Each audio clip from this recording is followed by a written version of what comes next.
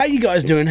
This is Hybridsteel. Welcome back to Hydroneer, and welcome back to another stream where I am going to get absolutely obliterated by copyright infringement. And the reason why I say this is because there's a company out there, again, taking the music I'm playing in the background, which is all owned by Harris Heller and Senpai Gaming, and basically they're copywriting it to say it's theirs, and it's not. So every single one of my streams and videos right now is getting hit, and it's like, yay! It's all fun and games. So I've got to put on my link again.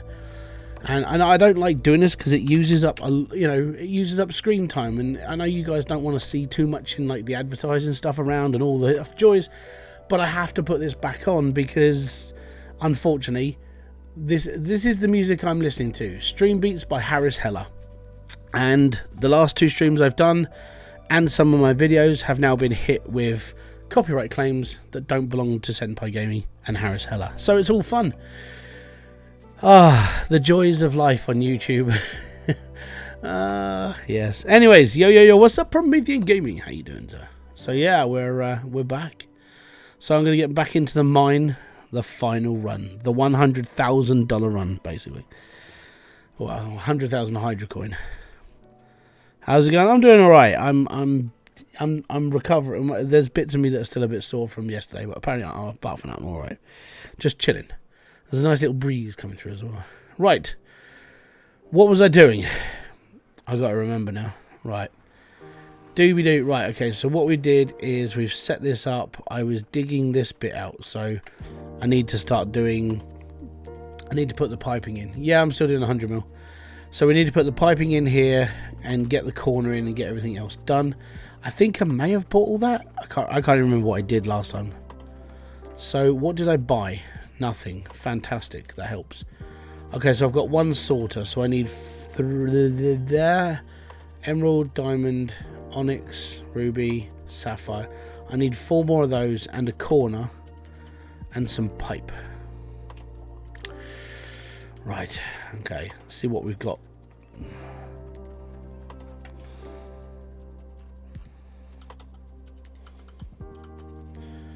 One, two, three. I need 4 bits of straight pipe. So 4 bits of straight pipe, 4 sorters, and a corner. We have straight pipes, so that's good.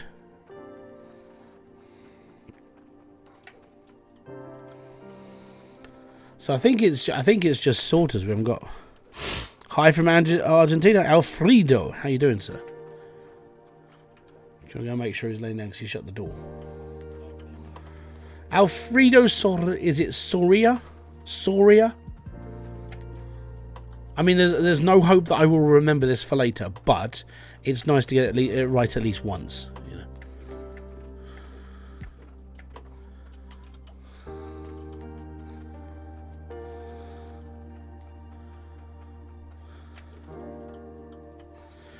Right, and last one.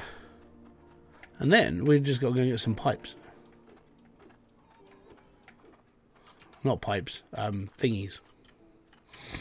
I will remember words at some point. They're fickle on me sometimes. Right, so that is all of the compressors. Oh no, because they're not straight, are they? I need T pipes, not normal pipes. See, I'm confused.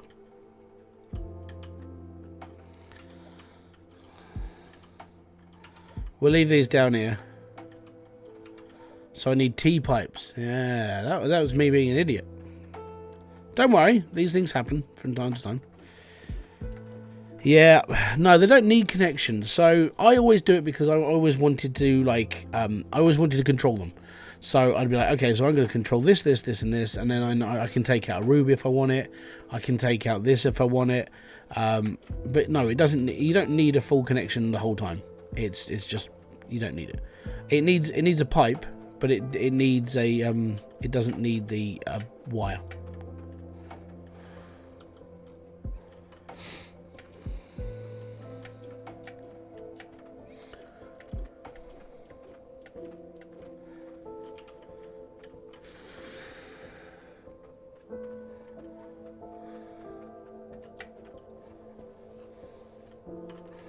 So I need one T pipe and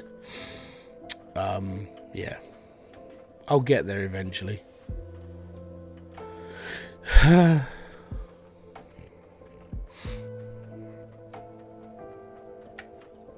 Right, 1 T-pipe. I think I've got a corner. No, let me just go and check. I need corners and normal pipe. Where am I taking this? I leave all this over here. That's fine.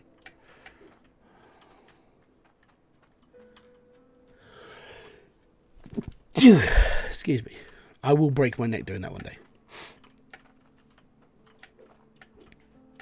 Oh, I can't wait until I get a ramp.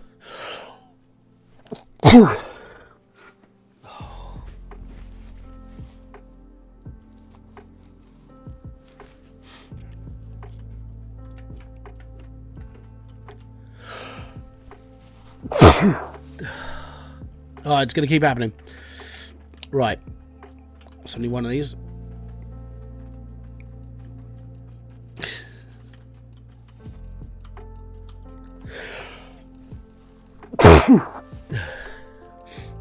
Oh, nearly.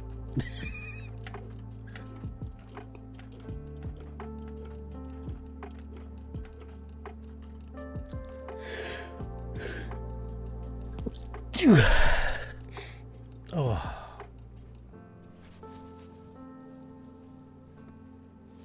Morning, just let it out. No, I refuse. It's basically the joys of getting older. You have to like cut certain hairs. This is that day. And it's all starting to build up on me.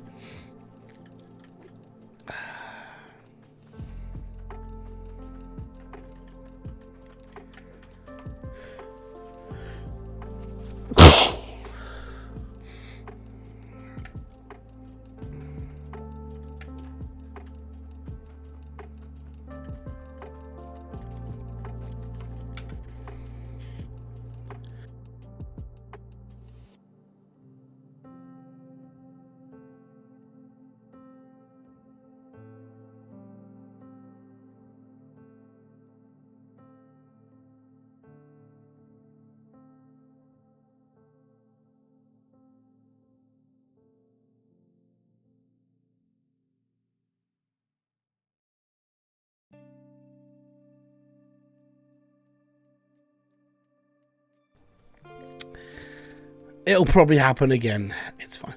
Yeah, it's... I don't know. One of the things... I mean, the actual trimmer I have isn't that bad. But, man, it's the after effects. It's just like, all of a sudden, things are free. It's like, yeah.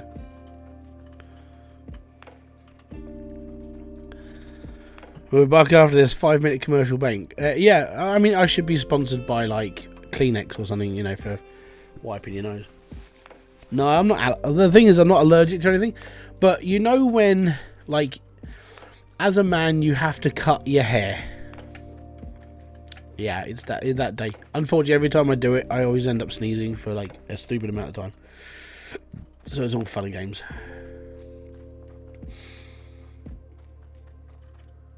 Right, I think we just need 1 more pipe, which is nice. And then we need 4.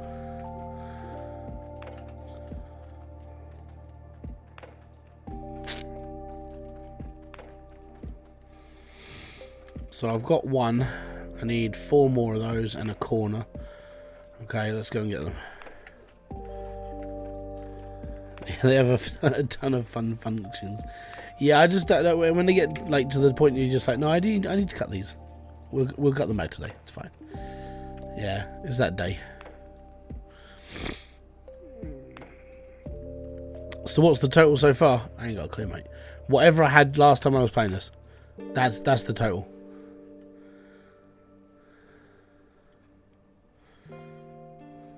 All I know is it'll get easier from now on because of having like the majority of everything set up.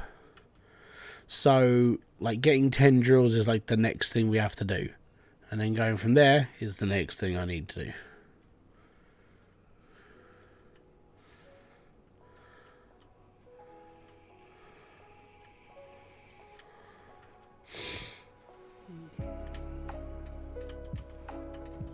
Total so far though is 37,000.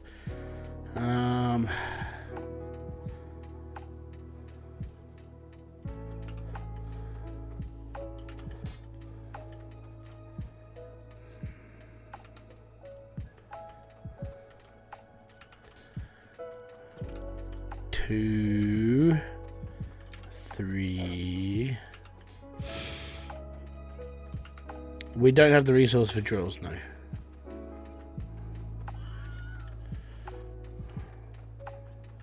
Getting there though. Like I think we've got 2 drills now. So it'll start getting better and easier to do stuff soon. Just not quite yet. Right, now we need 1 T-pipe with a bloody... We need... I think the one thing I would do is I need the lava pipes here as well. That'd be pretty cool. Any plans for to play Satisfactory now it's full released? Not really. And there's a reason for it. Is because, number one, I'm not an established creator who's played the game a lot before. Right? Number two... I mean, it would be okay for maybe a week, and then obviously with some of the bigger guys who put a lot more effort into their videos and a lot more time and are more well known, I would just be completely just squeezed out of the market altogether. I see it more as like there are people who have built up their basic careers on YouTube playing that game. You know, you've got your favorite creator who played that to play it. And then for me, I'm like, I wouldn't fit in, basically. And the problem is like with Satisfactory, you sort of need a bit of a brain to play it because you have to work out like certain things work and certain things don't, and then you have to know how many machines do this, that, and the other to like do certain processes. Whereas me, I would just be spamming it until everything works. Yeah, there's a lot of people who play it as well. Like, it's a very, very competitive game just because of how good the game is. You know, I can't diss the game because the game, Satisfactory, is bloody amazing. I really enjoy it. But I genuinely think that there are people out there who just do it better.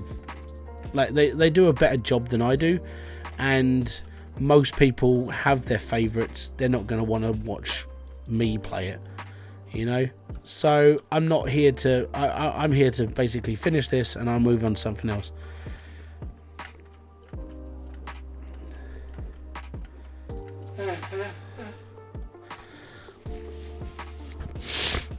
There is a charm to seeing new player plays games, but I think that yeah, stream wise, it's more of a like the problem with Satisfactory as well. Streaming it is like. Well, I mean, look at Kibitz. He did like a 10 video series, and that was 750 hours of gameplay. That's a massive commitment. I can't do 750 hours. Like my factory, in comparison, to put it into perspective, to build on the scale he does, I would have to play. I would have to play the game for about 6 months just to do what he does in that game. So, yeah, it's unfortunate, it's just one of those things. But like I said, it's a good game. I mean, I would really recommend anyone playing it because it is a phenomenal game and it is really, really good. And if you like automation, it's really, really fun. And I like all those things. I just, for me, I can't do my channel justice by playing it, and it wouldn't bring hundreds of thousands of people to the videos. I would be like bottom of the pile when it comes to consideration for who watches my content. But, you know, if there's a brand new game coming out and I jump into it first and no one else does, then maybe that'll be my calling. I don't know. But I see everything more as a numbers thing. It's, for me, I mean, it's a good game. It's just, it wouldn't do me any favours. I mean, I own it. You know, it's that good. I actually own it. I bought my own copy of it. Is there anything else I need? I don't think so, not yet. Curly Rocks, hello, I'm a fan. I know you said that yesterday and then you disappeared and you didn't reply to me at all whatsoever for the rest of the night. Yeah, you popped in yesterday, said exactly that same thing and then off to the ether. So in 5 days we will watch Hybrid going card smoke. 5 days? No, like 10 days. That's alright.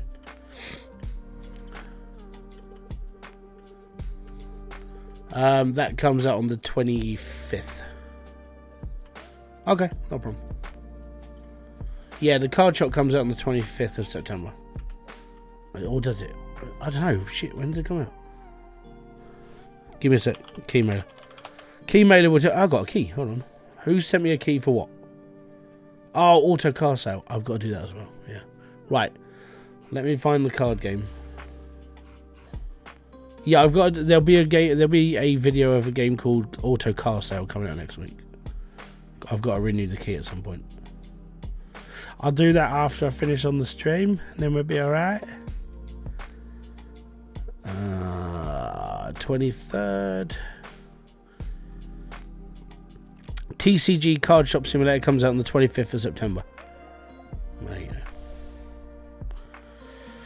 go. What's your favourite update in this volcano update? What's your favourite thing in the volcano update? Genuinely, I prefer the tier system in this game. So I don't have to worry about like working out how many pipes I need for tier 3 and how many tokens I need to buy all that stuff, when I can just use any pipe I need to get down to certain levels. The only thing you need is tokens to unlock certain, areas. Well, you have to go down to like tier 3, so you have to unlock the tier 3 shop. You're not obliged to do it.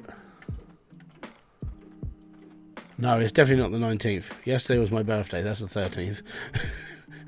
Unless I've just missed a complete week and I'm like, what the hell happened?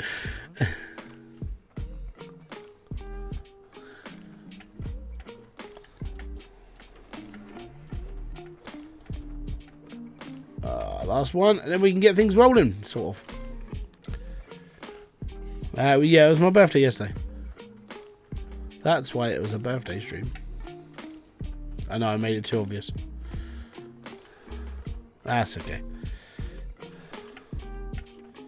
Yeah, the 12th. So there was a person who commented on my video this morning, and I went, "My God, it was my birthday on the 14th." On the 14th, it's like, "Oh, happy birthday," because it was like the same day. But yeah, it's all good. Another year older. Another circumnavigate of the sun. Oh, I've paused up. How am I going to put all this stuff on there? I need to like cut all that out.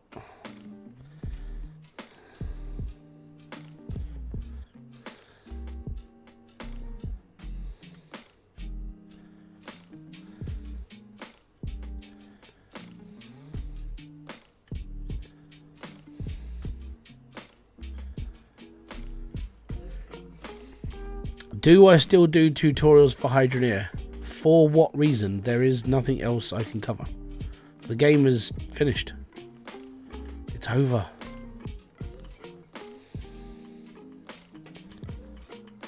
I've showed, shared and done everything for this game now, so there's nothing more I can really do. That's why I'm doing this. This is my last ever time on this game. After this, I won't be playing Hydroneer again after this. This is the end. I've just got to get to 100 million Hydro coins and then I'm done. That's the goal. That's the plan. I planned it. You done fluffed up? No, not so much as fluffed up. I just didn't measure the roof properly.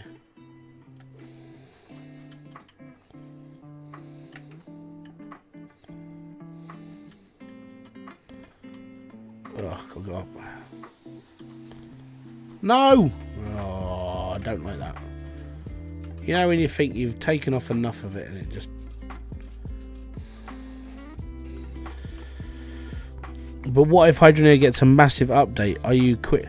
Well, if it gets a massive update, then I'll probably get told about it and I'll come back and do the update. But I was assured by Max that there isn't going to be anything else, especially in the fact he's building a new game. So I don't think it's ever going to happen, but you never know. I mean, if it did happen, then I'd go back and cover that bit. But there's at the moment, there's no real reason for me to carry on playing or covering the game if there's nothing new or any reason to keep playing the game. So that's why I said this is my last one. And being that I've been part of the community for 4 years and sort of know when I think there's gonna be an update on stuff, I think it's, yeah, Hydroneer is basically finished now. It's in maintenance mode now. Like, people are just like, yeah, we'll work on it, we'll keep it going, but it's okay.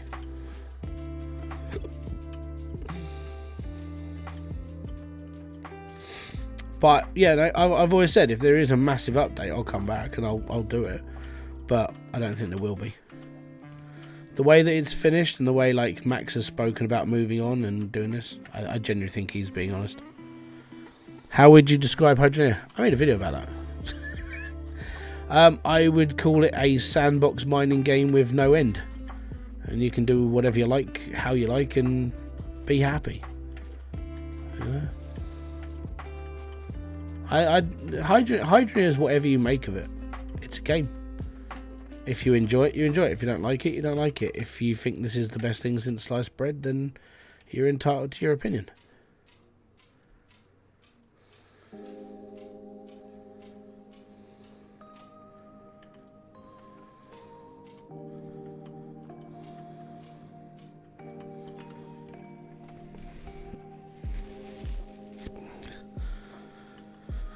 Last time I checked, you were already clearing walls. Yeah, unfortunately, I didn't take off the next layer up, so I can't put gems on top of the sorters. So this was a big problem.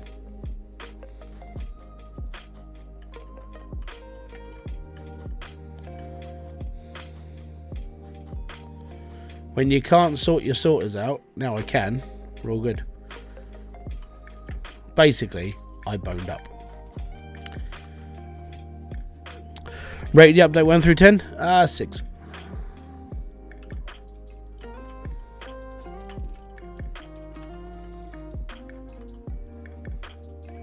Six is safe. Well, did you see the new games that came out on Steam? There's like 114,000 games come out a year. I can't see them all. What's new?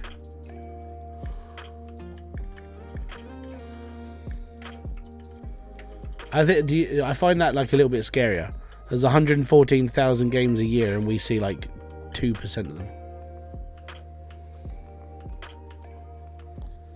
I swear there's a diamond in here.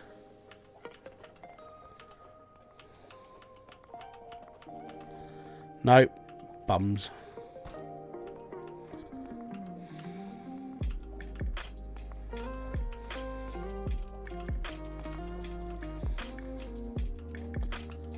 Well, worst comes to worst is that the diamond falls out. On the plus side, it'll only fall out to here. What do I use to record my videos and go live? I use OBS. What's your thoughts on chicken tikka masala? I'm not a big fan of chicken tikka masala. Not in a sandwich.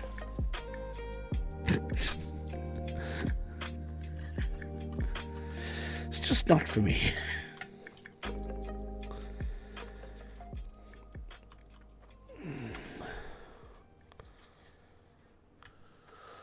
What will be your next darling Just the Cargo?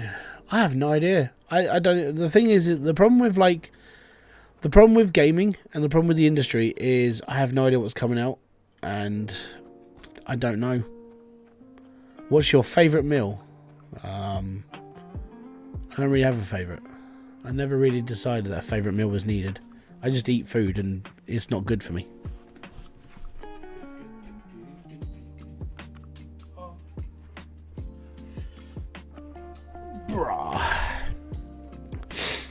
Don't you just need corner for diamond? Yeah, but I want to do things properly. And I don't want to go back and get another corner. I'm lazy. Leave me alone. Let me be lazy. I'm fine. No, I'm okay. It doesn't bother me. Right. Why do I... Oh, okay. I have a spare filter. I'm fine. Right. I think we is ready.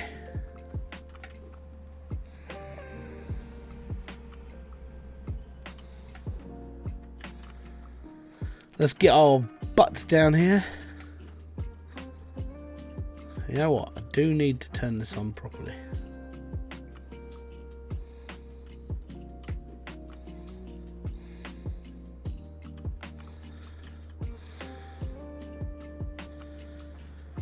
Right.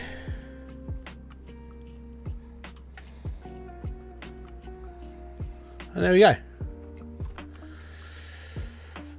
I was trying to help you be lazy. That's fine. Also, how are you? I'm doing good, Nat. I watched you do the new season come out. Have you got a playlist I can binge watch on Hydroneer? Yes, if you just type in Hydroneer on my channel, or go to the playlist tab on my channel, you can watch everything. It's all playlisted up and ready to go, basically. And that's everything I've done.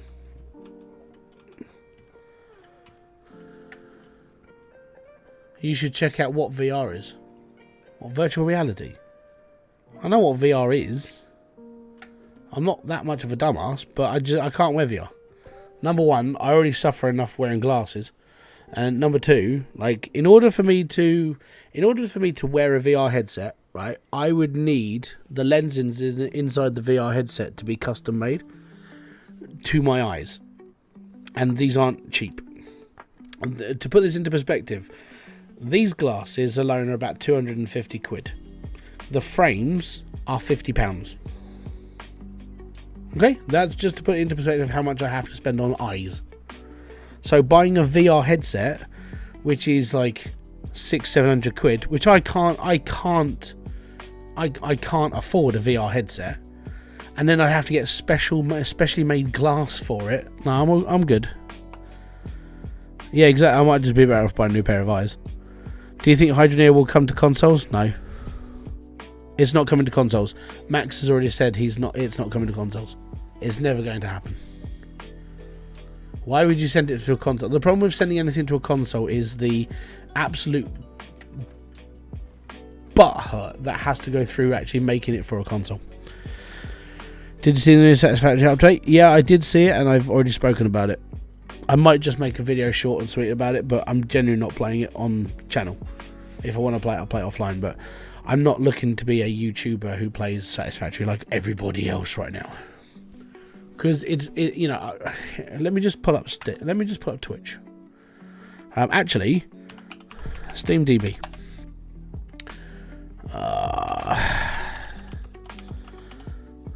This is a really good indication of like my chances of doing Satisfactory as content. Right. So this is SteamDB. This shows you everything that's going on in the game right now. There is 161,000 people playing the game right now.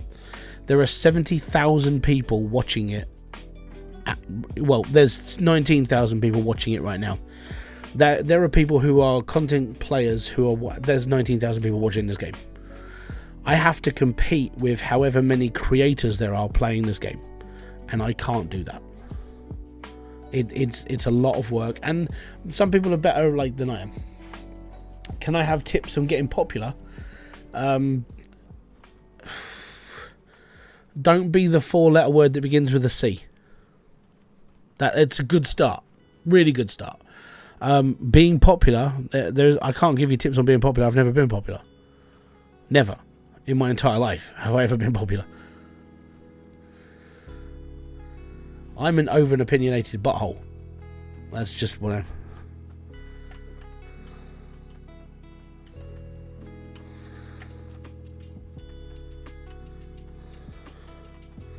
I'll switch back the view. No problem. There you go. But yeah, that's to put it into perspective of like how the Satisfactory group is quite, you know, it's a good group to be in, and they are a decent amount of gamers there, but it's trying to compete with them all. That it's not easy, and it's like with Valheim. If I'd have stuck to my guns and I could have like created a lot of content around Valheim, but I sort of gave up. Yeah, I could have probably done that as an almost half a career sort of thing, but I chose to do Hydroneer content. You know, and you do what you think is best for you. For me, it was Hydroneer, and Hydroneer for me was just a fun game I got into, and then I realised that it was someone like myself was needed to do the tutorials and stuff because there was no one else doing it, and that was just a thing. So that's what I stuck with. I provided a service and people watched. That's the whole of YouTube.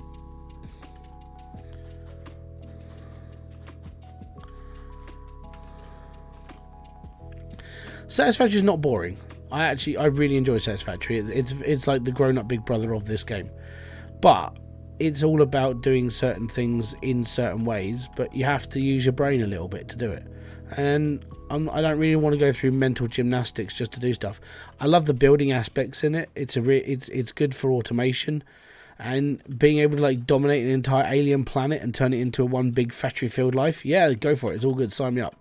But as a content creator, it's not an easy trip. Like, especially when I watch people like Kibitz. Kibitz is awesome, right? I love watching Kibitz's videos. He brings a bit of fun to the game. He makes it for a laugh, and it's good to watch, and I really enjoy it.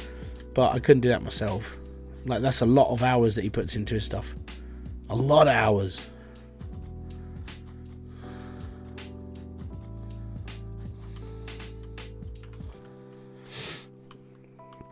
I was more into Factorio than Satisfactory, but both games grow. Yeah, Factorio. I would say that I probably prefer Factorio a little bit more because of just the way that the game's laid out, and I'm a bit more of a fan of like an old arcade style look, which is just my own personal preference as well. But you know, it comes down to what people enjoy playing and what they enjoy watching and everything really by the end of it. Teardown is fun, missions suck, but yeah. Well, the thing with Teardown is I wouldn't be playing Teardown for I wouldn't be doing Teardown for tutorials. I would use Teardown as a content farm, because that's what everybody else used it for. Damn.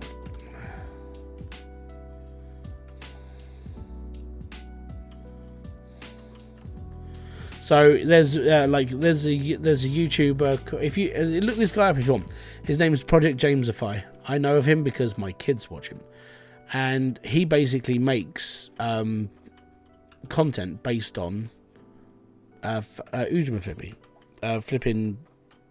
Yeah, I'll think of it in a minute. He makes content on Teardown. His entire content is, hey guys, today I am going to take this car and I am going to put it straight into this big thing. We have made this in Teardown. It is brilliant. It is good. And he goes around taking model cars of Teardown and pushing them into giant sculptures of like Sonic and Tails and like whatever character is memeable at the time, like Poppy Playtime and all that sort of thing. He's done a video on it. Hey, today guys, we're going to destroy Poppy Playtime. I'm not even kidding. That's how he talks. Let me just try and pull him up. If I can spell YouTube properly, we will be just fine. My kids watch him. That's how I've heard this guy. Project James Ify.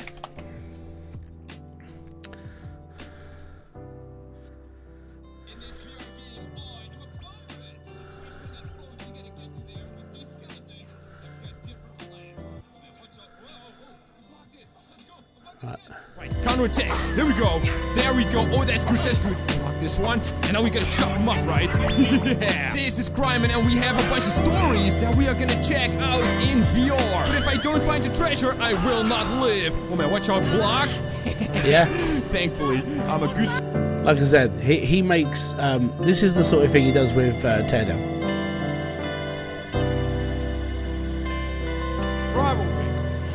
Obviously, we'll get through the miters, C-clamps, jabs, rafts, rattles, classical, climber, paint.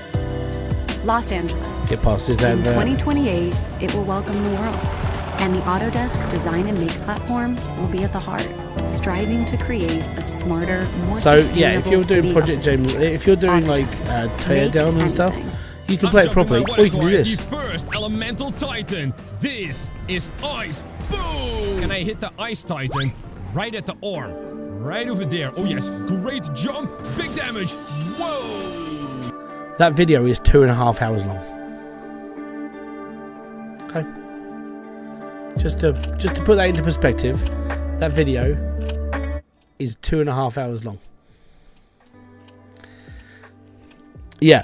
So if you are going to appeal to kids and you are wanting to play games, you have to do it a bit louder. You have to do it big, and you're like, no, that's all right. That's why I make content for just slightly older people. You know, I'm past that whole like shouting and screaming. I hate it. So yeah, but my kids watch it because of just the loudness. They really like it. Unedited? No, that's edited.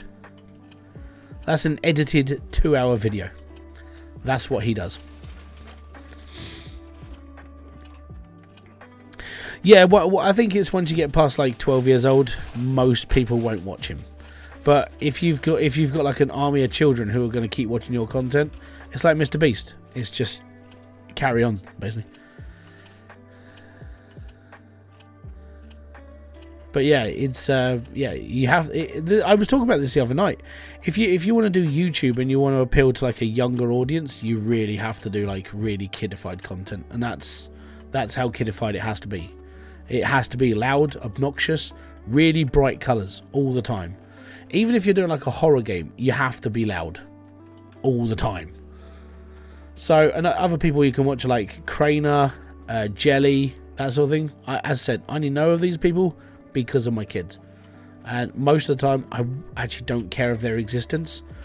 But they always, when it comes down to YouTube, we were always told, like if you go and watch one of the guru channels, people like Nick Nimin, Daryl Eves, Daniel Patel, Brian G. Johnson, people like that.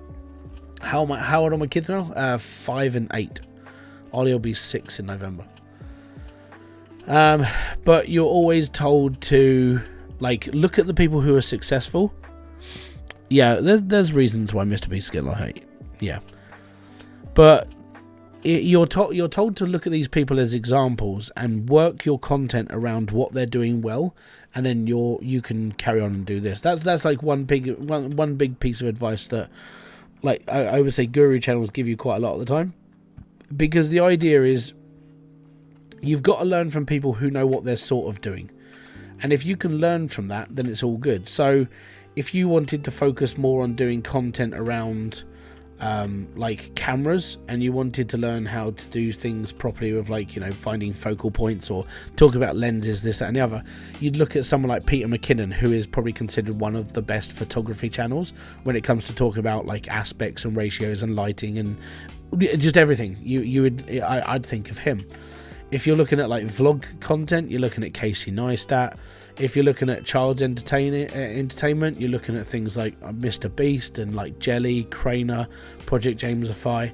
If you're looking at like gaming channels, you're looking at some of the bigger guys with this. So you're looking like Blitz and Dre. You know, some of the guys have got like a couple of million subscribers, and each niche has its own sort of like person you would look up to. This is the person you should look up to if you want to make this sort of content, and that's just how it is. So yeah, you just carry on. For me, it's more, I just wanted to make videos my way, and yeah, it doesn't work, but I do it because I enjoy it. And all I can ever be really is, I like being honest with people, I like speaking my mind, and I like doing live streams that just people enjoy coming back and like, having a chat with. I don't take things too aggressively on this, because at the end of the day, there's no point.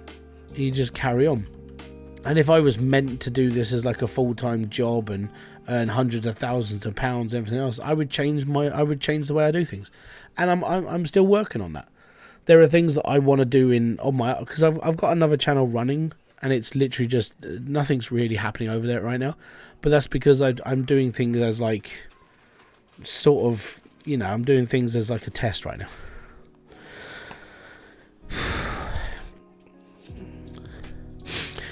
Asmongold provided a service. So before Asmongold became like truly famous the way he is, he was a World of Warcraft player. He built guides for World of Warcraft. He told you how to get certain bits of equipment and certain maps and this, that and the other. He provided a service which basically got loads of people to watch. And then they all said, oh, he's live, we'll go and check him out. And so they went over and checked him out. And then most of those people, he says most of his audience are around his age, which are like early 30s. So over time, he's got bigger and bigger, because he took less of that time of like providing a service to people and went into either playing games, live streams and doing everything else, or he sits down and has conversations with people about topics that they drop in his Discord or in his Reddit. And as soon as you put stuff into Reddit, everyone tunes in, because you're like, well, he's going to be talking about that subject that I posted up, I'll go and watch him, and other people will come along for the ride as well. Peter Paulson, how you doing, buddy? Like I said, I'm quite good at reading channels, but I'm just not very good at my own channel. I do things just my way. But after I spent 2-3 years in the whole like guru space of like learning how to do YouTube and stuff, it doesn't translate well for me just because I'm an idiot most of the time. You know, I don't listen to people. I do what I do, and if it works, it works. If it doesn't, it doesn't. But if someone comes to me and says, "Hey, how can I help you with a thumbnail or something?" I can try and help you understand what you're lacking and how to like present it. When it comes to like looking into your channel and analytics, I could probably understand like what you're going through and what you should be focusing on. But when it comes to my channel, I just look at it and just go, "Yeah, that's right."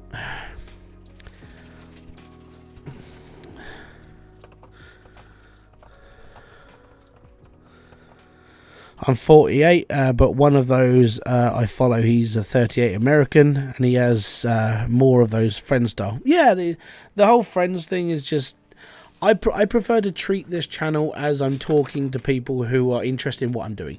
Or what, you know, you might look at this and just go, you know what, I might look at this game because of him. And then I have to apologise because you spent your money on it. But I try and be friendly because there's no point in being horrible. You know, I will tell people to go away and piss off if they're horrible in chat. One of my rules on Twitch is be nice to everyone. Stop being horrible. So that's all I ask for. I don't ask for anything too much, you know. I just ask for people just to chill and be happy. You know, life's too flipping stupid to like go, you got to worry about everything. Yeah, I worry about things outside of all of this.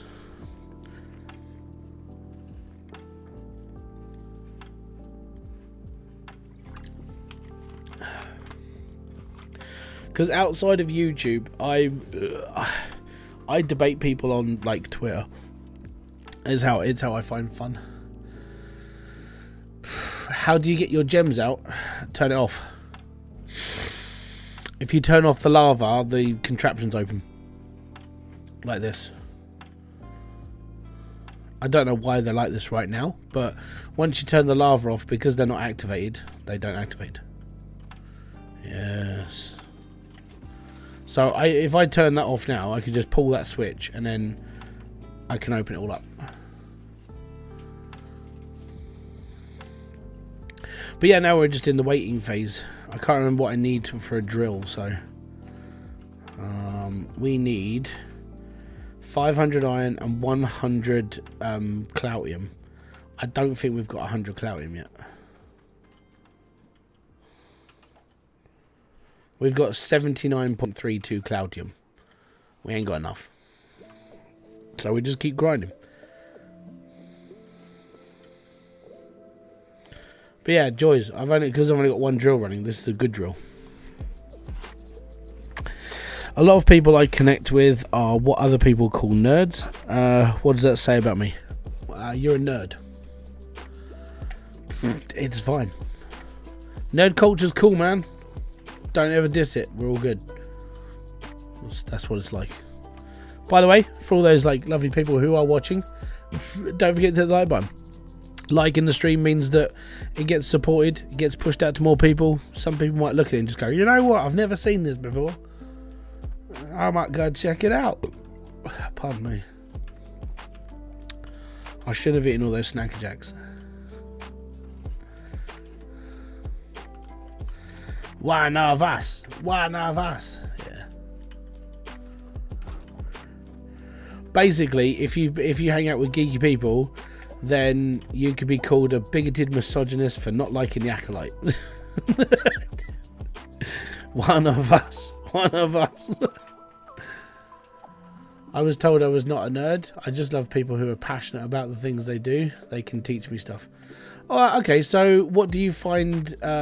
What do you find in your life that makes you happy? There you go. What would you say is an obsession? Oh, the Star Wars Outlaws. Oh, game needs to burn. I was gonna play it just for reactions, and I was like, nah, sorry. Concord, mate. I called. I wish I was recording conversations that I had with my brothers. We called it. We said Concord wasn't going to last a month, and my God, were we right? But unfortunately, that's just word of mouth. That's just my word over and saying, yeah, we said that. If these were words that me and my brothers said, we didn't think it was going to last because we just didn't see the reasoning for owning that game, especially with the fact you had to pay for it. Like paying for a hero shooter is just wrong anyway. Gaming, football, American football, watching World Series or movies. Okay, so you're a sports nerd. There you go. If you support a football team, you play games, you support an American football team, you watch the World Series. Oh, that's baseball. You're cool, man. You're a nerd. Well done. Welcome to the world. The worst part about Concord downfall was that the game ran well. Yep. It was ugly as well. Like, I saw some of the redesigns that some bloke on YouTube did, and I was like, that's well impressive in comparison. Oh, weird series. You said World Series. I love baseball. Baseball's cool. I don't know. Well, yeah, basically, I mean, the thing is you watch football. You're just a normal dude. It's when you start looking. It's like when if you watch American football and you start collecting the cards, and you're like, oh my God, I got this card and it's a shiny. You're a nerd. Well, welcome to the world. Which had the fastest speed run, Concord or the day before? I would say Concord because the day before went through testing and it spent a couple of years in the headlines of being like a scam. So yeah, I'd say Concord definitely, especially the fact that it cost more money. Like Concord was like what, 200 million or like 100 million or something stupid like that. It cost them so much money and it just failed. Concord speedrun, the end of like death. How to kill your game? Well, just design Concord, you're fine. And now you've got all the people who worked on the game just going, well, we're afraid of working in the industry. All right, cool. Don't make crap fucking games then. Stop designing shit people.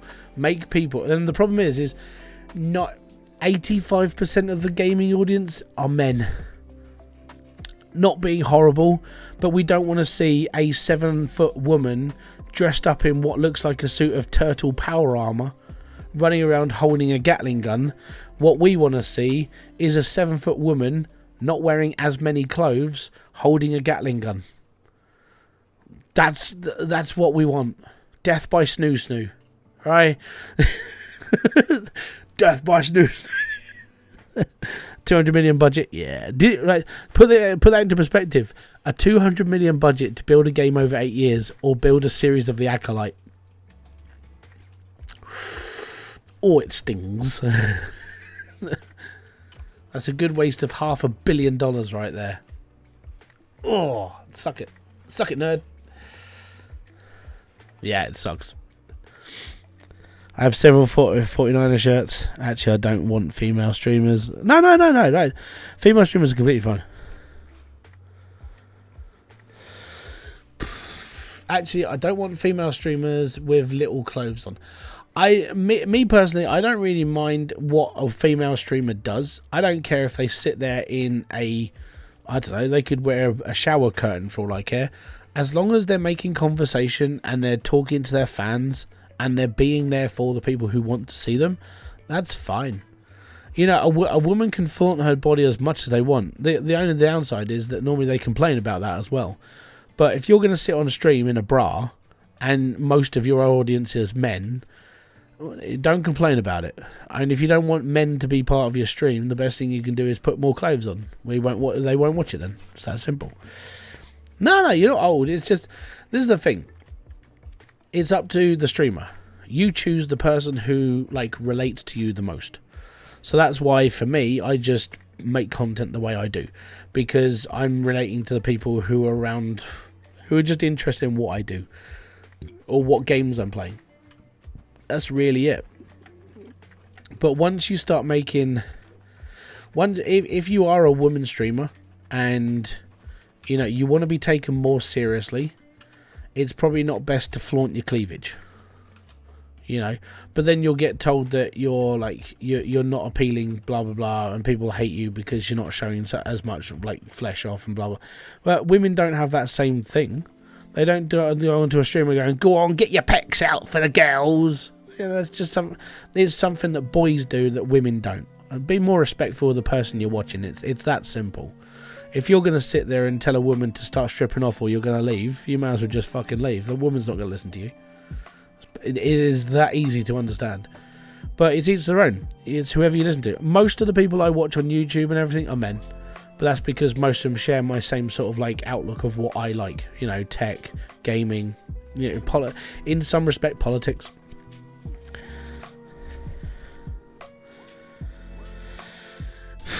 Yeah. I mean, the other thing is, if you want to watch women on a camera, just go and watch porn. You know? You don't go and subscribe to a streamer just because she's got cleavage. If you're going to subscribe to that streamer, make sure she's doing good points, or she's doing stuff well, or she's doing a good show for, like, you know, the game that she's playing or the presenting she's doing. But if you just want to watch a cleavage, there's plenty of stuff out there for free. You can just go and get your rocks off for 5 minutes. It's just the joys of life. It's there. I have watched like several women. I've watched several women streamers. Like they'll play games like this, and they'll play like other games at all. And I'll just sit there and watch them.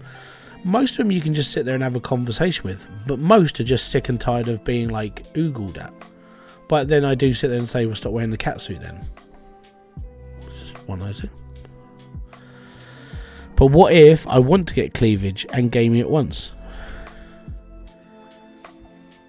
Well, at that point, what you do, right, is find a woman that's willing to have a projector beamed onto her chest. See, there is a solution to every problem. You just have to get yourself a projector. And then you can have boob vision.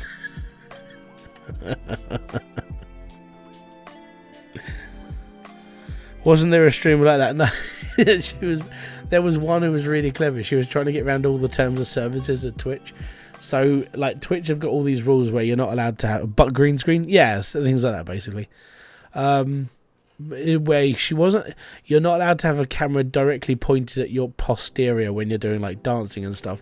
So she would dance in front of a mirror that was angled at her bum, so it wasn't directly in the camera's view. And then she had, when you're doing like pool party content, you had to be near a swimming pool, so she bought one of those little like $10 paddling pools and put it in a living room. And she got around every piece of terms of service. I was just thinking, you know what, she's taken us to the next level of just understanding TOS. It was awesome. I had to give her a round of applause for it. She tackled Twitch on their own platform. It was fun.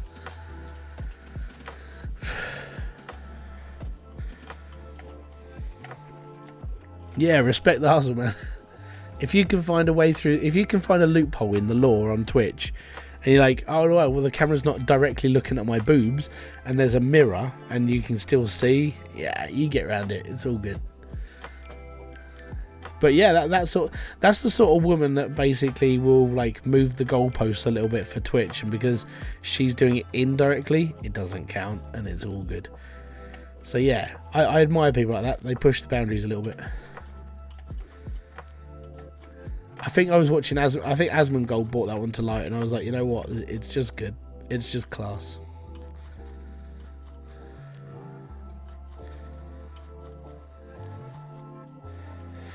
We need more drills? We definitely do, but we need 100 clouting.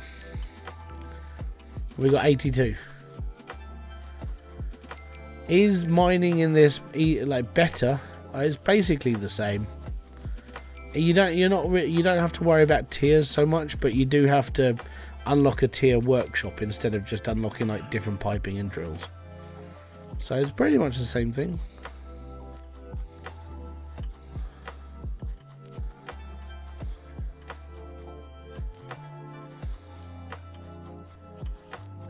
I'm just clearing the top layer.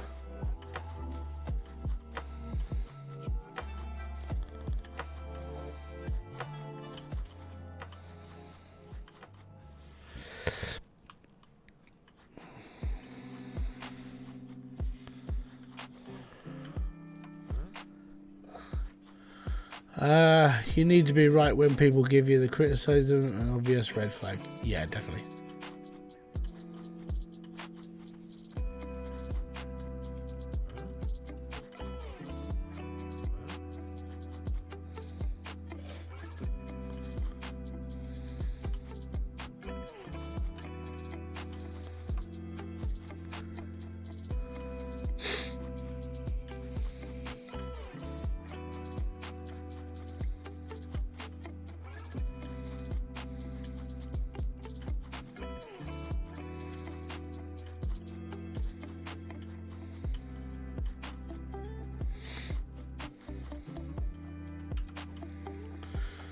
Right.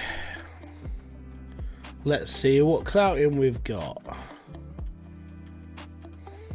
85.56.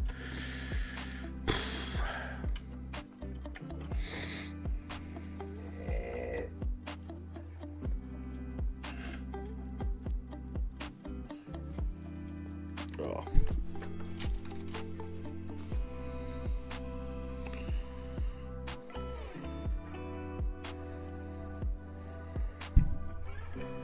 Downside of only having one drill running though.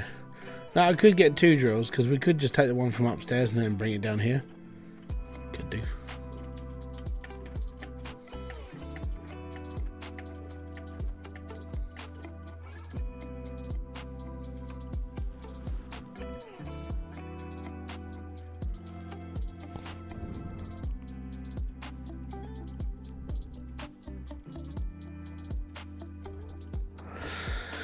Yeah, I do need stairs.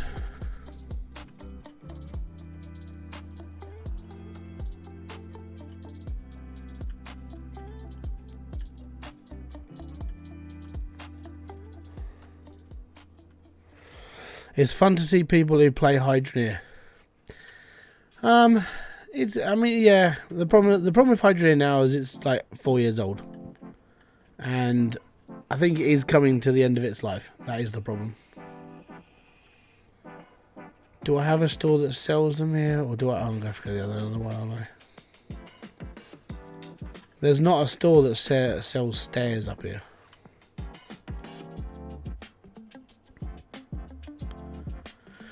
Oh, go on then. Right, your need to be right when people give you criticism is an obvious red flag. Go on then. Right, what have people said that I need to pay attention to, and why is it a red flag? Please explain. Go for it.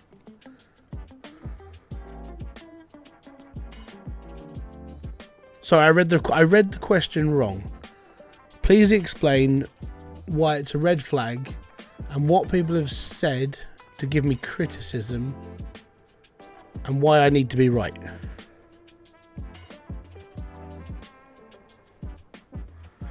I will wait for your rebuttal.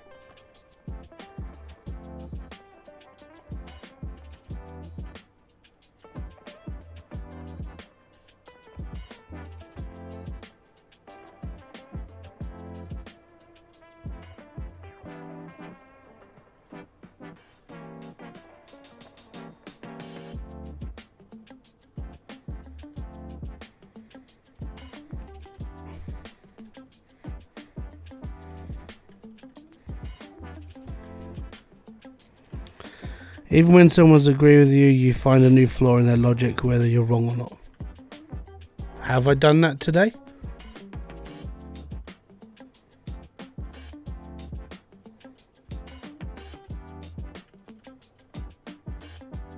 And have you got an example?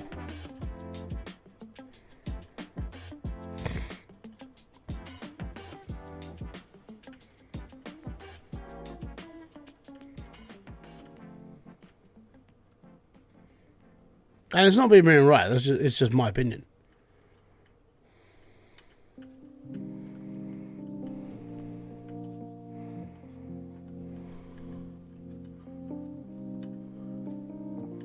Thanks for following over on Twitch, most appreciated.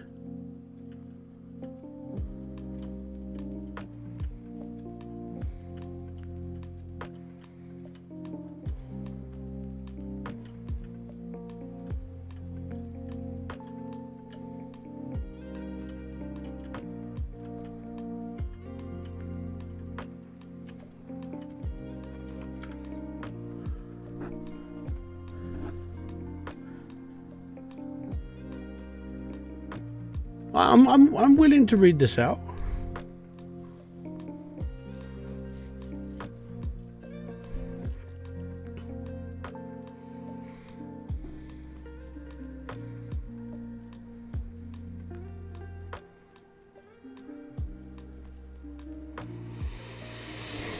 There is only one thing in gaming where I consider it wrong. That is an exploit online game.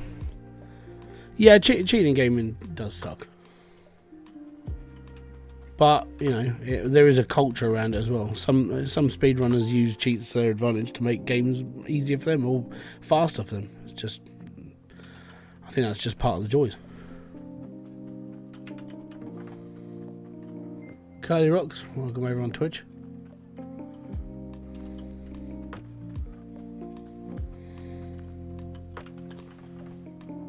Yeah, it's an ethics thing. Like, I mean, cheats in games, if they don't get patched and you can use them to your own advantage, and it's good for like a speed run, it's fine. But I mean, if you're cheating, like let's say at Call of Duty where you're using like wall hacks and stuff, it kind of goes against the whole like reason why people enjoy playing those games in the first place. Like, I prefer a Call of Duty lobby where there's no hackers or anything, but it's quite hard to find them over time. It gets harder. Like, the best time to play COD, if you are going to play it, is like the first week. After that, it's like, everyone's cheating again. Right, cool. Go back to whatever I was doing.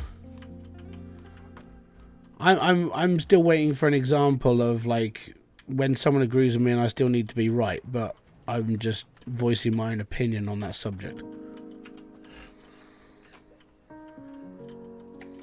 And if it's a red flag, then wave a different colour flag. I really don't care. That's the difference. I hate the term red flag as well. I like the white flag and blue flags maybe. Red flag is like, I wouldn't wave a red flag. Yeah, I'm confused. The thing is that there are times I will fight for like what I feel is the right answer, but that's the difference in a debate than rather being like right or wrong. When it comes to debating somebody, both people can be right for the exact opposite reasons, but you will always have like a disagreement in between of like how you see it as right and how another person sees it as right. Whereas this person might come in and say, well, you know, he's obviously like trying to get it from his own perspective. I'm arguing to be right. Well, I could just be agreeing, but at the same time, I'm putting it into my own words for me to understand what's going on. Because I'm a very simple creature.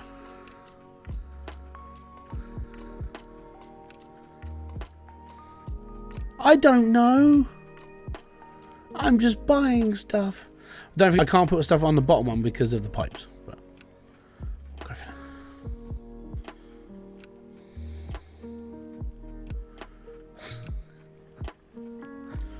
I think it's because 5's stuck in my head when you do like stuff on the first level. It's like buy 5 of these, you'll be fine. Alright, okay.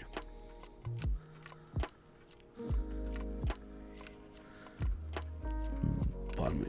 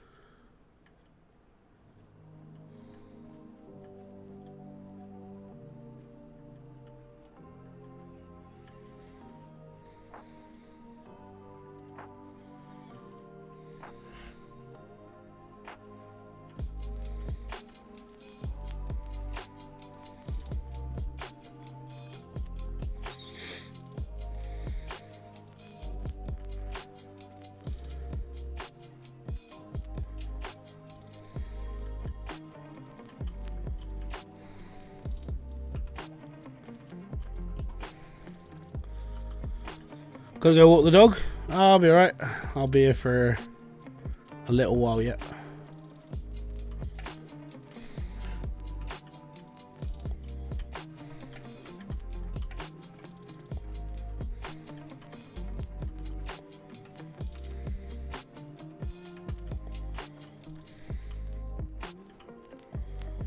I needed like one more.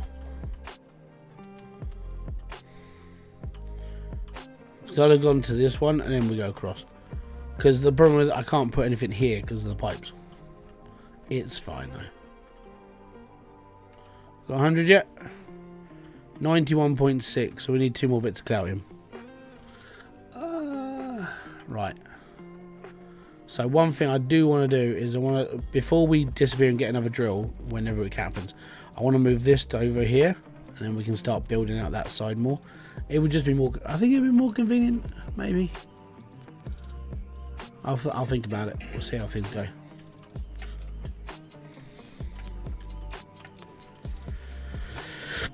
Walk the dog, don't eat it. Even though I've heard it has become a modern statement. I went on a rabbit hole of this after he said what he said, which was a little bit outrageous, and most people, it's the crazy grandpa in a padded cell, right? But there is some truth to what he said, but it's not Haitian people as of what I know in Ohio. There was one incident of a black woman who was off her tits on whatever she was taking, and she stomped on a cat's head and ate it, and the police arrested her. She's in jail, right? I think that was the one case that tipped the whole incident over the proverbial line, so to speak. But if you go on the internet before Donald Trump said that and typed in immigration problem with pets or immigrants eating cats and dogs, it's not just a one place thing, it's everywhere. There's one video that came up with, I'm pretty sure they were African, but it could be from somewhere else, but that was in Italy, and they were cooking a cat. There's videos of what I can only assume, because there's no description, it's on a mobile phone. They're in a living room. There's like 10 of them in a living room. I would say they're more Arab nation. So as I said, I don't know where they're coming from, but they look the Arab nation. They're that tan, that beard style, that sort of thing. Skinning a sheep in their living room. Well, chopping up a sheep in their living room. Then there's other videos and images going back into like 2013 and 2014 in the UK, where people were disappearing swans and eating them. Yeah, there's records of pictures and videos of all these people. There's one in France with a bloke hatcheting an animal apart in a car park. But yeah, I was like, hey, it's not me that's doing the ads. That's YouTube. It's not me pushing the buttons. That means I have to push the physical button on the screen. But yeah, it does happen. It's not Haitian people, but there is obviously that cultural thing that Haitians are a poor country. This thing does happen in the country, but it happens in China as well. And if you don't believe me, wet markets. Wet markets in China deal with all sorts of wildlife and different pets and bits and pieces, so they're not very fussy either. So when Donald Trump was saying this is happening, technically it is happening, but it's not just happening in that one culture, it's happening all over the world. So, and it's what you see as a pet or an animal. In the UK, we favour things like cats, dogs, hamsters, but we eat cows, sheep, and everything else, even though some people have pets that are cows and sheep and pigs. But then in France, I'm pretty sure that... Do they eat horses in France? I think it's a delicacy, but we're quite happy to go outside and eat deer. You know, so it's one of those things. But when it comes down to like cats and dogs, people just see that as a pet. But in some cultures, they're not pets. That's food. The most exotic meat I tried was kangaroo. That's all right. Alligator was okay, but I wouldn't have them again. They're quite expensive as well to get hold of. But yeah, venison, deer, and that's just a person going out into the woods and shooting down a wild animal, taking it home and giving you a venison sausage. It's the same sort of thing, and they're not exactly pets.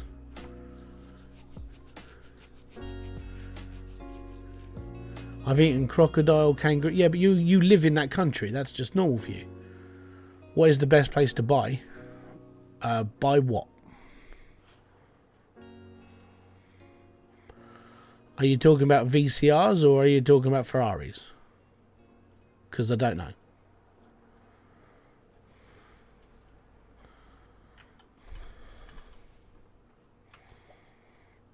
$97.9.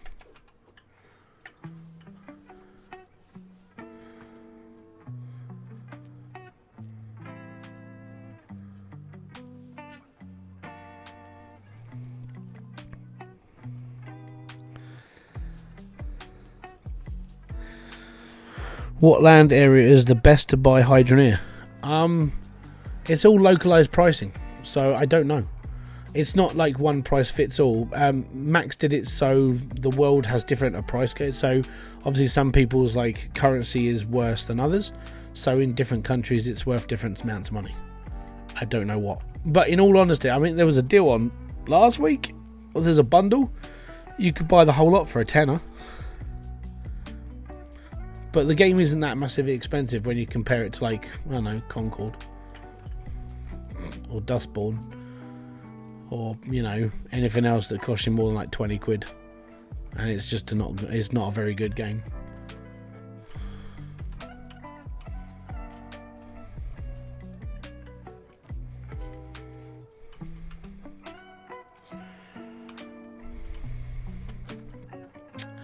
Just need one more bit of Cloutium and then we can go. How much we got in gold? 724,000. Oh no, it's 14 grand on one drill.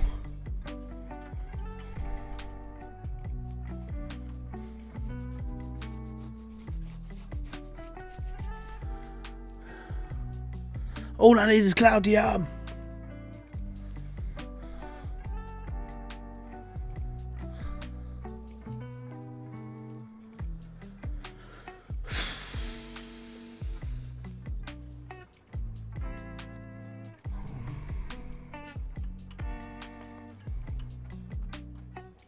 I need a rack as well.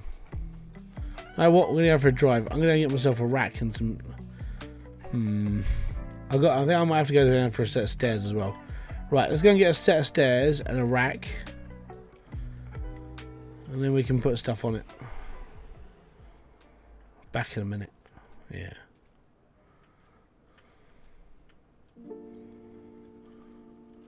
How heavy is the piece on the sorter? I'm not getting rid of that. I need that.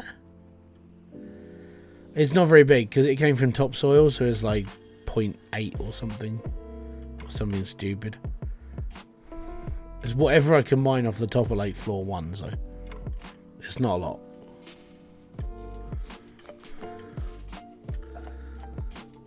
Heat resistant tyres, you've got heat resistant boots, heat resistant car, heat resistant clothes. Yeah, I think as a whole character we're made of like adamantium. I think everything's made of adamantium. We're like proper Wolverine tech here.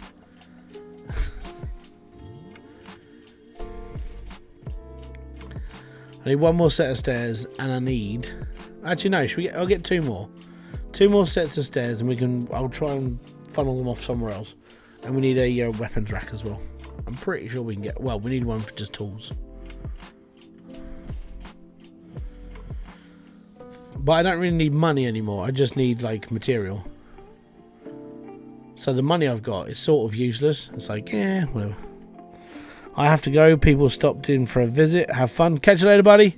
Have a good evening. Say hello. And then you can say goodbye later on. Well, I'm not telling you to say hello on my behalf. Just be nice. Say hello to people.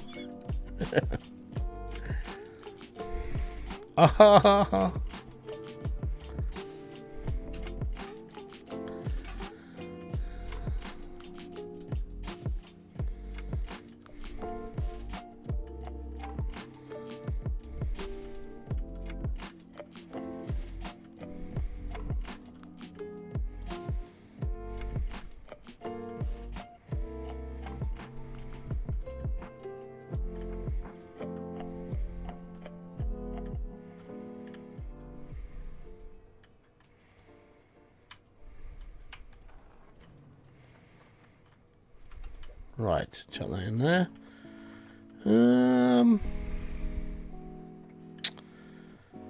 These are not tool racks. These are weapon racks. I don't need a weapon rack. I need a tool rack.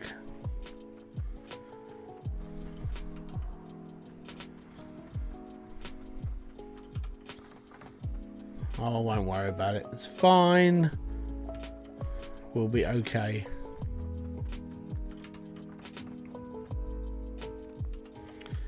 His name is Cuban Pete. He's got some really smelly feet. And then you go boom, chicky, boom, boom, chicky, boom, boom, chicky, boom.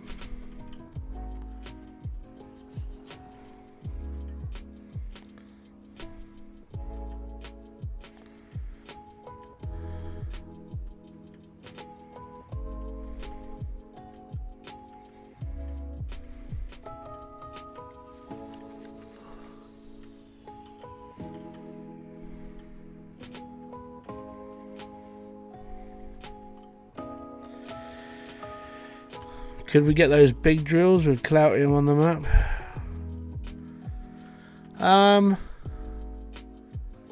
Could, but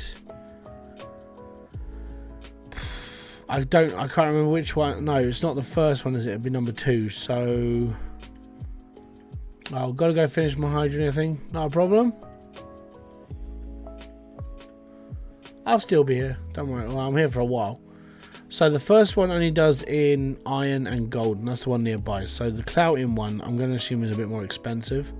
We could go and check it out, but I'm not sure how much it is. But even then, it's like, I think it does a 500 lump, so it's like a free drill, I suppose. We could have a look. We'll have a look and see how much it costs.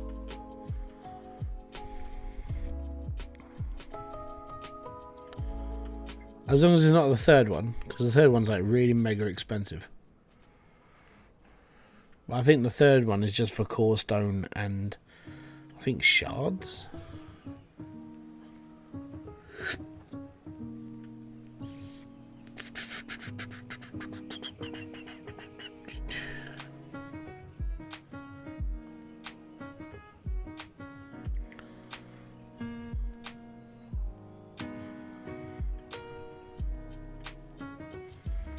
Boom, bum, bum, bum.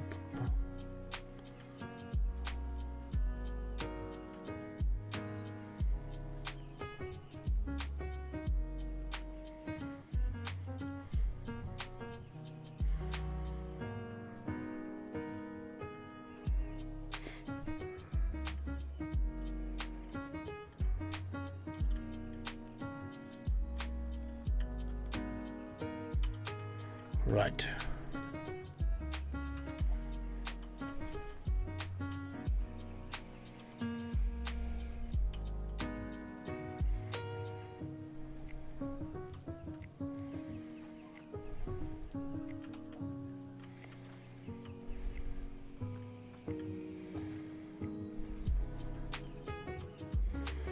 Right, Cloutium.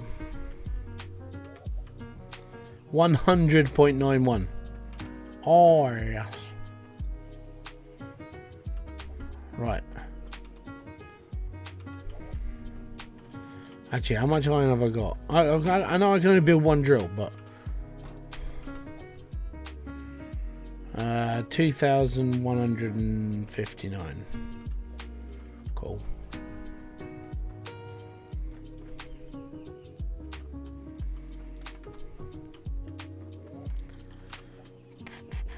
I'm pretty sure I got one up the top.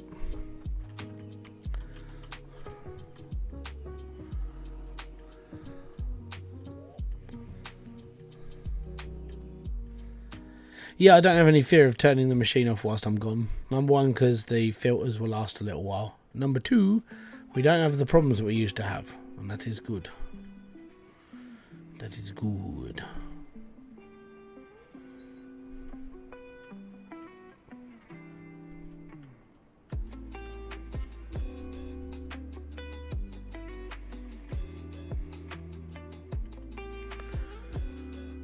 Yeah, we got enough iron. More than enough.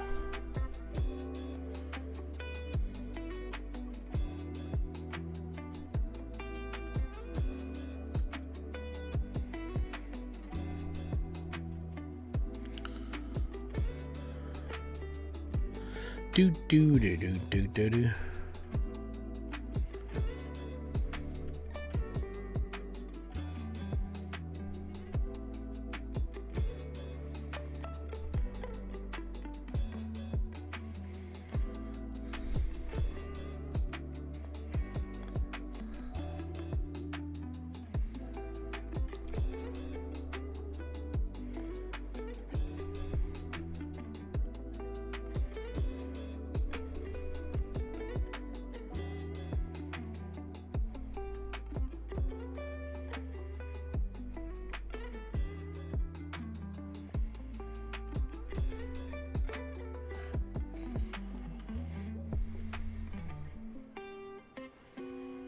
Yeah, we made it. Oh, no, no, no, no, no, no. Up.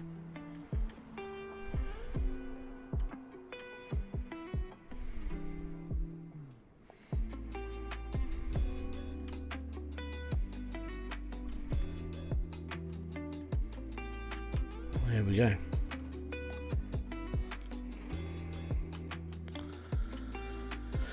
I don't know if we could be short of iron. Right. Drill.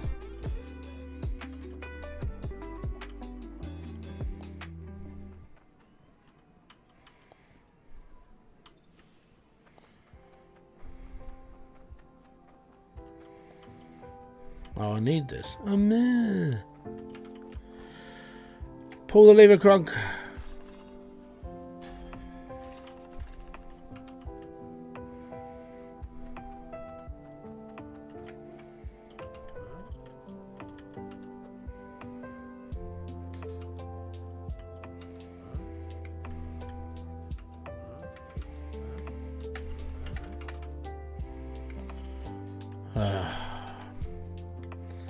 It's because I'm not on flat ground.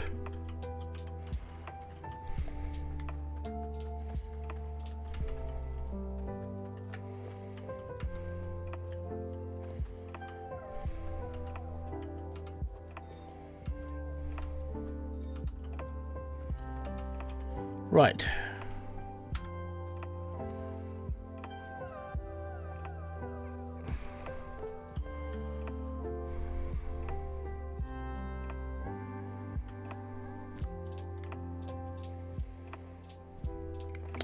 It's just a little trick.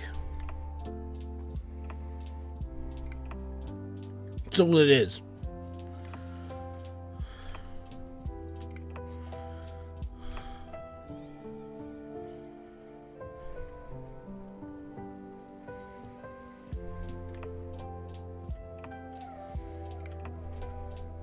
If you're in the hauler, just jump off the side. Can we make the pick or not? I already did. That's what I'm using now. Oh, you missed the last stream, didn't you? Yes. I made a pickaxe. That pick I have now is the like standard one without any downsides.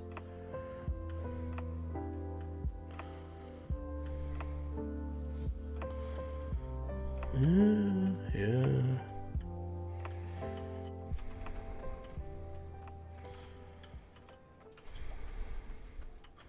The whole difference. That's the old one. That's the new one.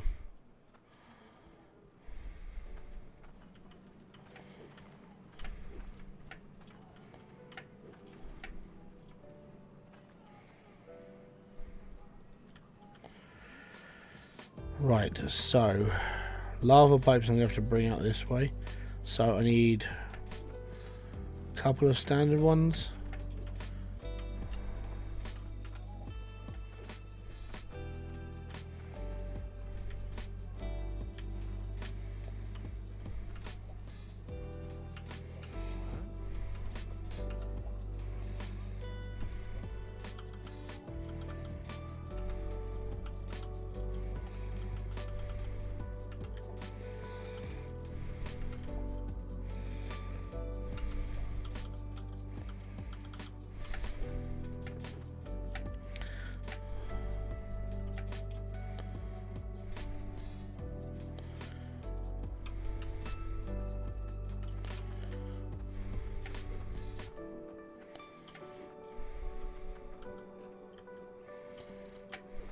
Right.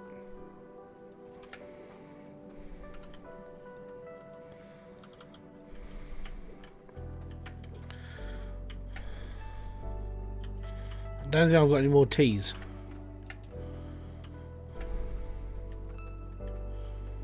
No, I haven't. Damn it. Right, I need a tea pipe. We need to do a little bit of pipe shopping.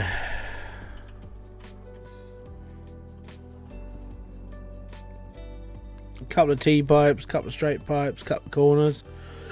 We'll be right then.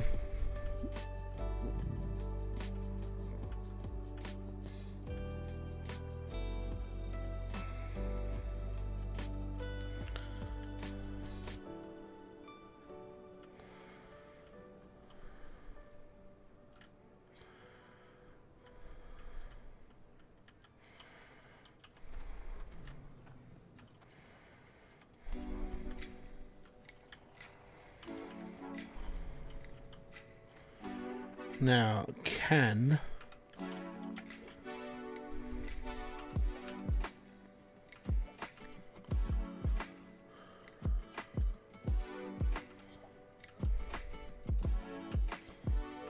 Yeah, walking's easier.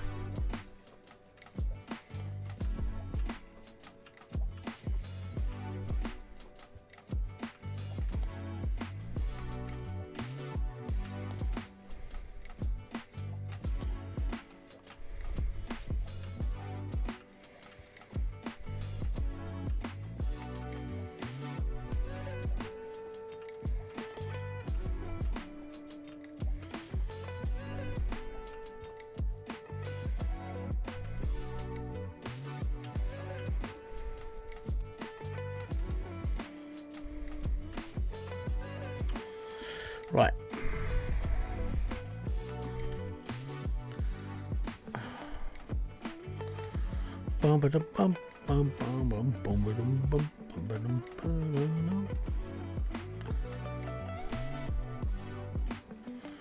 As soon as we got 2 in though, much easier.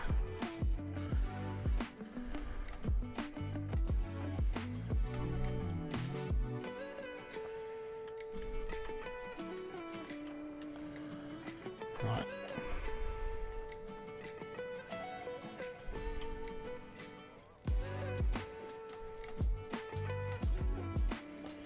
That's okay.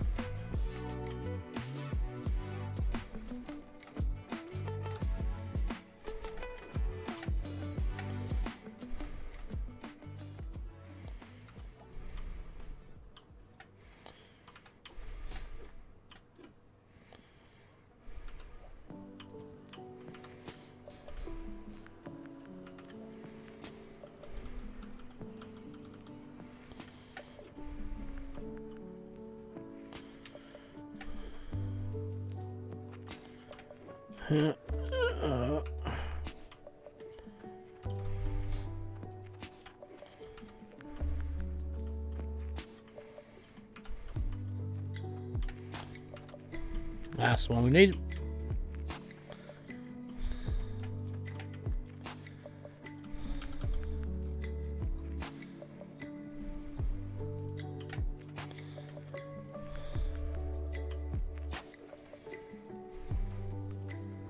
And there we go. And now we're spitting. Yeah.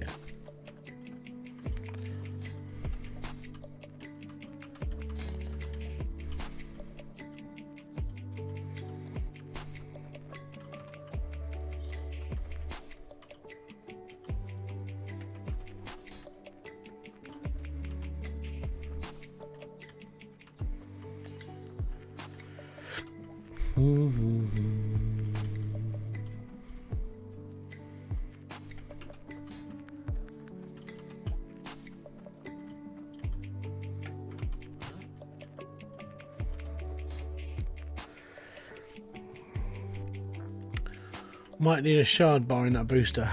No, I don't think. I think that one's still got a bit left in it. Yeah, we're okay. This one maybe soon. Actually, you know what? What we'll do is we'll take this off now. We literally just have to shut it and open it very, very quickly. There we go. And then that'll last forever. Well, a really long time. We should be right.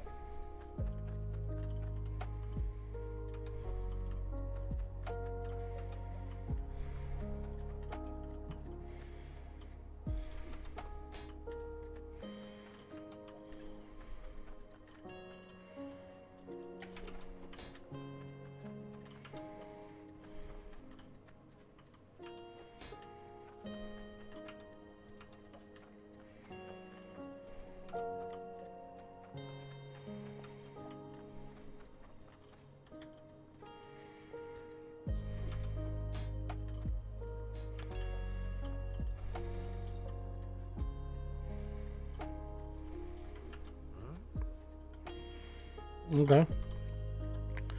Carry on playing Satisfactory. It's fine.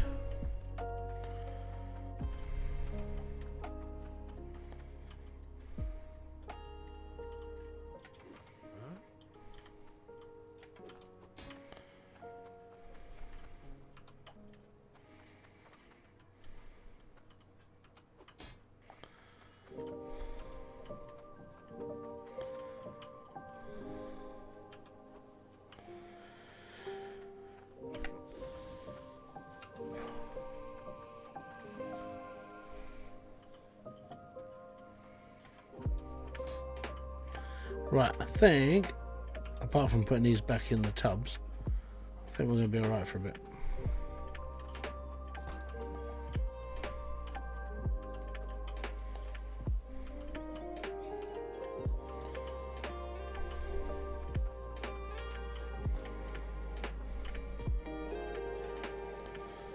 There we are.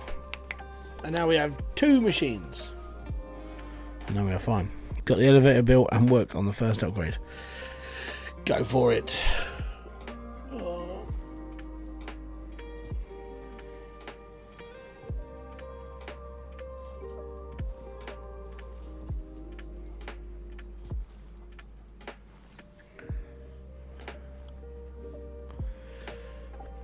dear. I'm just having a scratch.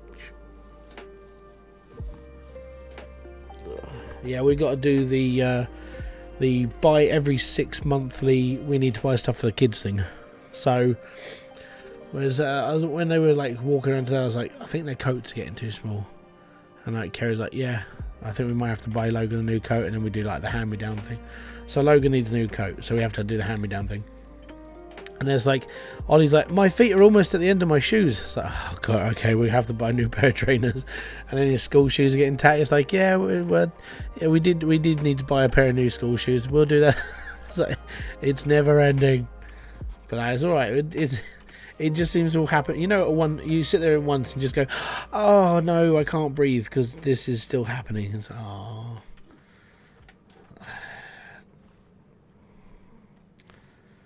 I feel like I could do this with one less pipe. I need a straight. We're going to mess with the world for a second.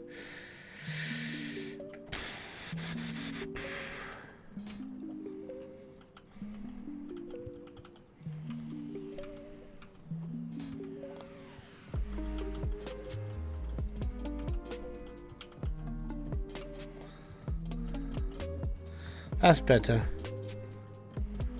It's just in my head nicer. Fincredible, how you doing, sir? There we are. We got 2. Right, so we had 14,000 gold earlier. We now have 23,000 gold. So we've made nearly 10,000 gold since I last measured. That's not bad. Not bad at all. How much clout have we got? About 3. Oh, 16. Ooh. 16 ounces of gold. Cloutium. Just getting stuff ready to see Megan tomorrow for a few days. You still together? Fair play to you.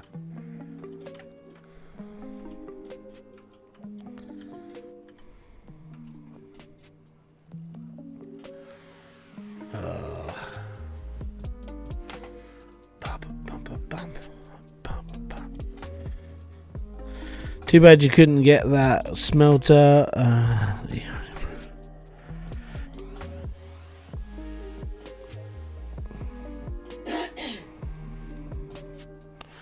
Yeah, well, you sort of can, but it's hard at the same time. Her 22nd birthday Monday. Happy birthday. Just 20 pieces more. Yeah.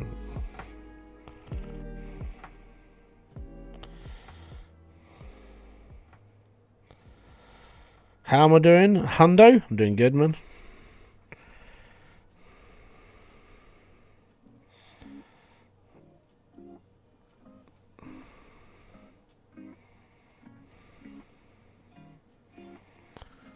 So I got a really itchy back.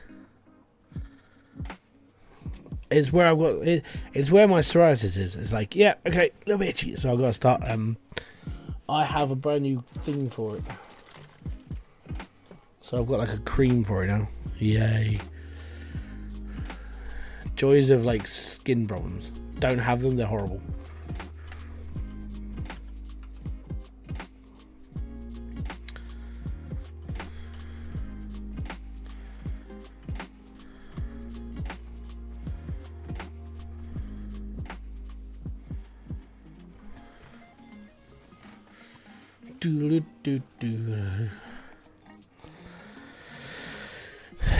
Am I going to collect the bones around the map? I've already done all that.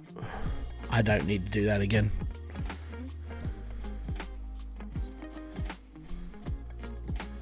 This is just me getting to 100 million and I'm done on the game. And I've basically done everything. I'm not collecting the bones again. It's nightmare fuel doing those.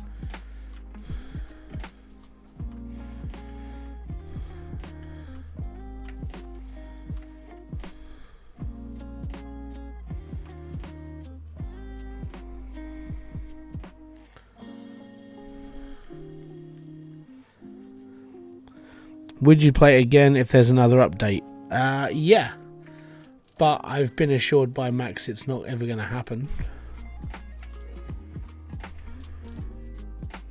Well, I say assured. He basically said, I don't expect to do another update, but hey, you never know. So I don't know. But I know he's working on a new game right now, so I know that's going to take. Even if he was going to add another update or DLC to this game, it's going to be a couple of years, because the new game he's working on, like, it's a whole new title, new everything. So he even said to me, he goes, I don't know if you're going to like it, but yeah, we are making a new game. I'm like, okay, we'll see when it happens. Could be the next thing I work on, could be the next thing I just say, nah, it's all right. Are you going to help with the new game, or haven't you decided yet? I think there's a few of us that have been added to a group that are going to help test when it gets to that phase, but up till, well, we don't know what it is. Like, no one knows. The only people who know is obviously like Max and the people working on the game. Everyone else is like, no one knows nothing. It's a good idea. We'll go check. Oh crap. No! That's not good.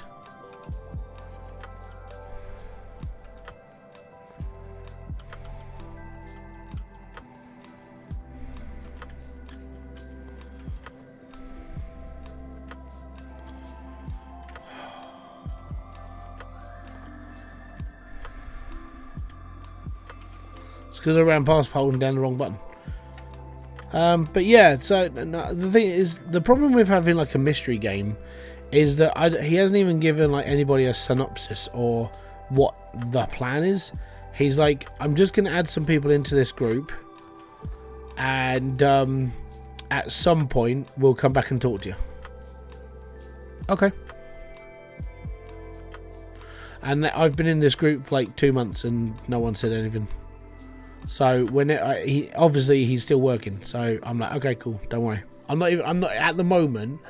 I don't even really care, because if there's nothing to talk about, there's nothing to get like hyped about, or a concept art or anything, then I don't know. It needs 30 Cloudium, 1,400 iron, and 2,300 hardstone. Yeah.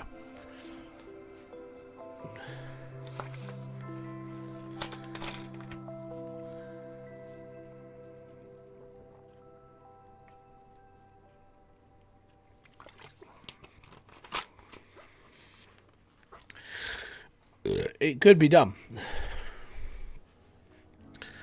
and then we just get it to collect Cloudium. I think it takes 15 minutes to do a block.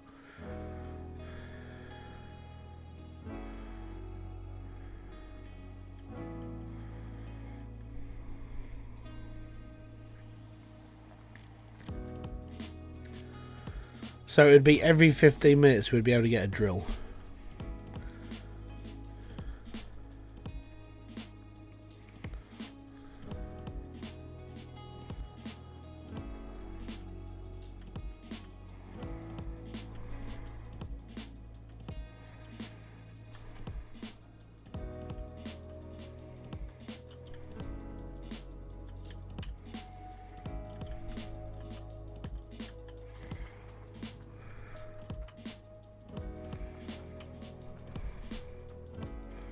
We haven't even got enough hardstone.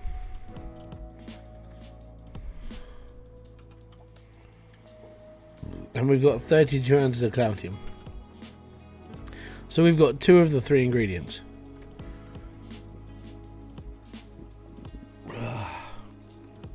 So we just gotta wait.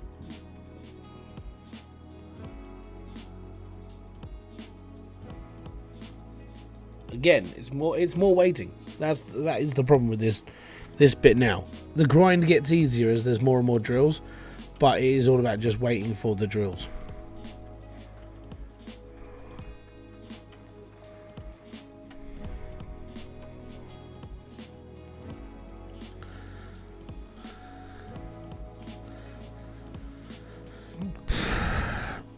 Having a shave with this in the background is oddly chill.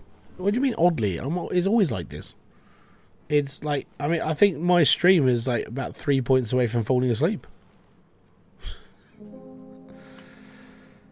Anything would be faster right now, I guess. Yeah, definitely. I mean, those things, the things are designed for like early on, but as soon as you get past the early on phase, it's like I don't need them anymore.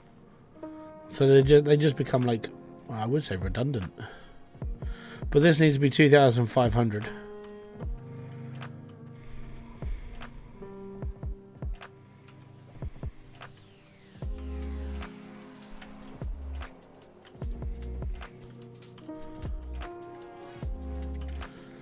It's just all about weed. Right, actually, where's my pickaxe? Because I know this is going to get, like, horrible.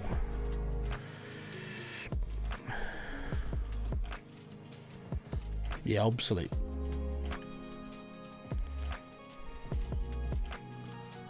Thank you very much for subscribing, Frederick. Thank you. If you're in the stream, thank you very much. If you're not in the stream, then you don't know I'm saying hello to you. Hello.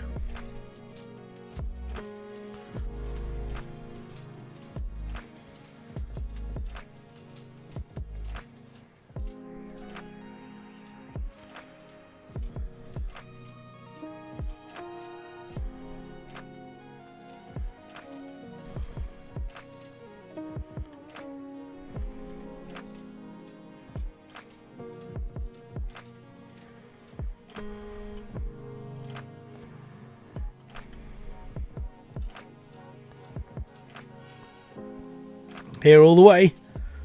All good. Yeah, thank you very much for being here, buddy.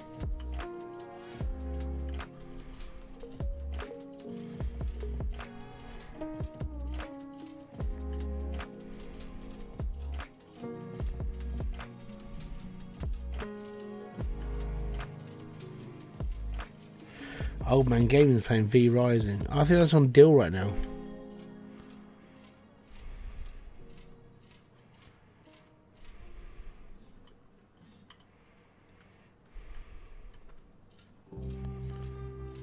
I think it flashed up in my free game section until this morning.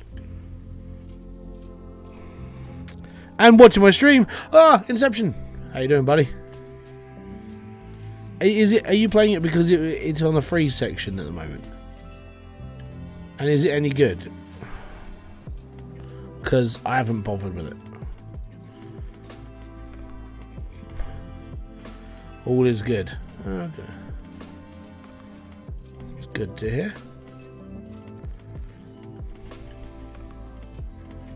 Here's one for you. As you're a mining gamer, have you looked at a game called Orebound?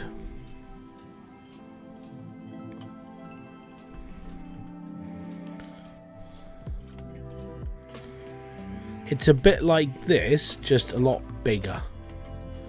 Like a lot bigger.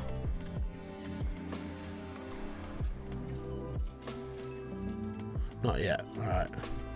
Go check out the trailer. I watched it yesterday with a load of people in there. But yeah, genuinely, it's like, it could be like the next obsession for me at least. But I know you're into mining. I'm wondering what like your take on it is. And I know Split is as well. I know he pops in every now and then. I'll ask for his opinion. But I think it could be fun. And I think it might actually be multiplayer as well. So, you know, if you've got a group of people to play with, it could be a laugh.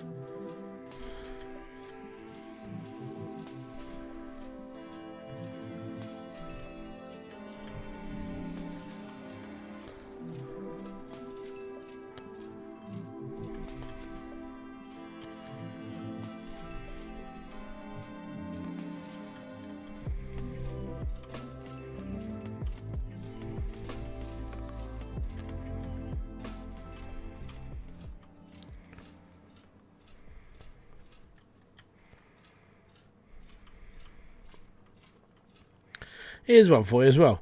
I got a sponsored ad the other day on Facebook, right? From Moby. Like, apparently he's releasing a new album. And I was sitting there going, I thought he was dead. I thought Moby had passed already. I think it's because it takes him like 20 years to release a record.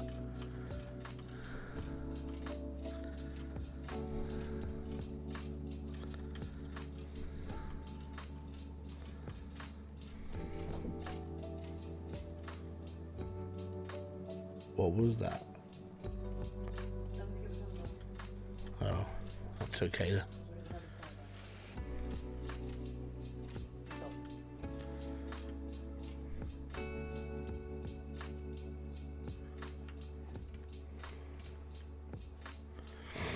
A game totally worth of the hybrid because he doesn't play with others.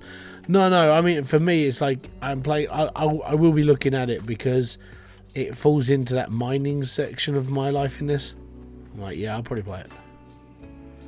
Where did I put my... Oh, it's upstairs, isn't it?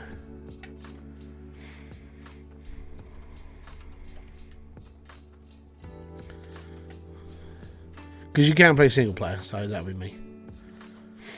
And I can smell weed.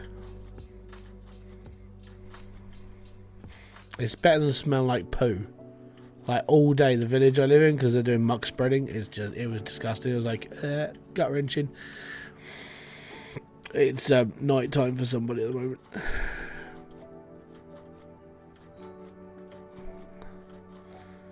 If I ever have to explain why I'm fat, I'm going to blame my neighbours for munchies.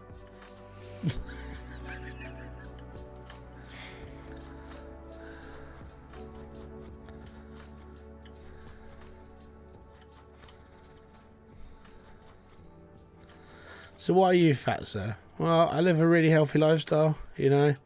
I go to the gym a lot now. I'm turning a new leaf when it comes to everything else.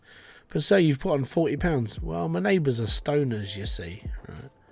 Oh, okay, yeah. So taking Zempic, you'll be fine.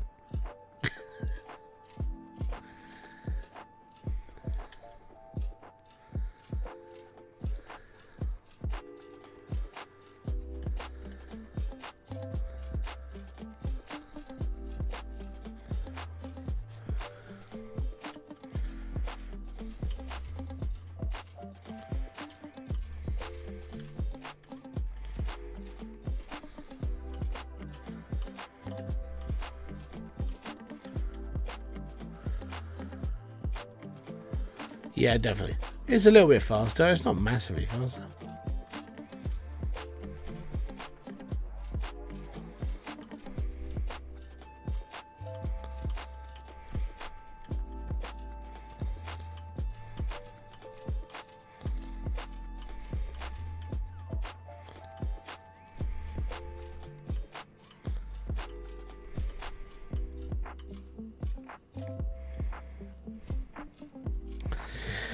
Nearly done with the beard, just the neck forest.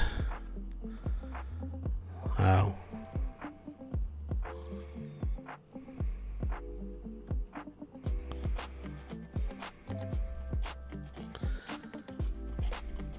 I don't know what that bit of me looks like anymore. I've apart from like, you know, apart from if I was like trimming it underneath and stuff, I haven't seen my neck for like 10 years, 11 years now. It's been a long time.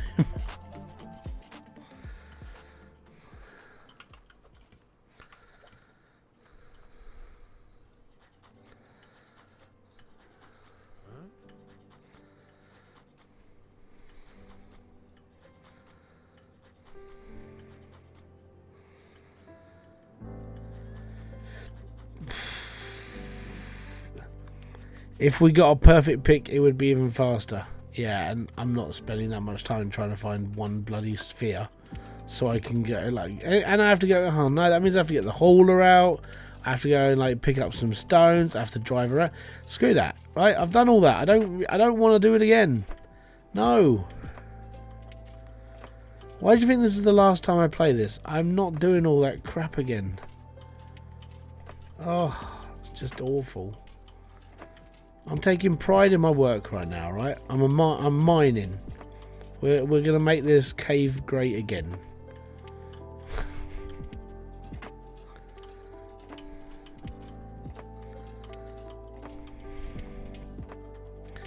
But yeah, I've got some videos and stuff to record tomorrow. If I get everything finished, like what? If I get everything at least recorded tomorrow, I might be streaming tomorrow, but I don't know. But I might just take Sunday off, like away from everything, and we're just like, I'm okay now.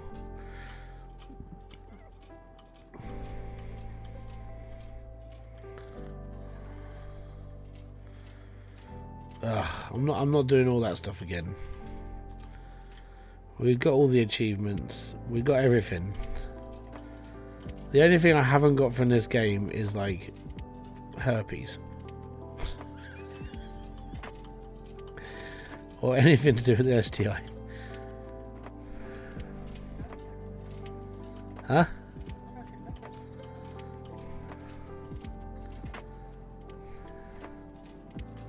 Did you see that news article about the woman who married an aeroplane?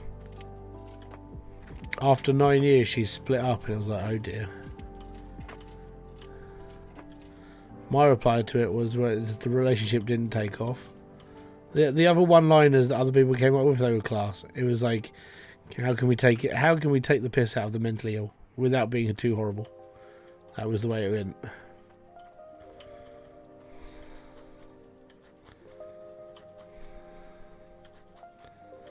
Anybody that marries an inanimate object definitely needs their head testing. And it's one of those things. Going viral would be definitely a new meaning there. What did you get from Hydroneer? Apart from like lots of views. Oh, I've got gonorrhea.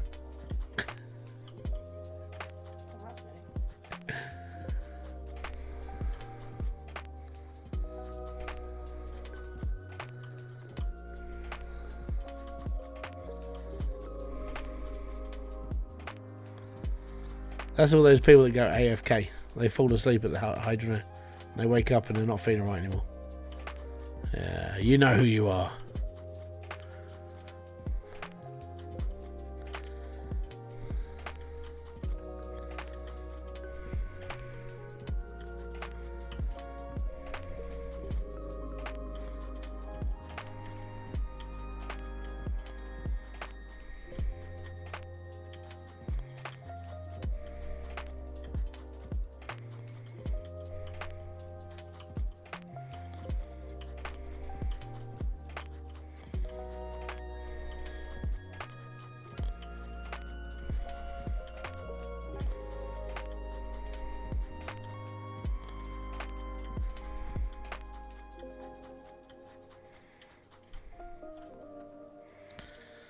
Slowly but surely. In the chat rooms, I need to visit the cool people. Oh, we'd call the people that fell asleep at the keyboard a QWERTY, because that would be represented by their foreheads. Yeah, that's cool. Well, you definitely need those keys with the stick out, like the alphabet, instead of just the ones that are indented. And then you can just play Scrabble with the side of people's heads where they've been laying. What about the woman who married a ghost? They broke up after a few months. I'm guessing the girl was... yeah, she was ghosted. She was just getting the cold shoulder all the time.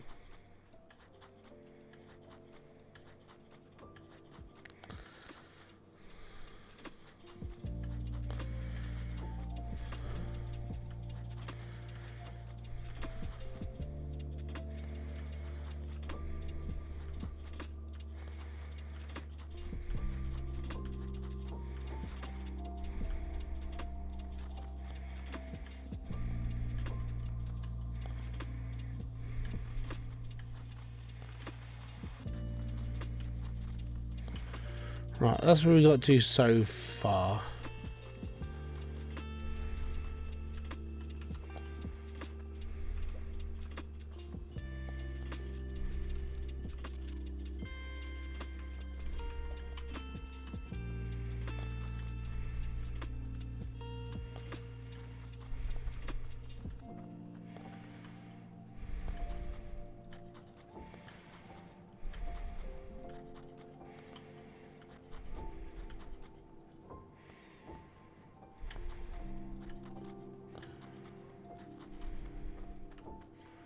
I watched one of Ricky Berwick's videos today. I don't really watch a lot of his stuff, but I watched this one, and it was the it was a video of a woman sitting in the car, not dressed in a lot, right? You know, bra, panties, that sort of thing.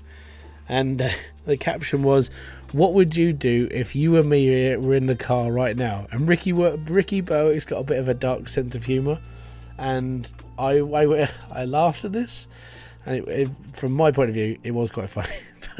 You know, in those rally videos where they go around the corner too hard and they end up like rolling and ended up in the side of trees and stuff. Think of that, but as a Ricky Berwick video. Right? It tickled me. It did.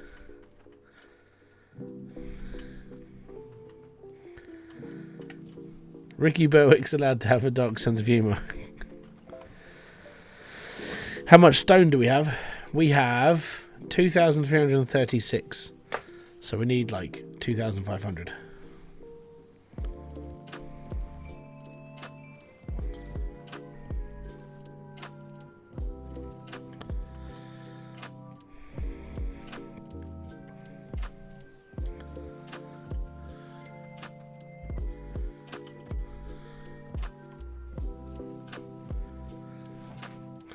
I find it funny when you retract it, like when anybody retracts it, I can still read the comment that you retracted.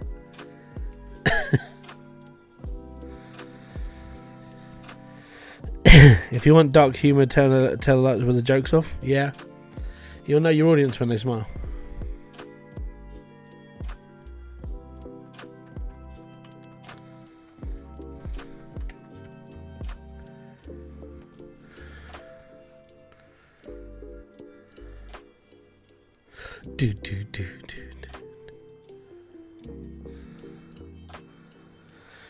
Is this stream descending into a dark joke stream?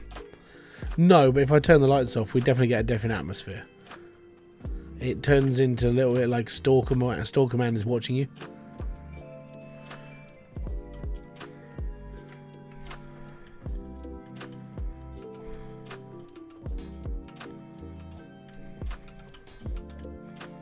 Because I think all you see from, if I turn all the lights off, I think all you would see would be the reflection off my glasses. You wouldn't see anything else. And it's just a little bit unsettling.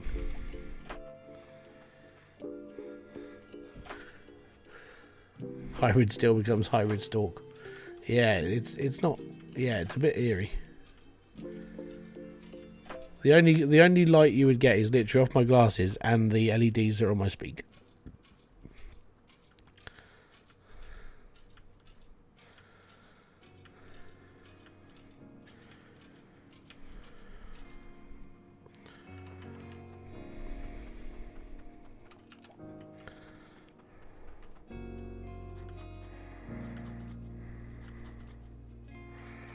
Sounds like a good Halloween demonstration.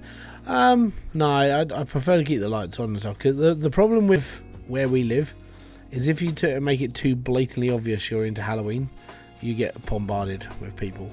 And we just turn all the lights off downstairs at the front door. We don't answer.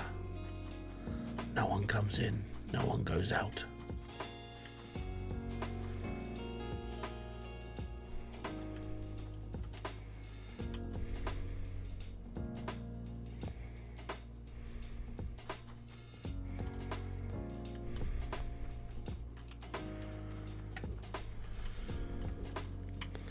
No, unfortunately for us, Halloween isn't something we do around it. Well, I don't. There are people that do the whole like trick or treating thing for, I don't know why, but it's a very Americanism around here now. It has turned there's a lot of people that do know it. My uncle, before he passed, he was one of those people. He loved Halloween. He loved Christmas, so his house would be decorated like Halloween. Like you'd have like zombies out in the garden and like stuffed scarecrows and stuff. He'd go all out for it. So he just like making people happy. But because we live in a flat, you know, it's a lot of work decorating the side of an entire house building.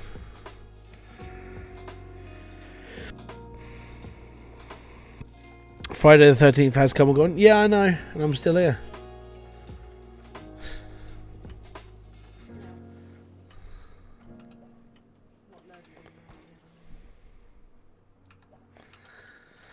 Oh, getting threatened now. Right, we'll take that as well. Just got to wait until that hits 2,500, and then we'll put it up to like 100k.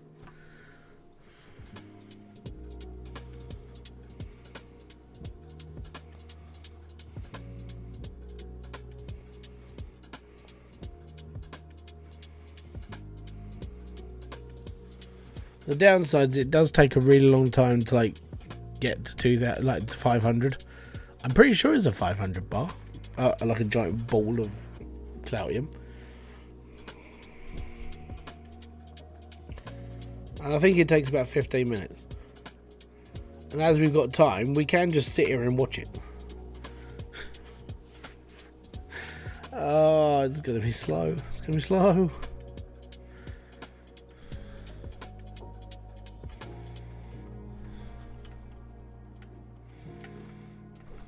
Bah. Bah.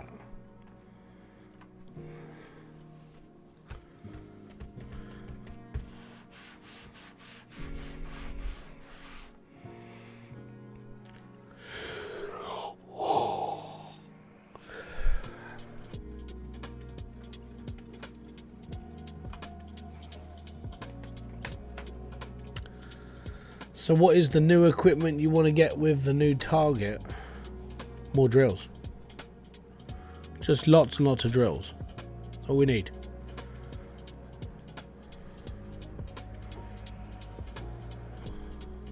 Or what target are you on about?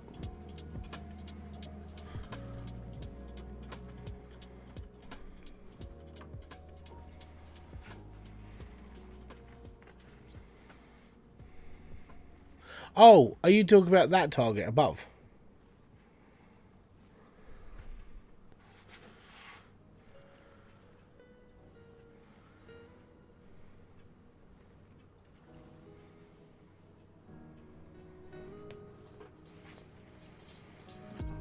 Okay, so the new donation target is I need a new microphone because this one's getting a bit old now. And it needs to upgrade because this runs on old printer cables, so like the actual square joint one. So cables are getting harder to get because even like new printers don't run on these cables. I know it's a cable thing, but you know, after a while it becomes harder to find and get. So I need a new microphone. Then I need a new camera because that one it's getting old, like all of my stuff. I've had that since I really started, so my camera's been with me for nearly 5 years, and it was second hand. It wasn't mine to start with, so I'm actually surprised it still works. And so I know the camera I want to get because I saw it on Harris Heller's YouTube channel. It's a small little 4K camera. It costs like $120. Screws onto the same joint I've got now, so I don't have to worry about it. It's all good. And I need a new chair. So the downside to going to the gym is I've got slightly larger legs because when I go for like leg day, obviously everything's getting wide. I'm wider now than I was before I started all this, so I need like wide boy chair for gaming. Also the problem with having like a slightly narrow chair like I have, where I sit with my legs like slightly open and bent backwards, so I sit like I used to when I was like 15 in school. And I've got two little dents on the side of my legs, like people get, people get with like the headsets and they get the dent on the top of the head. I've got two dents on the sides of my legs where my legs are constantly against the arms of my chair, so it's not 100% comfortable. So yeah, basically looking at getting new everything that I need.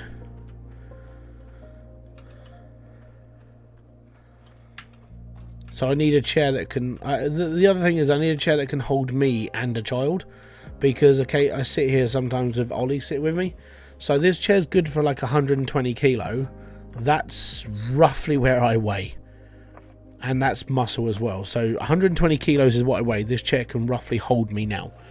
I need one that's going to hold like 150 to 200, maybe even 250 kilos, because when you've got me and you've got my kids sitting on my lap as well, he's like 25 kilo as well. So I've got to take all of that into consideration. So I need like a 200 kilo like chair, like that can hold that much. Not like I need a chair that weighs 200 kilos. But yeah, it's needed. But I'm saving up now, so everything I get between now and whenever I can afford it is when I need it, basically.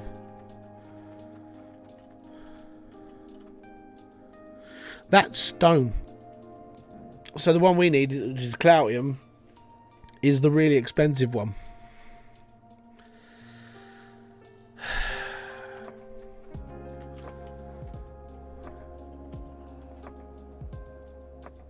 Which is the number 3 one.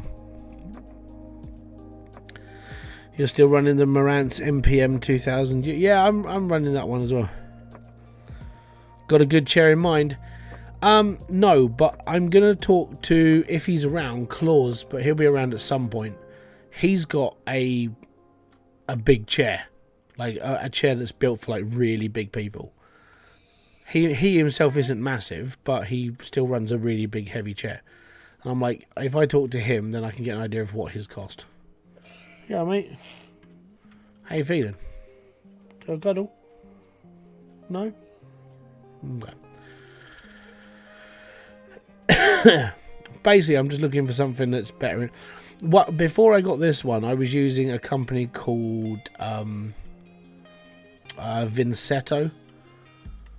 They were good. Like the gaming chair I had before this. I know people go, well, gaming chairs aren't really good, but for me, like that one, I never had any problems with. And because the seat like wedged out sideways, so you'd have like your bits where your arms of your chair would be, and then you would get wider with your legs, because men sit with their legs apart because of what's between our legs.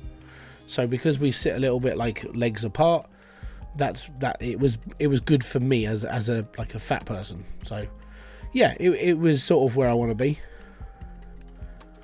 We shall see, basically. I can't remember this other drill is. It's in the depths somewhere. We're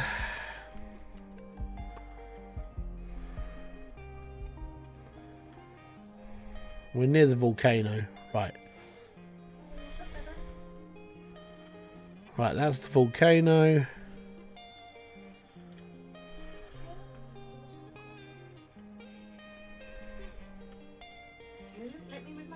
The drill isn't that far away from here.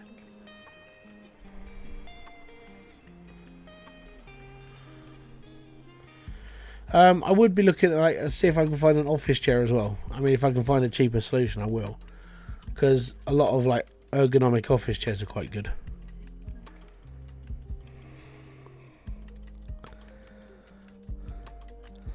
I still talk to Neil, but he doesn't do crypto. He hasn't done crypto for a really long time. He does van life. Go check out Urban Van Life. He was down this way a couple of days ago. He was there because he was getting his van repaired because his fuel tank fell off. Well, he bodged one of the brackets when he was in Ireland, and then unfortunately,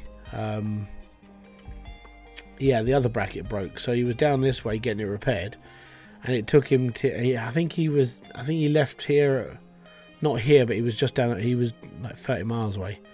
And he said he'd finished at like 10:30, 11:15 or something, and he had to drive back to Liverpool that night. So we still haven't met. And he's like, at some point, because he's coming down this way in November, because him and them were going off to Europe for a couple of months whilst the winter comes through the UK. So I think he's going like south of France, Spain, that sort of thing. But yeah, I talked to him. I talked to him mainly on Discord because he doesn't actually have a house anymore. He's full-time van lifing.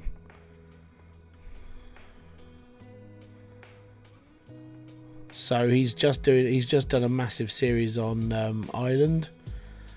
Oh, there it is. We've found it.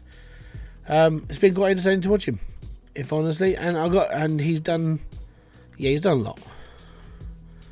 So there you go. We need hard stone, core stone, and Cloutium.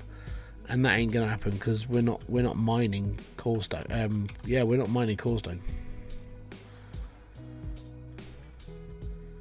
Yeah, Urban Van Life. He's on 50,000 subscribers now. He gets a fair amount of engagement on his videos. He does really well, especially for the size of the channel he is. And I think that sort of niche has got. I think the highest channel in that sort of niche is about 180,000 maybe. Minus that woman that went from like 0 to 1 million in a week or two. So, apart from that, yeah, he's doing alright.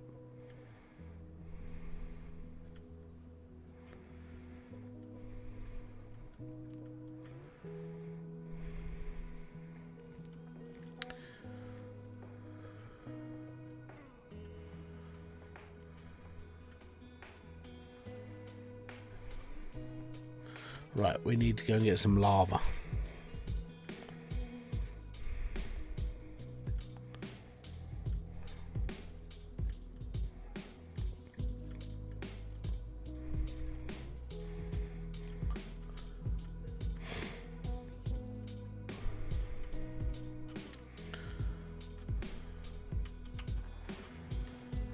But yeah, he decided that he was gonna, well, because he was in a property that he rented. His landlord, the nice bloke he was, turned around and said, "Well, you know, we got to raise your rent." And he asked why, and apparently he was, you know, because prices are going up, he has to raise his rent. And he said, "Right, fine, you can raise your rent, but because you haven't actually like worked on this place for a long time, and we've been telling you to get these things fixed or we'll move on." The house was never like brought up to modernisation, so they said go away, basically, nicely. They moved all their stuff out in a week, jumped in the van, and then drove off. And they were travelling for a solid month and a bit out in Ireland. Went over there with their 4 dogs, saw all the sights, lovely places over there as well. Looked really nice. So a lot of the little towns they went to, beautiful, and every night they stopped at a pub. So, but no, it's just really picturesque over there. If I could just visit one place, I'd spend a couple of weeks over there, just go and see all the sights, because it is really nice over there, really nice. It's very pretty.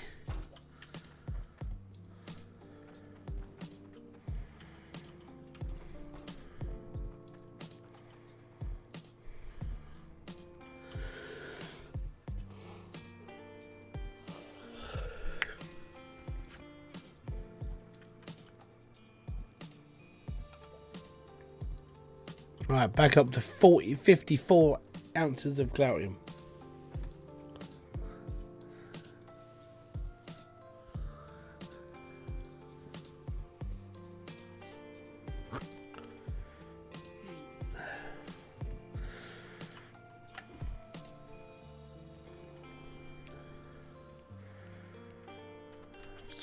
It's just a waiting game now, unfortunately.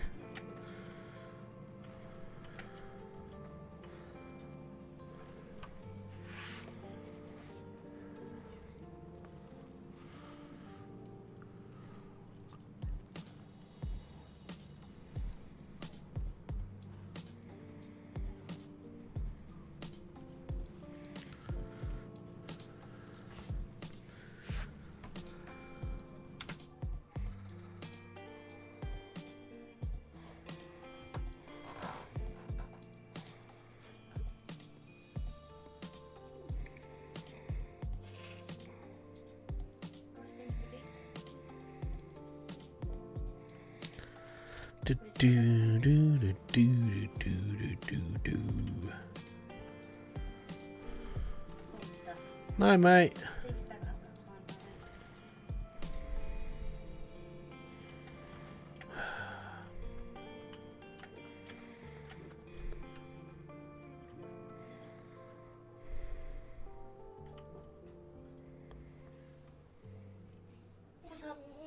Yeah. Alexa in the room. Is it still playing? Yeah. You can listen to it. Do you want me to turn it off there? Yeah, okay. Look, I'll show you. He doesn't care. All done. All done. Right. Go bed, my love. Love you. See ya, mate. Oh no, buddy. High five. Fist bump. No, no, it's Vicky.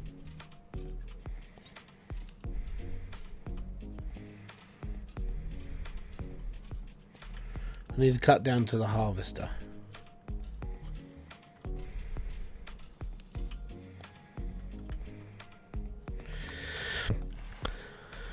So do you got a cavern and conveyor belt layout? Basically the idea is to do 10 conveyor belts up, 10 across, and each conveyor belt can hold 20 drills. So I'm hoping if I can get like 5 rows in, so that's 100 drills, and we'll see what we're pulling like number wise.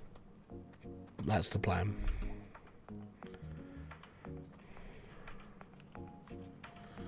Hey, playing music is completely fine, and it's only 8:30, so it's perfect. They're allowed. If they get to like midnight and they're still playing music, okay, that's when you start pulling the plug.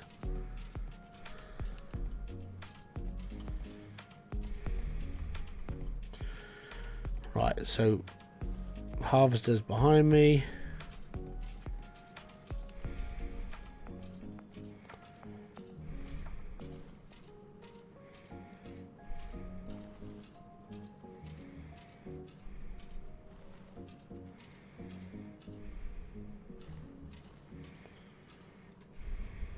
There we go.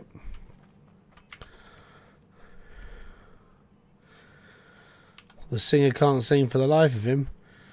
I don't know. After I watched a little bit of Yoko Ono today, I would say anything's better than her. You'll be fine. Don't worry.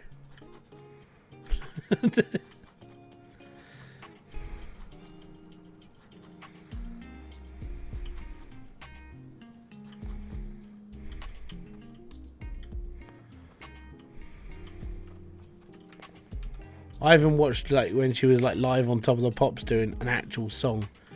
That woman was not blessed with the greatest set of pipes, let's put it that way. So you're going to feed into one harvester? Yeah, I'm feeding into one harvester.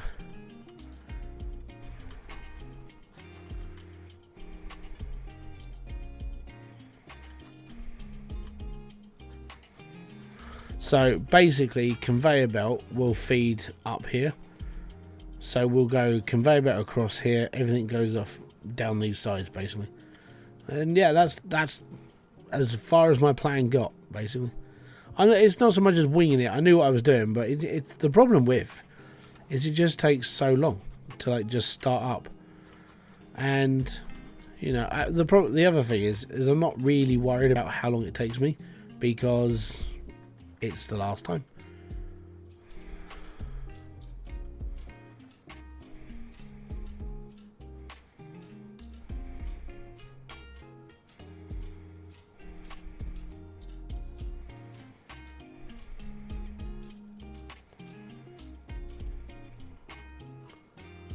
She sounds like a cat getting strangled. No, that's just when she's just making art. Her actual singing voice is it's not really singing, it's more like dead mumbling. I think that's the best way I could describe it. It's out of tune. There's no life behind it. There's no soul behind her voice. It's just death.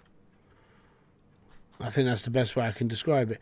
You have to find some of like her 70s footage when she was singing in a band and it wasn't with John Lennon.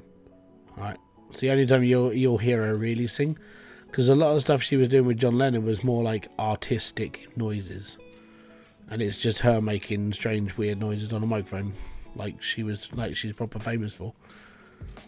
2010 art exhibition, whatever. Please don't do it again. The cats want to live.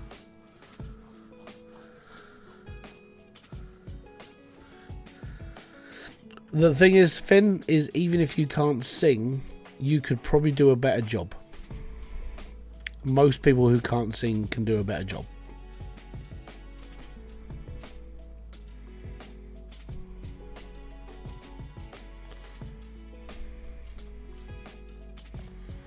She's just not blessed with a singing voice. She's blessed with a...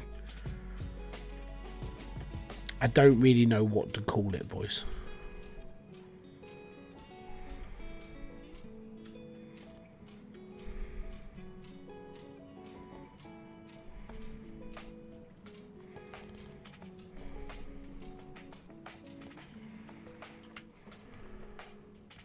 Guttural wrenching?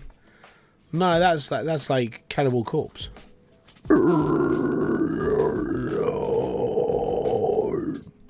That's guttural wrenching.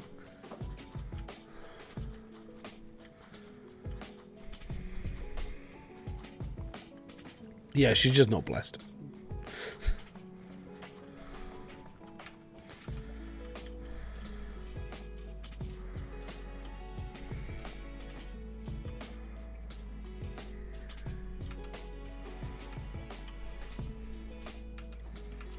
I do find I was watching one of those. Have you ever watched Jared Dines before?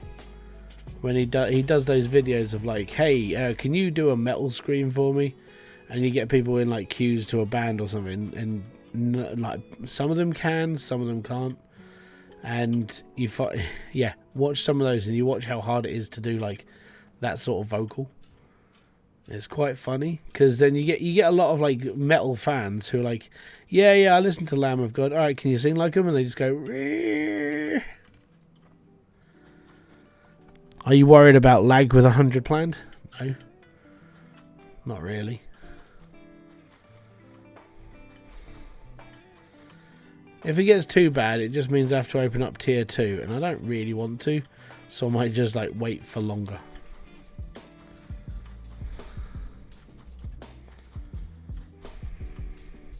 The thing is, what I'm thinking is like 100 drills could probably make 1 million quite quick, and all it has to do is make 100 million. Which I know sounds like a massive feat, but honestly, if I'm willing to wait for like 1 million at slow man's pace, which is this, then 100 million is not going to be that bad.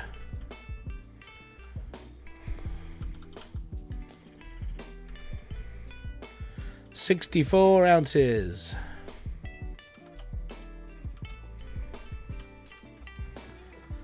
Right, we've dug the cave out to a point. It's looking good.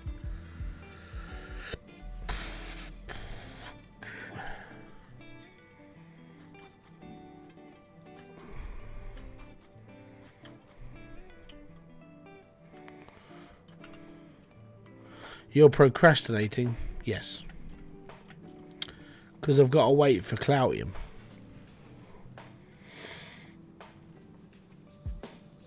Joys of life.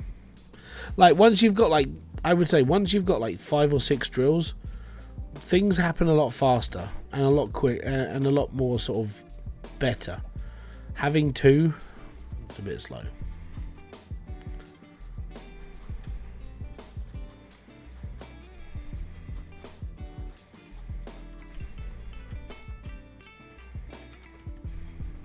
So yeah, drill to here, so the conveyor belt will go above my head into the side of there. We're all good.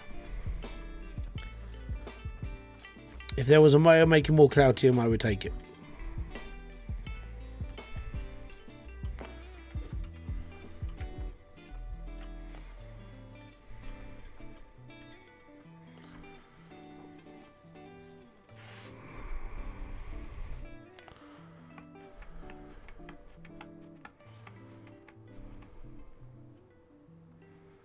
Yeah.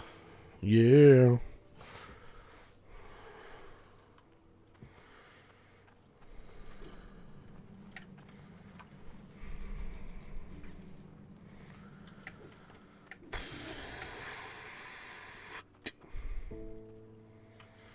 What are we up to?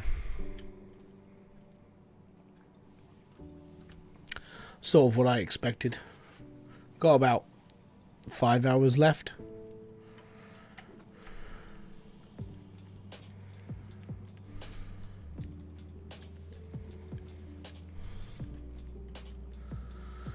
Barry, how you doing? Right. I can't remember how.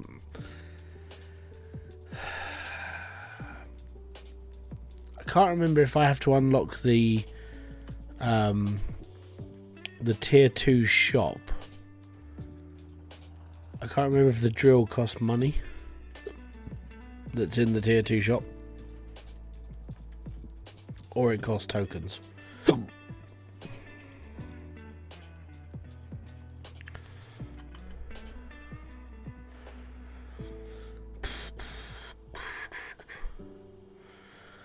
Well, I think I don't know. You'd have to just go down that route of like talking to Max, but I don't think he's really worried.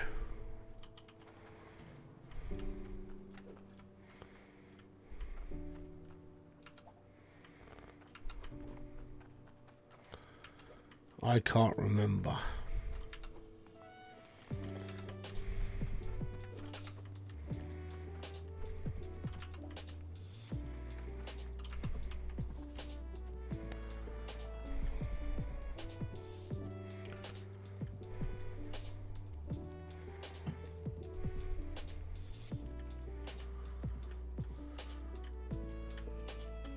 Things going good? You clean up the GTI. Good. Are you racing the GTI, or are you just cleaning it for like it's dirt and it needs work? Oh, it takes Cloudium. 700 hardstone, easy. Iron bar, easy. Cloudium, I don't want to get rid of my Cloudium. Just open up a shop. Not yet. It's a mess and needs work. Fair enough.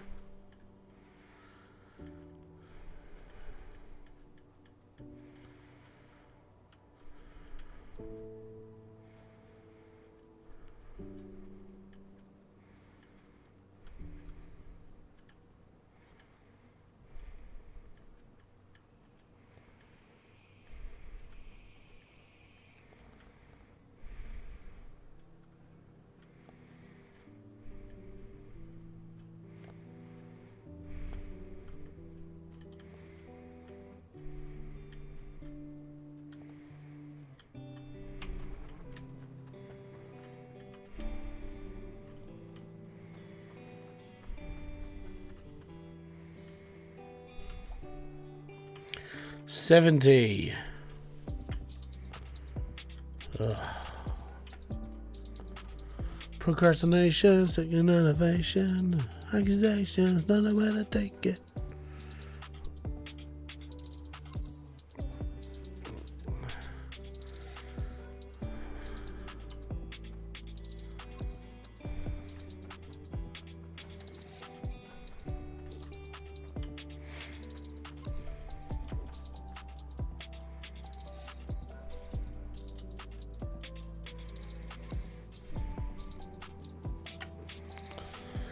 Gotta be having a mighty meal of 2 double quarter pounders to get me through the trip to Megan's tomorrow.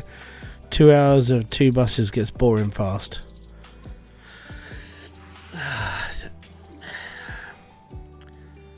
No, just turn some music on and just chill. I couldn't eat on buses. It makes me a bit sick.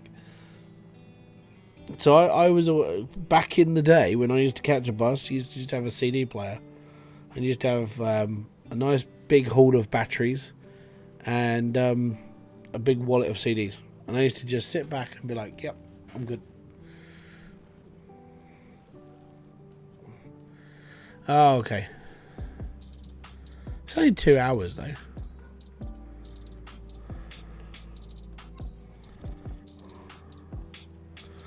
No McDonald's? No, that's fine. I wouldn't go to McDonald's for a quarter pounder.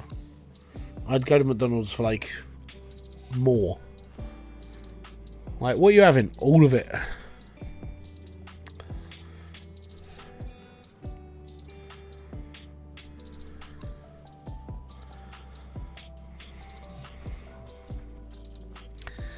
Yeah, you do need to eat a lot of McDonald's to be full. I always find chicken nuggets fill you up more. It's a weird one, I know. Like 20 chicken nuggets will kill you. Well, it fills you up enough. And you're like, no, I don't really want anything else. I'm good.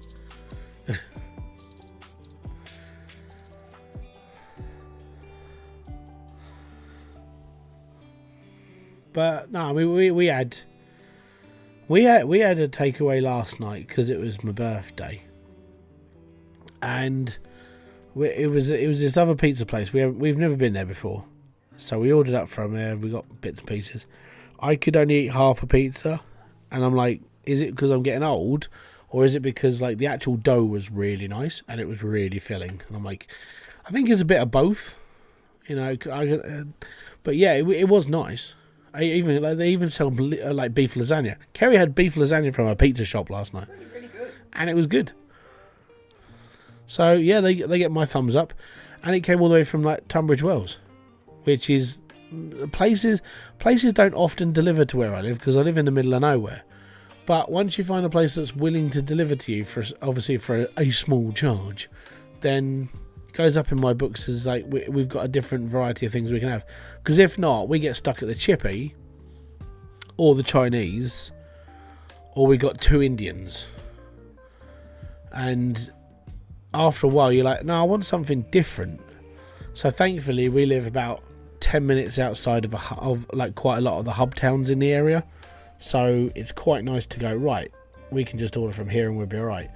We can't get McDonald's, KFC, Pizza Hut and places like that because they're mainstream and they don't have an 8-mile radius or a 10-mile. They have a 5-mile radius. So one of the places they've got, we've got a bloody Taco Bell. Yeah, we've got in Maidstone. There is a Taco Bell and a Wendy's. Wendy's isn't bad, but I wouldn't say it's somewhere I want to go all the time. But I mean, their meals are alright. I actually didn't mind it. I'm waiting for Popeyes because I know that's in Gravesend, and I'm like, I might pop up to Gravesend and just have one. But if they can open up a local one, then I'll go there and see what it's like. But I'm always told, like, in America, Popeyes is better than KFC. So there's a Tim Hortons in the next town over. Ah, fair enough. There's 2 Domino's pizzas, both outside of a 5-mile radius of where I live, right?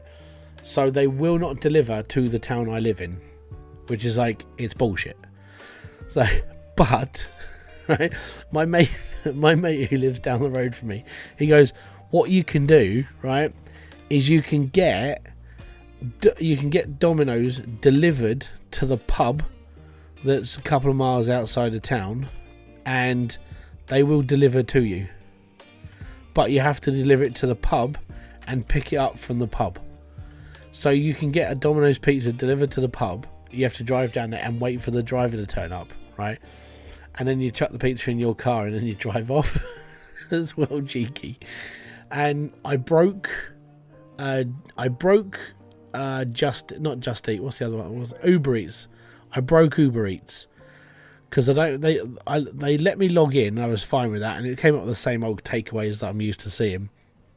And then this time round, KFC was on that menu. I'm like, yes, gonna get KFC. We got KFC ordered to us. I had 4 of my neighbours message me on Facebook going, where the fuck did you get KFC from? And then the next day, they'd taken us off of the Uber Eats like listing. Like, you can't get KFC or McDonald's or anything delivered to us because of that one time, apparently. I was just sitting there, well, that's bullshit. I had KFC yesterday and now I can't get it delivered because of them. I'm like, oh, it's not fair, man. It's not fair. 76. I literally walk about a minute down the road. There's a Domino's and there's another one on the... Yeah. Yeah. No, they will. If it's a lucrative university area and they're always getting orders at like 2-3 o'clock in the morning, they'll keep the kitchen open and they'll keep cooking because they will make money off you. That's why they do it. If a company stays open till 2-3 o'clock in the morning, they're not doing it because they're being nice. They're doing it because they know you're going to order or you're going to turn up and you're going to buy stuff from them. They're doing it because they can take your money away from you. That's why they do it. It's not, oh, they're such a good, thoughtful company for staying open for us people who go to the pub. No, they're doing it because they know you're going there. There's also an independent place that delivers until 4, but my mate swears against it. Says he had food poisoning from them once. The problem is only getting food poisoning once, right? And you're like, oh no, I'm never going there again because I had food poisoning. If you go back there and you have it again, then yes, avoid it completely. But one time could just be anything you ate during that day, and it could just like mine. I thought I had food poisoning. Turns out something just didn't agree with me, and I felt like I was getting stabbed in my stomach. And that's not food poisoning. That is like gastro. So it wasn't very nice. So yeah, go back and try it again. But if it does give you food poisoning for a second time, then avoid at all costs, or check it out on TripAdvisor, because people do reviews on TripAdvisor of takeaways. To put it into perspective, when we first moved here, the Chinese, before it got taken over, everybody on this was like, no, don't eat there, it's horrible, it's disgusting, it's this, that and the other, and food's cold. I was like, okay, well, we'll give it a shot and see what it's like. Literally everything that was on that list was what we had. You got KFC, Hungry Jack's.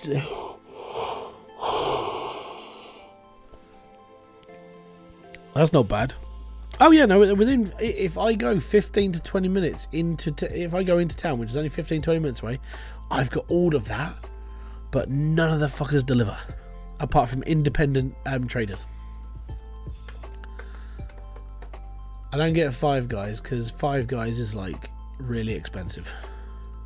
I've never, we had make your own Five Guys when COVID hit, so we're a little bit lucky on that. So I've never been into a Five Guys. I've never eaten there because of just cost, right? But my wife's sister, my sister-in-law, she's the manager, or one of like the district managers of like Five Guys. And when she was going up through the ranks, the place that she was like working at, shut down for COVID, obviously because of restrictions and so on and so forth. And they had to get rid of all their food because they couldn't keep it shut, because they never knew how long they were going to be like shut for. So all of their fridges and freezers got emptied. And she phoned us up and said, look, I'm coming home from work. I've got this massive box of food and I've already put stuff in my freezer. Do you want the rest? And we're like, yeah, cool, we'll take it. No word of a lie, we could make our own Five Guys. We had the burgers, we had the buns, bacon, cheese, all of it. So we made our own Five Guys, basically. No, they do use freezers for their ingredients. Well, they did. Yeah, but they don't freeze a lot of stuff. Yeah, they don't freeze a lot of stuff, but some of the stuff they keep on ice. Well, the one that she was working at did. Yeah, I know. Well, they got big chillers, haven't they? To keep their meat cool. Yeah, because you don't just take the meat out and go, oh, it's lovely and warm, we'll just make it. It's a giant chiller, isn't it? Yes. Yes. Kerry says yes. Yeah, it's a giant chiller. Yeah, chillers. So, fridge and freezers. In my head, it's just a big box that keeps things cold, right? Doesn't necessarily mean they have a freezer, but they do use chillers. Yeah, so we made custom Five Guys. That's the only time we've actually had Five Guys. I'm not going to Five Guys and spending like what they charge. That's just my own way of doing it. They had a fresh as possible culture. Yeah, they do. But I don't think the price is just too much for me. And being that now that like when everything's getting more and more, to put this into perspective, and this is like horrific, Sainsbury's, they do their own version of shreddies, which occasionally I get for the kids. 95p a box. I was happy with that. I went in there today with Ollie. It's £1 2p for a box of shreddies, and this is their own brand. So inflation's even pushing up their price. I'm like, can't do enough. And then Ollie picks up a box of cherry bakewells. I'm like, yeah, we could get those. And I looked at the price. I went, no way. Yeah, no, I wouldn't buy. I don't buy name brands much anymore. Like the Weetabix we get, Morrison's own. The shreddies we get, malted Wheaties from like any other place that does it. They're the ones we buy. We can't buy branded stuff at that rate when it comes to cereals because it is too expensive. So, and we're a benefits family. We're like, okay, we are poor of the poor, and so we have to really look out for what we're buying. The black pudding at the shop is the same price as So when it comes to fresh meat, we are looking at more of our local butcher now. I mean, 3 for a tenner is all nice and good, like, you know, Morrison's or Tesco or anything else like that. But the bloke down the road, he started doing like, buy this bundle for 20 quid. You know, so you get 500 grams of mince, you get like you get sausages, bacon, joints, that sort of thing. I'm like, actually, that's pretty good. And being that I'm trying to look after myself a bit more like healthier now, which sometimes I do and sometimes I don't, but I'm changing some of the stuff I eat. Getting it fresh from down the road might be a better option for me.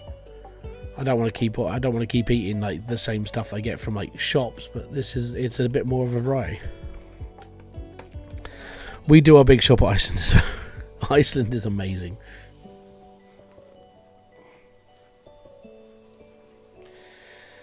We do. So before inflation started really hitting us hard, we could do a 2-week shop, because we would do shopping every 2 weeks, and we would spend like 140, 150. And that was like everything for 2.5 weeks. Yeah, that'd be cupboard, fridge, freezer, everything's full, done. Now it's closer to like 200 and something. And so in order to bring some of those bills down, frozen has to be done from Iceland, because we can bulk bulk there, and we can get more for money, obviously.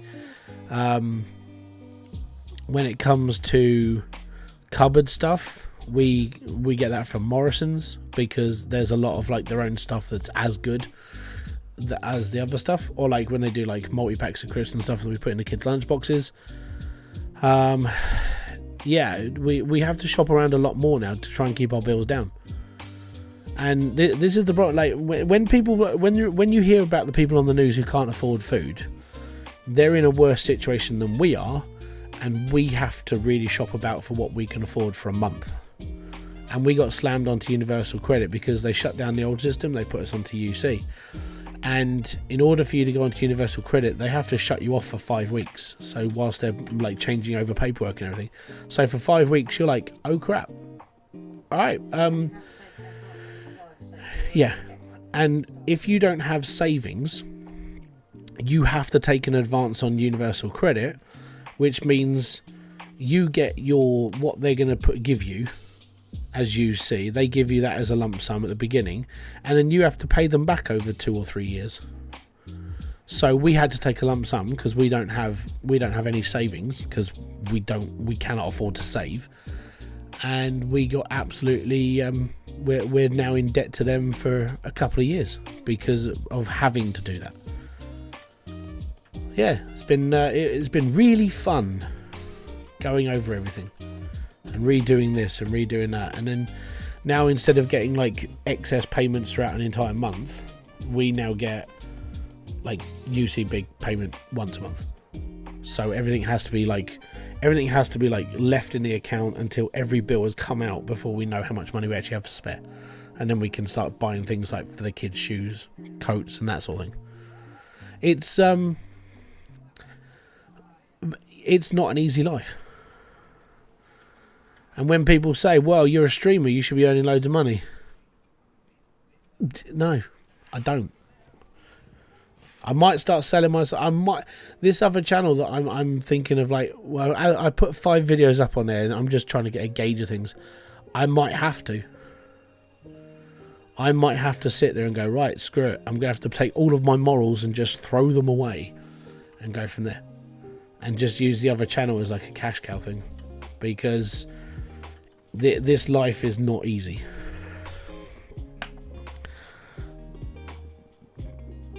Went from 30 quid. Hold on. My average shop went from 60 Australian, £30 ish, to around 40 to 50 a week. Yeah, Yeah, I mean, so yeah, that's for you. I mean, for us, that we have to do. We do about $250 a month on like one big shop. And if we need bits after that, so you know, like bread, milk, little things like that, they're little expenses. You know, we're looking at like a £5 a week. Because if you go to Sainsbury's, bread's 75p a loaf. Milk, normally 8 pints of milk gets me through about 2-3 weeks, because I only have it on my breakfast. So I buy like 2 for £4. So yeah, our shopping is like, is this on offer? Yes, buy it. If it's not on offer, we have to look, like, we make sure we get enough for that time.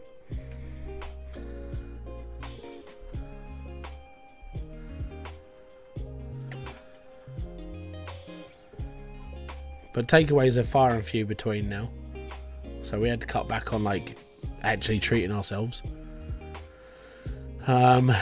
It's mainly just like keeping food in the cupboard and the freezers, and keeping the kids going. You know, I pay out of my carer's allowance. I pay for my gym membership, and I pay bits and pieces off using my YouTube money. But that's it. Bread is $2. How much is that Australian? How much is that in the UK? Because if you're Australian, I don't know what that is. What is that in? It does depend on the shop and which one you're going for. I can buy a loaf of bread for 35p, but it's not exactly great bread. It's yeah. £1 2p. Is that an actual branded loaf of bread though? Like, is that Hovis or like Warburton's or something? Like, is it a main brand?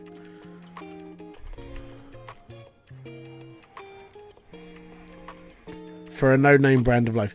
Yeah, I mean, yeah, so if I go to Sainsbury's, it's 75p for a loaf of bread if I get like their own brand. I can get a loaf of bread for 35p, which is crap bread. Aldi's, when it comes to bread, isn't too bad. And then obviously they sell like Hovis and Warburton's, you know, things that like cost a lot of money. But at the same time, you can buy like a Bloomer loaf that's a fresh bake for about the same price as a loaf of Hovis, as long as you don't mind cutting it yourself. Or, you know, we went to a little bakery down in Dymchurch. We picked up like just a bit of lunch there, and then we were sitting on the beach with the kids, and they were selling a tiger Bloomer loaf for like £2.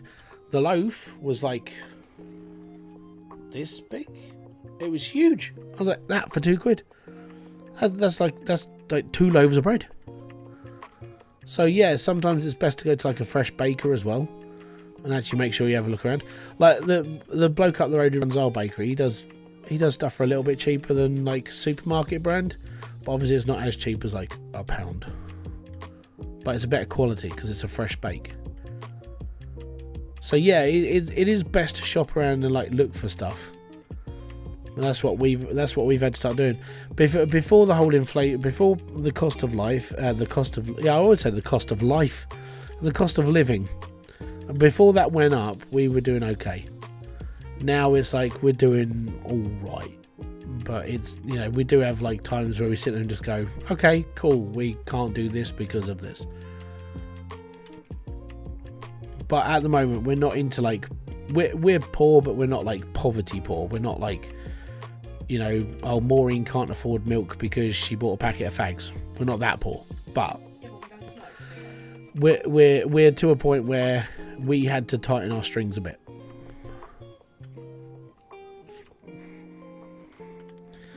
We have a bakery built into the store, and if something reduced, like reductions are like the best place ever. I used to spend when I used to live on my own.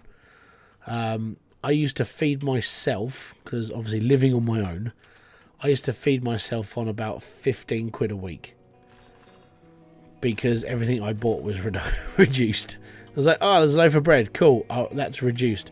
Ah, there's bakery goods, that's reduced. What about this? That's reduced as well. And then to top it all off, I was in charge of Like when I was working retail, I was in charge of wastage and reductions. So sometimes I used to feed really well. Like one night I'd have steak, and then the next night I'd have like a sausage roll, because depending what was left. So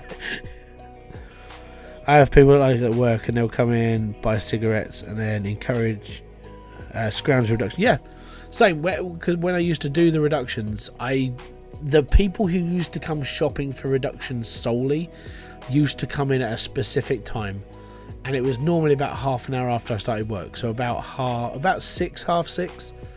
Because after I finished my first job, I'd get home, get changed. I'd be ready by like 5:30. I'd get to the shop for 6. I'd finish at 10. And between sort of like 6 and half 6, I would start reductions. And I would see the same people come in. I'd see like the guy who lives with his Asian wife. I'd see like Alec, the bus driver. Dave, the guy who sells bikes from like his house. I knew them all by name. Apart from the guy who lived with his Asian wife, I didn't know his name. But Alec was a bus driver who used to live on the canals down in Rye. And he used to live on a boat. And the reason why he used to live on a boat is because he couldn't get housing because he was an ex-con. And when I say ex-con, he said that the description he gave me was the guy that I encountered now doesn't walk the earth. I'm like, fuck. Basically, this guy's killed someone. Nice guy though, like, but he did it because his wife cheated on him, so he killed the guy. I was like, shit, you know. He was in prison at the same time as the Cray twins. That's how far back that goes. So yeah, all fun and games. Yeah, real nice.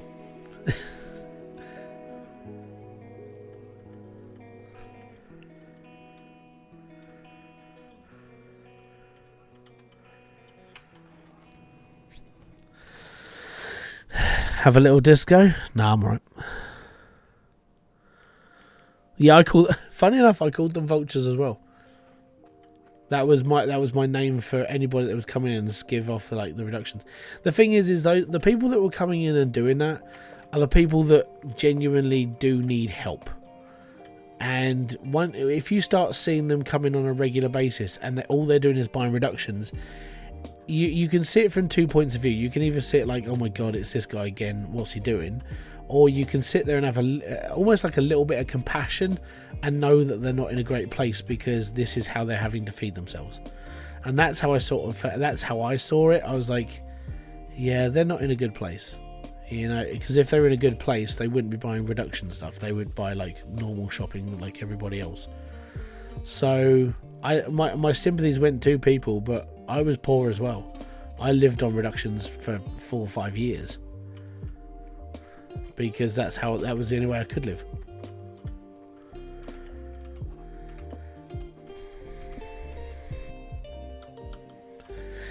Right.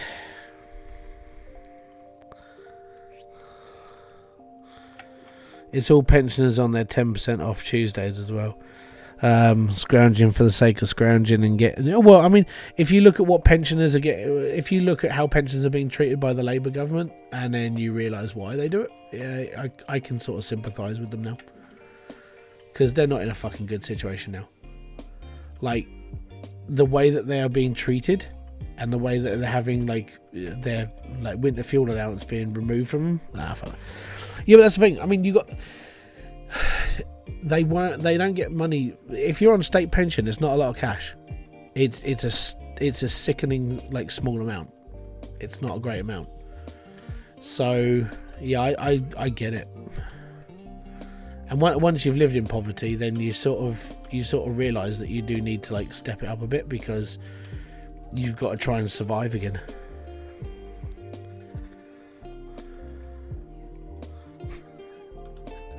Alright, those ones they're not proper pensioners. The ones I mean are the people you sit there and just go, you know what, you're having a hard fucking time, so we'll go from there.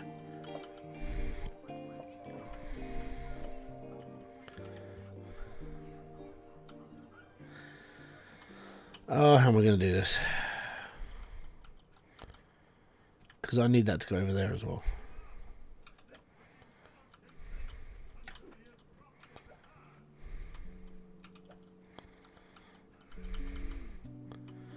I normally dealt with either the people who couldn't afford stuff, so they would buy like bottles of white lining, and they would come in and know me by name because of my name tag, or it would be like, as said, Dave, the guy who fixes up bikes and sells stuff, guy that lives with an Asian wife, that sort of thing.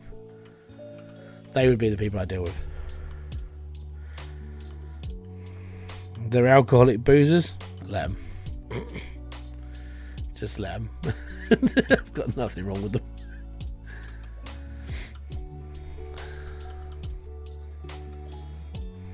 Right. I'm just having to bodge this together for a bit, but getting there. So this pipe's slowly going to be moving that way.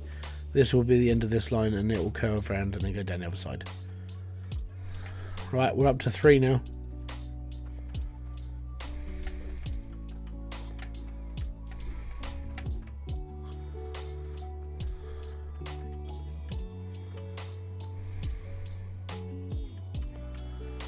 There we go. Right, should be getting a bit faster now.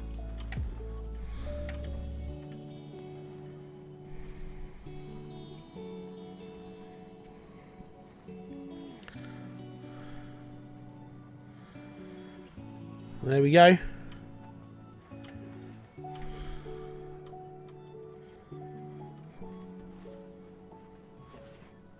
So the next one will be on this side, and we'll fill that hole, and it'll be alright.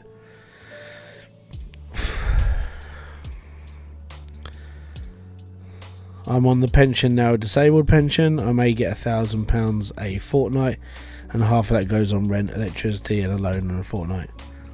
Are you winning, son? I'm sort of getting there. So for me, as a long-term full-time carer, I'll be on state pension, which I think is £200 and something a week. Is that how much a pension is? How much is UK pension right now? Give us a sec. UK pension amount. UK pension amount right now is £221 a week, so it's £11,500 a year. If we were to stay in this flat the whole time, then it would be like one of our pensions would pay the rent, and then the other pension is like food. So I'm hoping at that point, cross my fingers, my kids are being successful or doing something good for the world or whatever, because they have to do better than me. I say it to them every day they go into school. I just sit there and just go, right, bye, see you later, have a good one, be better than me, because I don't want my kids to live my life. I don't want them to do anywhere near this. You got the pension triple lock, and we'll go up year on year, unless it drops like it did this year. So because the pension dropped this year, it's down. So a lot of the people, even the people that actually signed in for the winter fuel allowance, did you see some of the examples? Like there was a person who missed out of the winter fuel allowance by £4. £4. His pension was over by £4, so he's not entitled to the winter fuel allowance.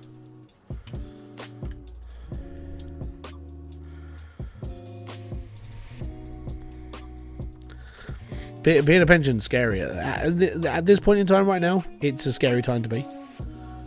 Most of the time it'd be fine, but like right now, where obviously if you want a winter fuel allowance as a pensioner right now, you have to be on pension credits. That's the thing. My pension, because I was paying into Aegon for 10 years whilst I was at DK Holdings, so I have a small pension. Like my pension at the moment is worth £3,000, which isn't a lot of money. That's like what, 30 quid a week or something. It's not great. It's tiny, but I can start to try and grow that, because you're able to move some of your pension into investments. So I'm on there every 6 months. I look at my pension, and every 6 months I see, can I put this into here and maybe I can grow it a bit more. The plan that I have right now on my pension is by the time I hit retirement, which is 55, so I've got 14 years left, I'll have £7,500 in savings, and that's it. So I'll have £7,500 and I can take it out at 55. At that point, I might be able to afford a loaf of bread. Depending on how inflation goes. But yeah, it's I as said, I mean the problem with doing this and being a full-time carer and like having to like leave my job and everything else I had was that I now don't have that payment into my pension. I don't have a company helping me out, adding more money to it. And it's just one of those things. I can't do anything else because that's how it is. I could probably take my carer's allowance and maybe add 10 quid to an ISA, but then you have to have X amount of income first before you can open up an ISA or that sort of thing. And like, it's very hard to do stuff when you're on the bottom rung that you can't get yourself out of it. I kind of wish Rocksteady Games didn't shoot themselves in the foot with Kill the Justice League, since they're UK based and would be... Well, the problem with that is they made a pile of shite. I'm lucky enough that NSW government and some compassion, and I get a few bonuses like free registration on my... Yeah. So that, yeah, I mean, that's the sort of thing that we're looking into as well. And the thing with like Kerry being on the disability list now, after like 2 or 3 years of waiting for them to actually make a decision on her, going through chemo, mobility loss and all of this stuff, it took them 3 years to actually come to a point that, yeah, they've now figured out that she's not like fit enough to do stuff. So we had to wait 3 years for all the paperwork to come through, and now we can start getting like the help she needs. We had occupational therapy come round, and they're like, you shouldn't be in this flat anymore because she can't get up and down the stairs as well. It's like, yeah, tell that to the council. And the council said, well, the only thing we can do is we can put you on the listing for like a medical needs place. I was like, excellent, cool, progress. And then I saw the medical needs housing list, and I'm like, there's 700-800 people on this list as well, all bidding for the same properties, and they're all elderly people looking for a place to live. It's like, we're going to be here for like 15 years. We're not getting out of here. It's like, shit. So yeah, and nobody wants to swap with us because if we look to swap, we need a ground floor or a bungalow for Kerry's needs. No one wants to swap that for a first floor flat because no one wants to live upstairs. You get put into first floor apartment like flats like ours when you're expecting a kid and they have to put you somewhere. That's how we got this place in the first place. It's like, cool, you're 34 weeks pregnant? Yes. You're in private accommodation? Yes. We can show you a house? Right, cool. Can we look at it? Yes. Well, it's not ideal, is it? No, but we need to take it because we've got 6 weeks left before we're due a kid. That was our predicament. And then, yeah, and Logan was early, so we had 5 weeks. So within those 5 weeks, while I was finishing work and I was coming here and I was putting the carpet down and I was building like a cot and I was putting a bed in, and then we had to move all our stuff in the following week, and it was like, yeah, cool. It was fun. It was stressful. It was horrible, and it was all because we weren't council tenants to start with. Because you have to have proof nowadays, because there are people like who commit fraud when it comes to documentation. You have to prove that you're pregnant or prove that you have these things before the council will move you into a property. And then that's what it's like for just your bog standard white person family to get a house or get a flat, at least for the amount of bedrooms you need just to have a kid. But there were people in worse cases than me. I was talking to one of the mums down at the school, and she was like, "Yeah, we were in a studio flat until I given birth and the kid was here, and then they moved them into a 2-bed." So yeah, even with proof of having a child, it still took them that long to actually be able to get moved into an actual place that was good for them. So yeah, I mean, it's the problem is it's the council that we're with. The housing association we're with are not great, and to put this into perspective, the buildings I live in were made in like the 50s. They've only just now redone the guttering, and it's taken them like 70 years. That's what it's like living on housing association. It's make the best of a bad situation. They do okay. They do okay, but it has taken them 70 years to do the guttering because it's taken them that long. I was talking to one of the ladies around the corner from me. Her house still has mould in it. The inspectors have to go around every 6 to 8 months and clean it all off because it comes back every 6 to 8 months. A massive baby bump doesn't. No, it doesn't. So if you're in how we were in private accommodation. So I was renting a flat. Kerry had moved in with me. She got pregnant, and the council have to have the paperwork, your scans, and make sure that the pregnancy is viable, and then they can put you onto the list. And then that you can't be moved out of that accommodation until this time. So the time is 35 weeks, maybe 30 weeks. So within 10 weeks of you dropping a baby, that's when they're able to put you into an accommodation. And it might not be the best of accommodations, but you sit there and just go, we've got to take it because we've got to get shit sorted in like 4 weeks. But yeah, I was doing some of the work in here when I finished work. So I would get stuff delivered to where I was working, so that I'd get like floor mats and stuff like delivered to me at work, chuck it in the car, and then that night I would drive over here, chuck myself into here, put the carpet down for an hour until it got dark, because there was no electricity in here because the meters were shut off until we actually moved in. So there was no lights, there was no light bulbs, there was nothing. I was in here until it got dark, and then I'd go home and then I'd like, how you feeling, how we doing, blah blah, do the same thing the next day.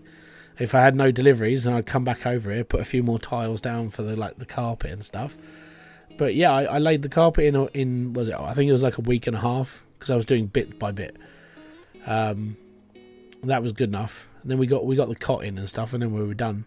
But we had like 2 weeks left, and by the time we'd moved in 2 weeks later, we were a family of 3. I was like, shit. it was real touch and go. It was close. So yeah, that's what it's like being on the bottom rung in Britain, basically. But there are people in worst case scenarios, worst case situations.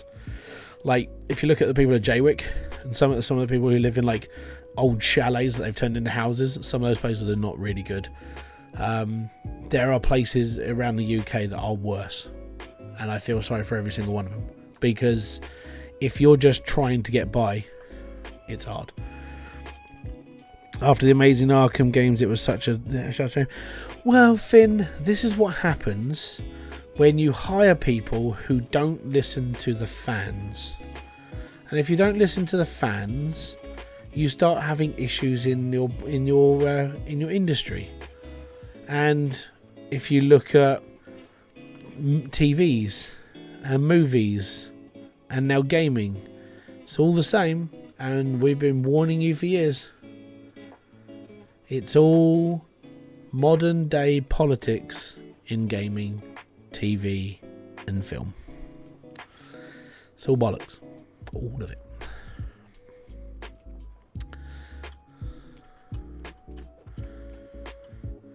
And if you're gonna screw over Batman and kill him the way that he was killed off in that game, Batman fans are not gonna be happy, are they?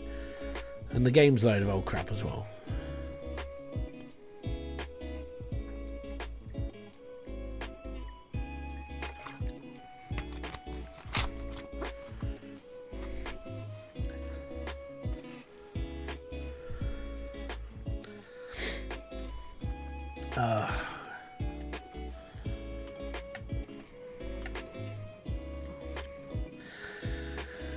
Yeah, there are certain things that in the private healthcare system in America, there are,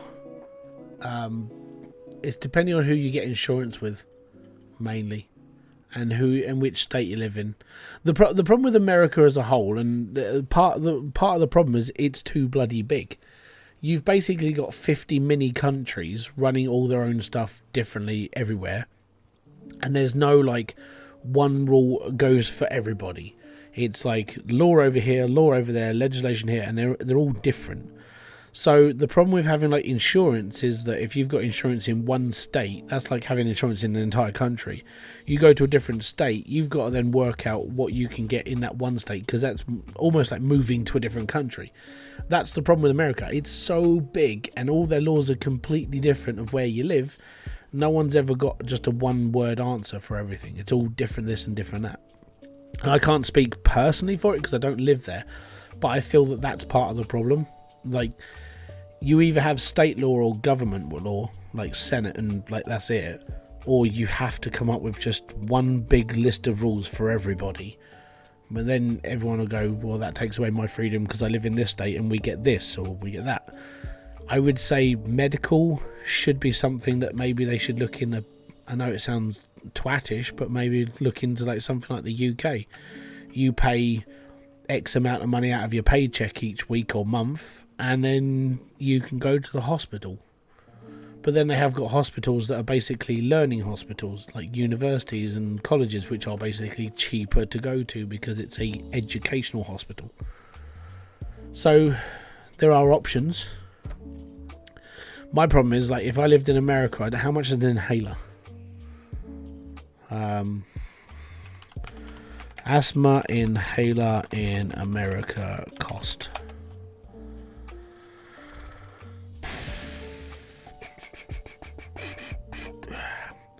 Some drug makers to cap cost of asthma inhalers at $35 a month.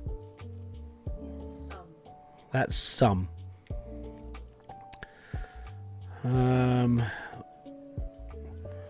So this is an NBC article. This was in May 31st, 2024.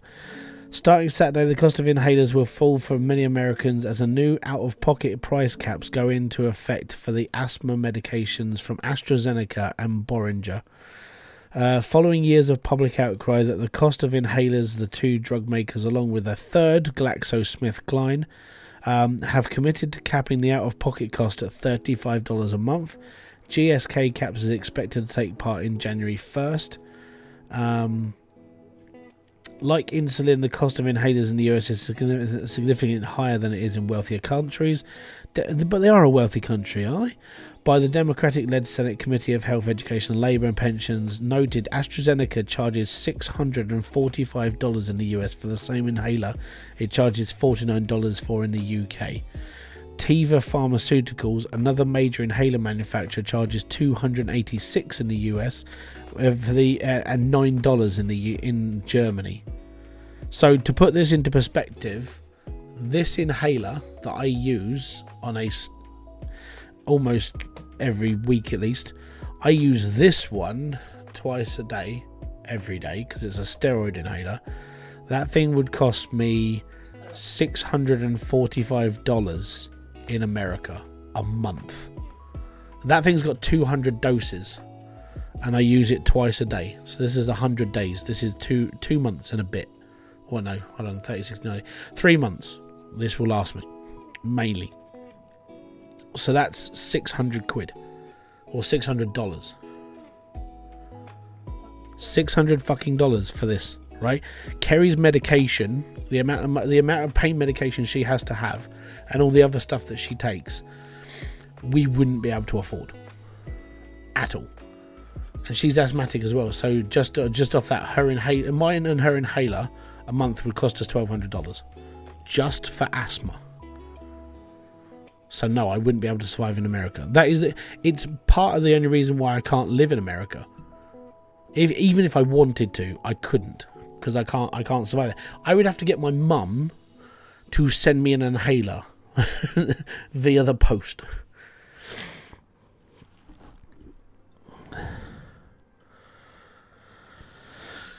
Don't I know it? And if Trump wins, fades out. I don't know what that means.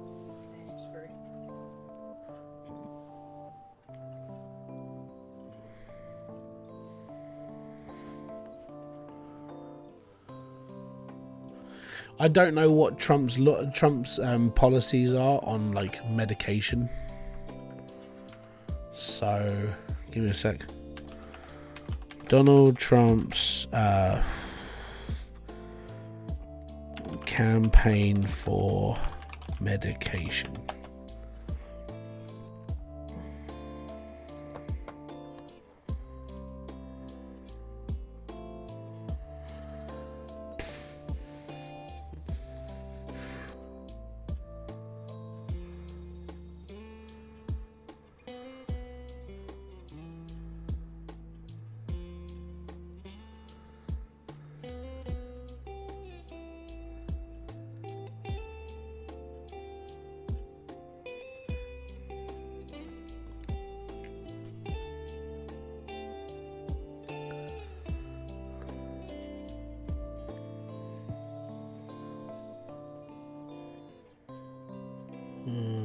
It doesn't really say anything about it.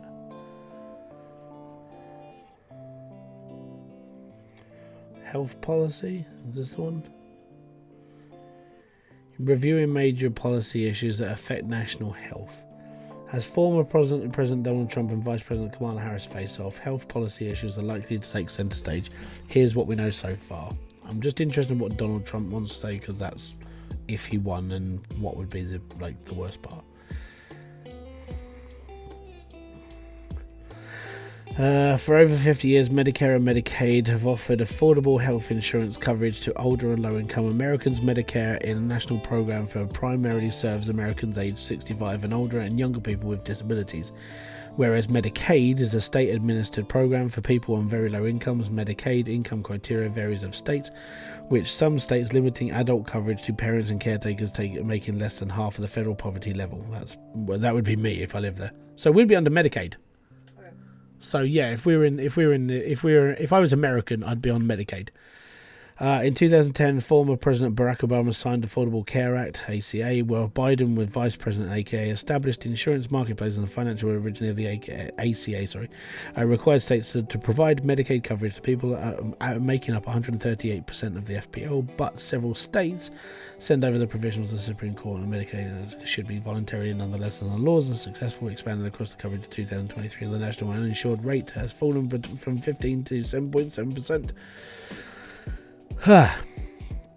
Trump led an unsuccessful crusade to repeal the ACA. However, he oversaw the repeal of the ACA's individual mandate, which would have imposed a tax penalty on uninsured people. He has mentioned looking for alternatives. So does that mean he scrapped tax penalties on people who were uninsured? Which would impose a tax penalty on uninsured people. No, so so he stopped that bill going through, which would have put tax penalties on uninsured people. Am I reading that right? In the UK, it's a quarter of the price, which is, and if I was getting my inhaler for, if I had to pay for my prescriptions, it would be £9 an inhaler. And as per medication, so I'd be on 2 inhalers a month.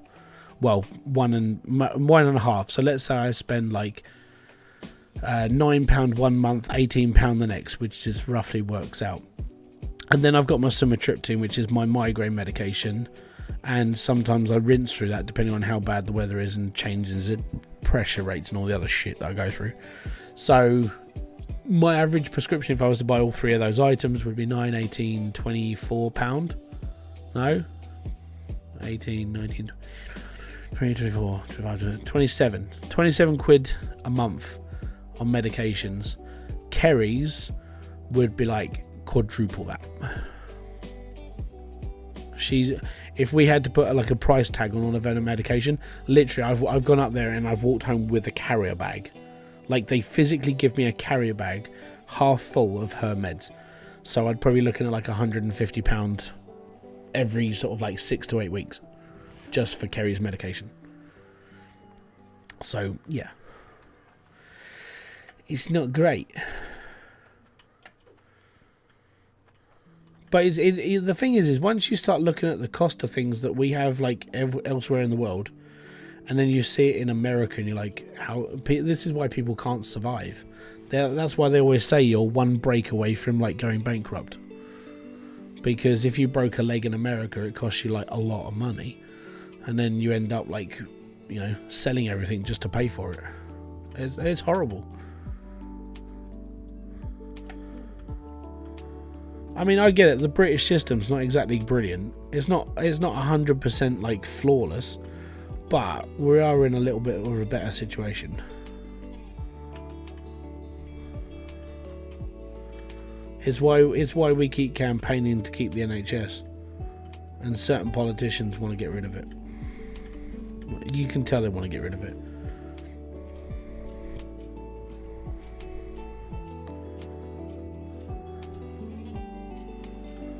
It's why there's sometimes calls for like, hey, well, we could give this to you and you could then like charge people to do this, but we'll do it like a little slowly so people don't pay attention.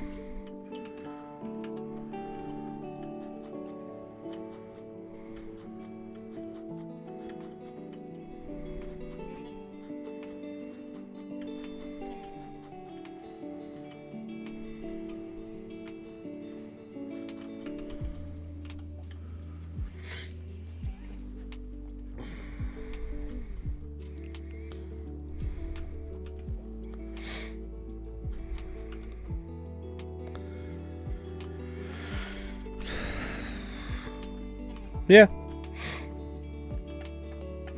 Kerry's type 2 diabetic. Got all that as well. And that's medicated controlled. It's mainly diet controlled, but she does have to have medication if like she has spikes and bits and pieces. So we're in that boat. Like I said, if I lived in America, I wouldn't be able to survive. Not on what we have and what we got. Still waiting for this. I need one more, and then we got better progress. Cloutium sucks. More drills, more drills, more drills.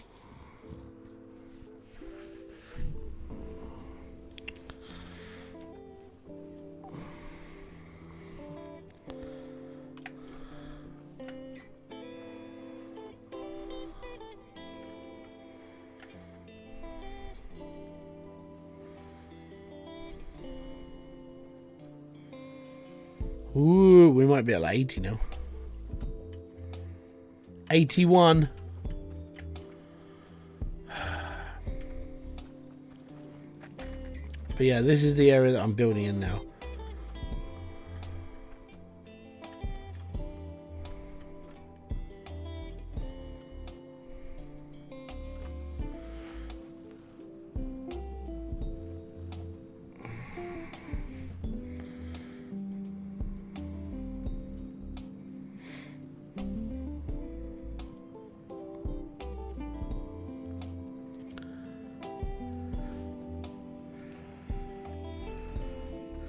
But a guy called Banhammer comes into this Discord a little bit.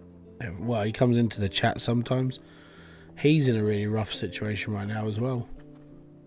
Like, he's running a GoFundMe now, and I mean, he's into a point of like, you know, he's almost like a homeless vet at this point. So I hope he gets the care. I hope he gets help as well. This is the thing. If I could genuinely help people, I would. So I might have to sell my soul to the YouTube devil and start making content on my other channel that just starts pushing that sort of thing. I might have to do some homework. I might have to look at how like Blitz and Dre do their stuff, and then maybe my other channel applies to a younger audience that will sit there and watch brainlessly. I'll have to see.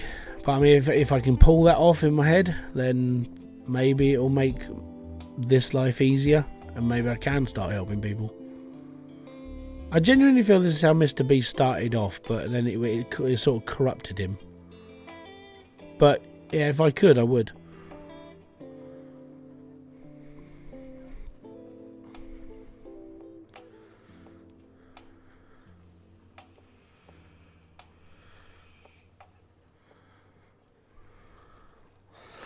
I watched something on gun control in the US, and the senator of the US never knew Australia was a real country, and said if you're gonna plan, if you use Planet X, etc., and not real world was so stupid. Do you have a link or a clip of that? Because I think most US senators know where Australia is, but if you go down to county level, where laws do get put through in their own counties, some of those people don't know where Australia is, because that's the educational system failing.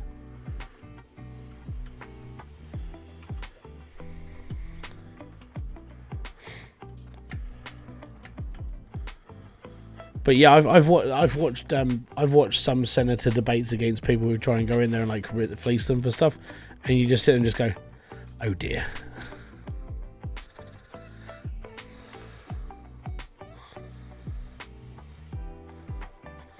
The thing is, like, most senators are actual, like, they're fairly well educated, but it's normally county level.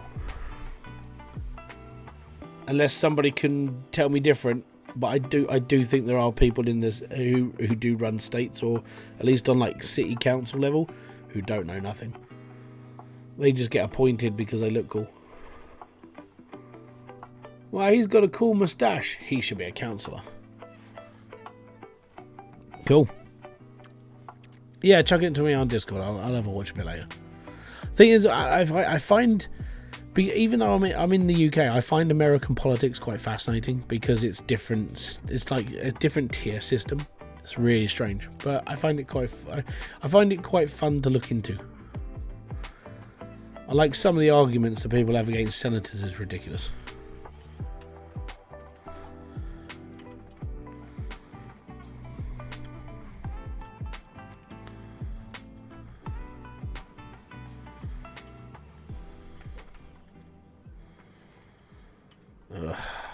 Still waiting.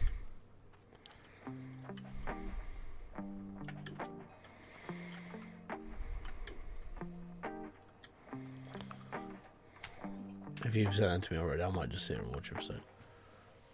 Oh, did you put it on my note?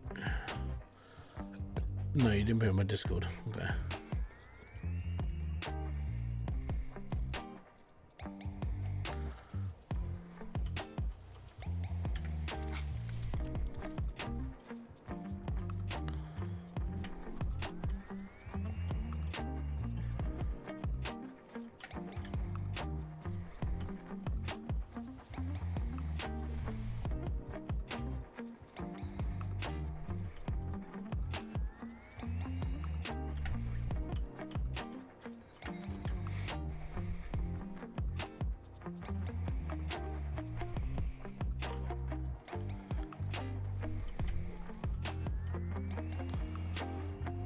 I think he was a Virginia senator.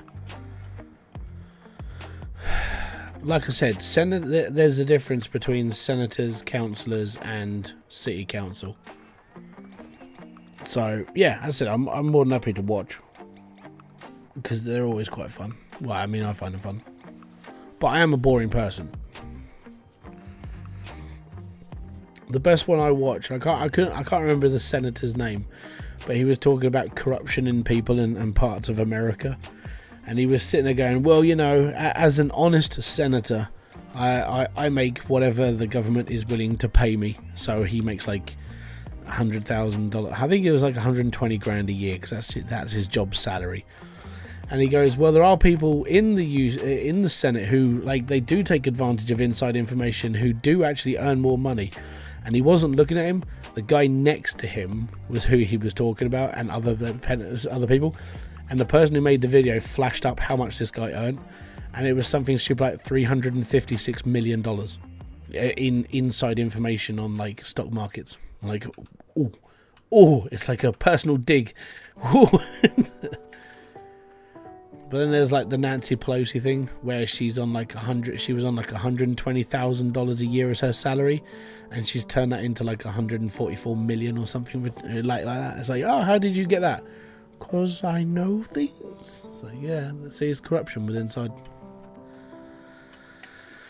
Same thing happens across the board.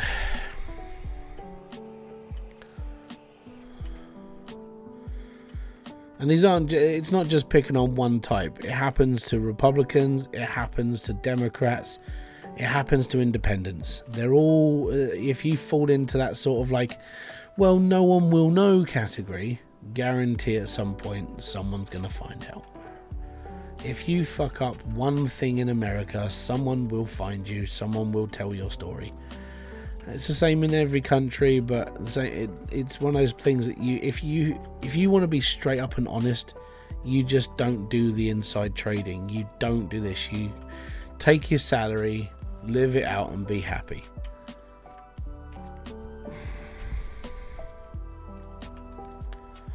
$91. We need like 2 more pieces of clouting, because I think at this level we're at like 3 ounces, so we need like 6-7 ounces. No, we need 9 ounces, so we might need 3 pieces, and then we can get another drill.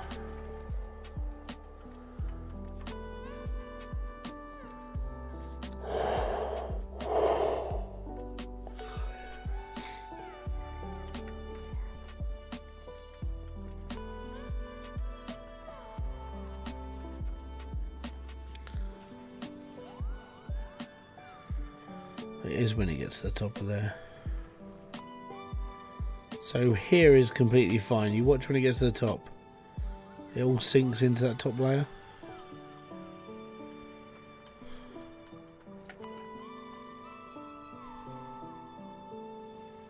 Now it's not going to do it, is it? No. There you go. See, it's sinking.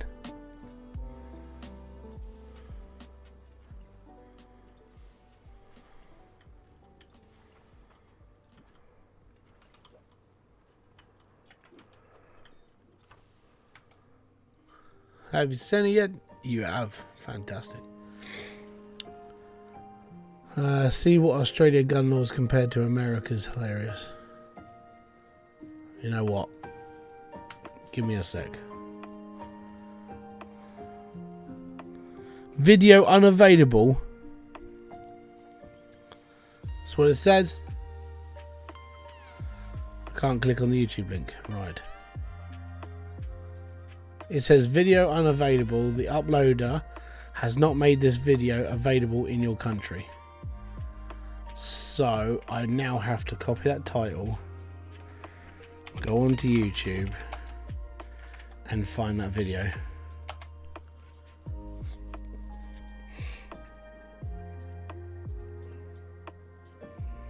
It was on the Daily Show.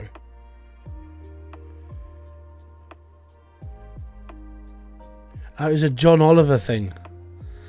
Right.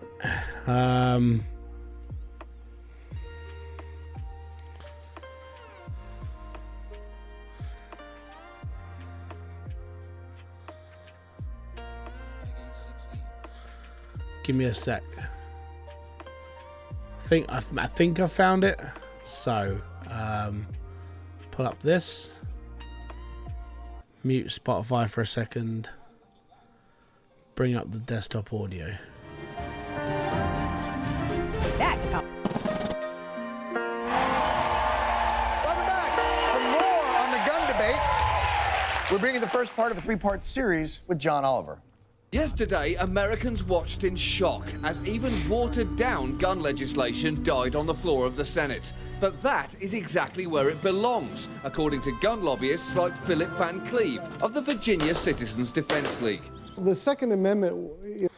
So this is Philip Van Cleve, Virginia Citizens Defense League. You know, is sacrosanct. You hold up this sign whenever I make a suggestion that you think is infringing upon your Second Amendment rights, okay? Okay.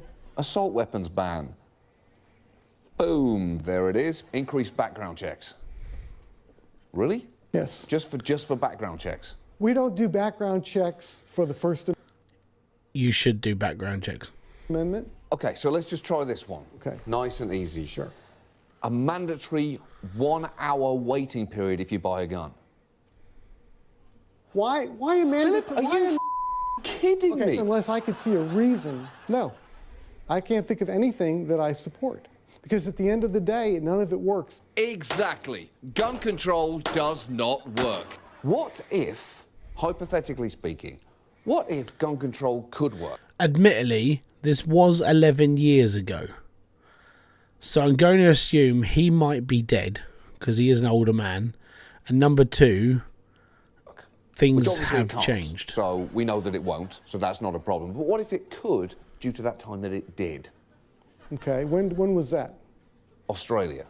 Yes, Australia. But he's not a senator. In 1996, a Conservative Prime Minister, John Howard, instituted sweeping gun control laws following a mass shooting that shocked the nation. So should we be learning from this effective example? So in the UK, we did the same thing. There was one mass shooting in the UK. Gun laws came in that you could only get a gun if you had a license. You had to go and apply for a license. You had to have a valid reason to own a gun. My friend owns a couple of guns. He's a deer stalker. He's ex-military as well. So he has his own guns to do his own things, and he gets paid to do those things. But your average person in the UK can apply for a gun license. You can buy a gun, but then you have to follow the laws for how it's kept, how it's cleaned, how it's maintained, and how it's deactivated when it's not being fired. Of course not. I guess if we're going to go to Planet X and say it's not the United States, it's some other planet, different people, different everything. I don't know. Yeah, you know, but in the real world with human beings, it's not going to work, and gun control isn't going to work. Unfortunately, not only Number one, he's from Virginia. Number two, he's not a senator. is Australia actually in the real world, He might just be dumb, which clearly he is. even their animals can holster weapons. So who was right about gun Kangaroo control? firearms. There was Oh, only yes. one way to find out. Confront the man responsible. Mr. Prime Minister, let's As you can tell, this is an old one because this is John Howard. begin in the formal Australian way. G'day. How do you do?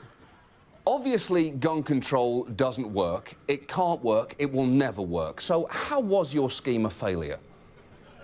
Well, my scheme was not a failure. We had a massacre at a place called Port Arthur, 17. Yeah, we had the same. As said, back in the UK, we had a mass shooting and then all guns were taken away. So yeah, we went through the same thing. But like I said, it's interesting to see these things. Yeah, that guy's not a senator. I don't think he has the brain capacity to be a senator.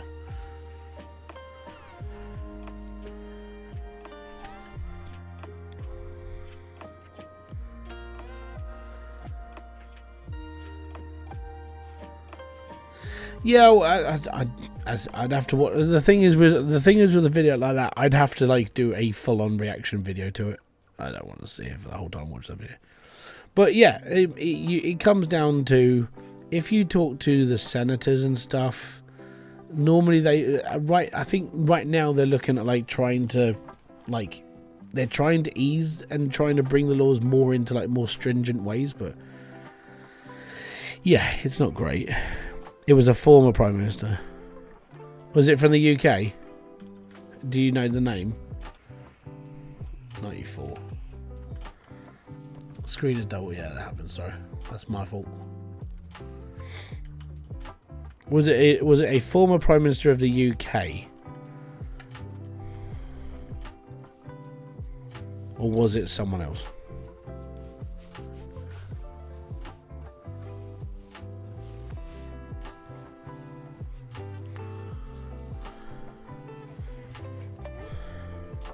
But like I said, that video is 11 years old.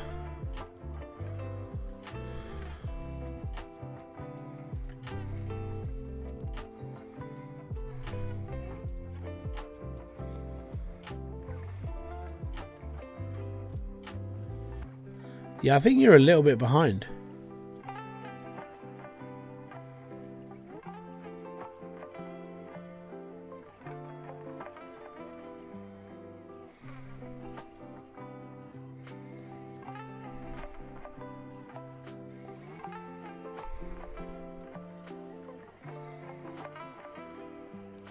The other issue is I don't like John Oliver's stuff because he uses laugh tracks.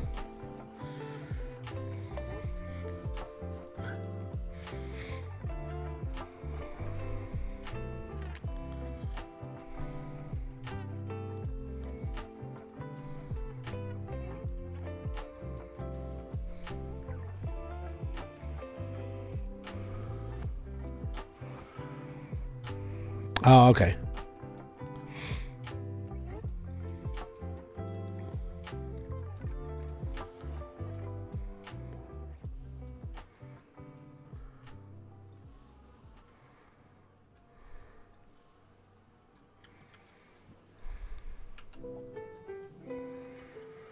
Uh, 94.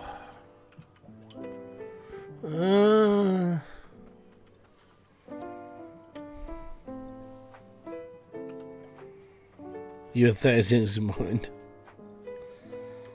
Right, that's 105,000 in gold.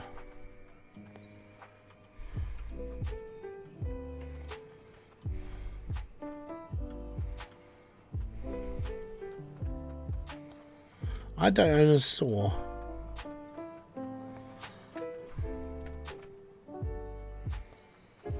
No, I do not. Damn you!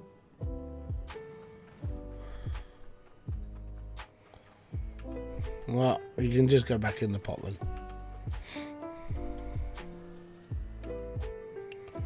97.47. We've nearly got another one.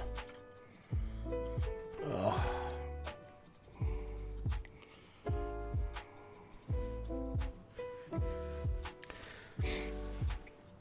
The thing is when it comes down to gun laws, it's in the American Constitution. It is an amendment. They have their rights to them, and they can have them. I don't, at the end of the day, it's their rights. But I feel like you do need to do background checks. You need to know who's got what, and you need to know the person who owns that gun. It's a bit like the shooting that was it last week? The 14-year-old kid who gunned down some people in a school. Not only did he face a prison sentence, but his father has a prison sentence of 130 years, I think it is, because he bought the gun. So America's jail system works, so it can work, but you do feel a little bit like, I don't know, it's almost like it needs fine tuning. And I think it's a people thing. That's the difference. And because certain laws affect different states differently. Just ring it with Onyx. We might do in a minute. We're going to go and get ourselves another drill. But the thing is, as soon as you start taking things away from the people, it's their rights to have them. And then it gets like messy, because then you see that the government are trying to interrupt with the people, and the people want to live their lives their way, and so on and so forth. And then they start quoting, well, we live in the land of the free, but you don't live in the land of the free because you're controlled by rules, and if you live in the land of the free, the whole world would be chaos. The mass problem here, you have to be able to change those laws so everybody's happy, but at the same time it's more protected. Even if I lived in America, I think the biggest thing I would own as like a firearm would actually be a taser. Because number one, I'm not going to kill anybody, but number two, it's just quite funny to watch a burglar lay on the floor and wiggle around like a fish. I think that would literally just be the way that I would defend my family. Like, oh, I've got tasers, and you're going to get like 10,000 volts to the chest, and it's fine. You don't need an assault rifle for home defense, but in some cases people use assault rifles for hunting. So what they're saying, what those people are is, yeah, I've got an assault rifle because I go hunting or I do target shooting, which you would have that gun for that thing. So it's one of those things. I haven't got a problem with people carrying pistols and stuff if it comes down like a home defense thing. But it is their amendment. It is their amended rights to own a gun, and because I don't live there, I can't say anything different. I can only give my opinion, and my opinion is, you probably don't need it for protecting little Bobby, but at the same time, you might need it for going off and doing some hunting or doing this, that, and the other. So I don't know. You might have to adopt. It might be a system like the UK. You get your license, and it's done for certain things, but then, if you've got your license, you have to prove that you're a stable person. Or you go down the strict route, which is like Japan. In order to get a gun license in Japan, you have to take a 2-hour written exam. Nobody does the exam, so nobody owns a gun. Or like very few people own a gun in Japan.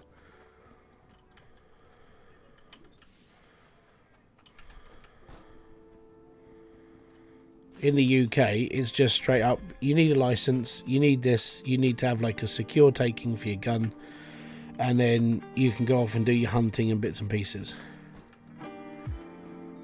Like I said, I know this because of my mate who is ex-military, who has his own guns, who does what he does with them. Let's put it this way, I've seen his photo collection. It's not normal, but that's him.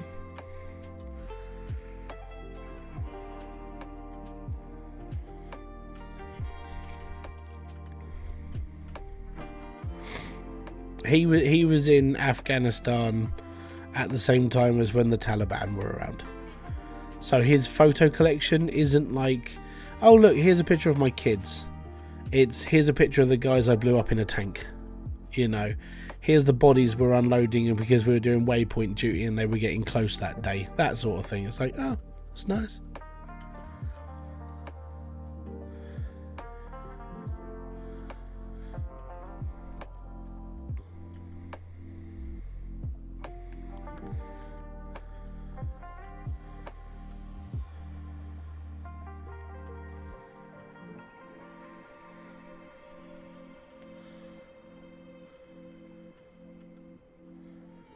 Nice guy though. I mean, he started doing blacksmithing when I was with him at work. He started doing knife crafting, so he would use it for skinning deer. So he would make his own knives. That was a pretty cool thing. And then he would come in and sell like a big, massive like bundle of meat, because he would do deer stalking one night. He'd take the deer up. He'd take the deer up to the butcher's. And then the butcher would carve it up, and he would bring in like venison sausages, venison burgers, venison steak. So for like a couple of days, I'd be like, you know what? Well happy. That's some good rich meat. A 36 is all you need for hunting if you have a good aim. Yeah, that's it comes down to what Americans want. It's not for us to say because it's their country. We can only give our opinion of what we see, and the only things that we normally see are there's another story of kids getting shot up in a school or people getting shot in a mall or this, that and the other. And I know it's like it's not a good thing to happen, but it's their country. It's them to sort out their own crap. It's not for us to decide. It's them. And the thing is once you start looking into things happening, and then we can only see it from an outside perspective because it's not us. That's the problem. You know, we're not part of that culture. We're not part of that country. And it's not until Americans want things to change will things start changing. But most of them, I would say most of them are protective over their own rights, and it's their own right to protect their rights. So I can't say anything negative. I can say maybe it's not a good idea for this person to have one. You know, like I don't think Crazy Jack needs to have a gun. You know, he's only just come out of the asylum, but it's all right. I don't think that sort of person should have one. But then you see it's his amendment rights to have one. Maybe people do need to be vetted.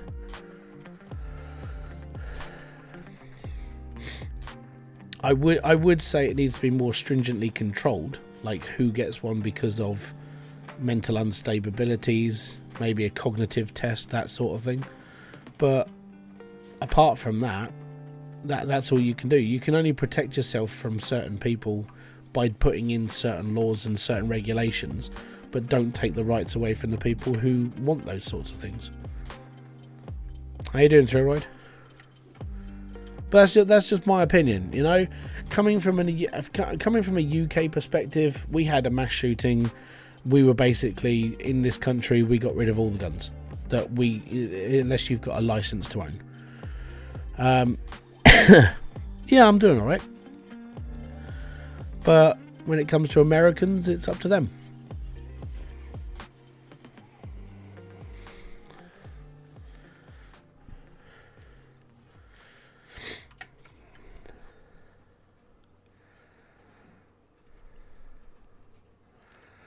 I think it should be like a driver's license. And that's actually not, I suppose that's not a bad way to do it. So every 10 years your license need to be updated. So you, with a gun license in America, you would have like your license, you would have your license revoked until you applied for a new one, which is what happens in the UK. Your driver's license expires after 10 years. But obviously with a gun, it's a weapon. So you would have to undergo tests to get your license back. Like, so you'd have to complete like a cognitive test and a firearms safety test.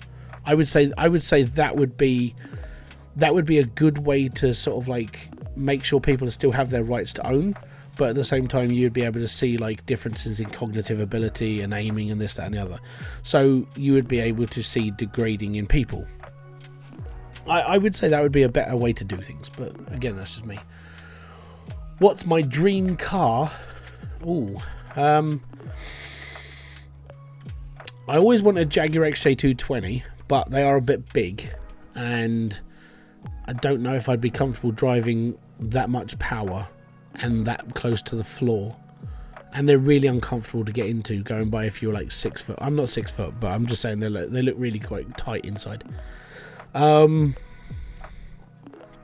like a 1967 Shelby Mustang, but I'm quite happy for a Camaro as well. But I also like Bel Airs. What about the R8? Why do I want an R8? It's an Audi. I don't really like Audis.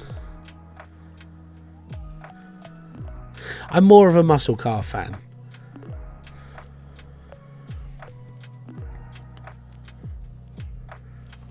I like tanks as well.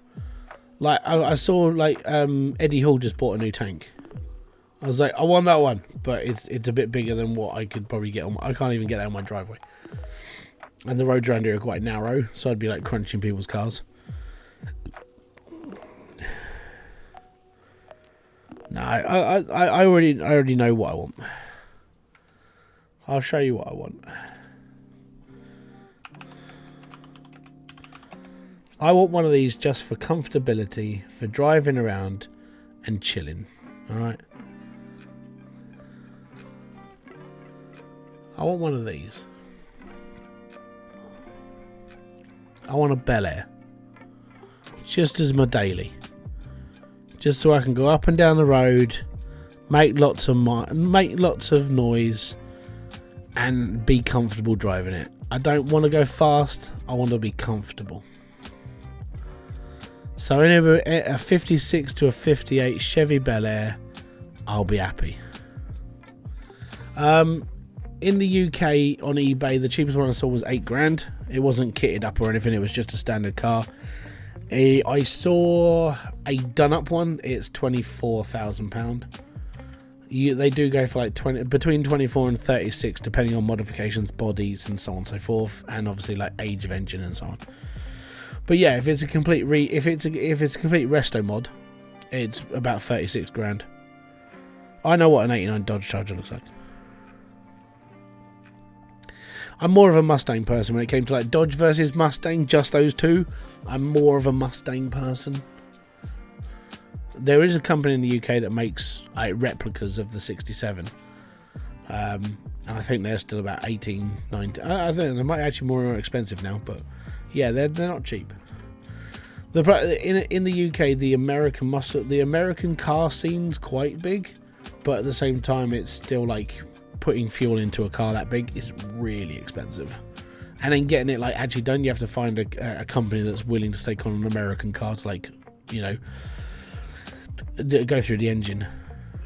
Which is there's a few of them in the UK, but there's not many.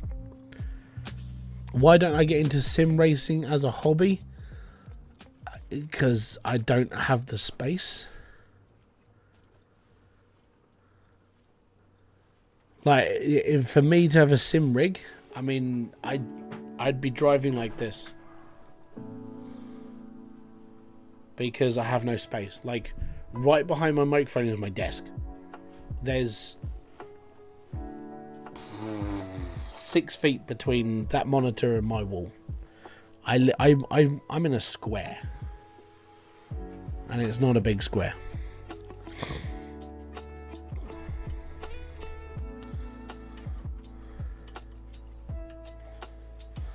52. We are running 4 drills now, aren't we? Yeah. Come on, drills. Yep, the corner of the living room.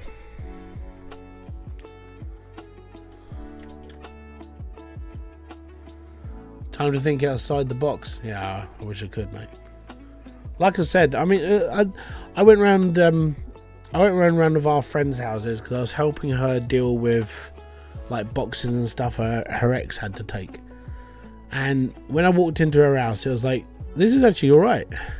And I was like, the living room was bigger than the one we have, and their garden was like post stamp, but their kitchen was a nice size. So Kerry would have the kitchen, we've got a like decent space in the living room, and the kids' rooms were like nice size as well. I was like, this is actually a really good house for a new build. I mean, they're not always the greatest, but hers was all right. I was like, I could see myself living in the house like this. You know, the kids would be upstairs in their rooms, I'll be fine. And then the living room was like, this is really good. I could have my little gaming setup in the corner. We'd have the TV up on the wall. Well, close to being up on the wall because the walls are shit. But then we've got all this space for like, you know, wool and books and DVDs and this and that. I was like, that's cool. Yeah, wife's in the room. She's, I don't know, 8 feet away from me.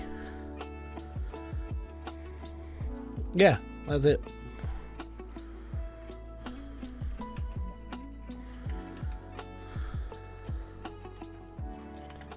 Yes. But that's the thing, it's like, you know, we're in the situation we're in. It's fine.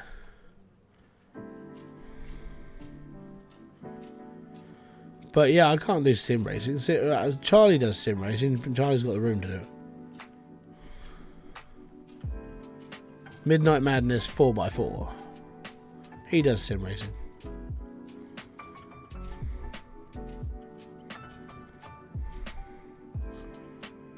No, Charlie's not my kid. Charlie lives in Pennsylvania. He's miles away from me.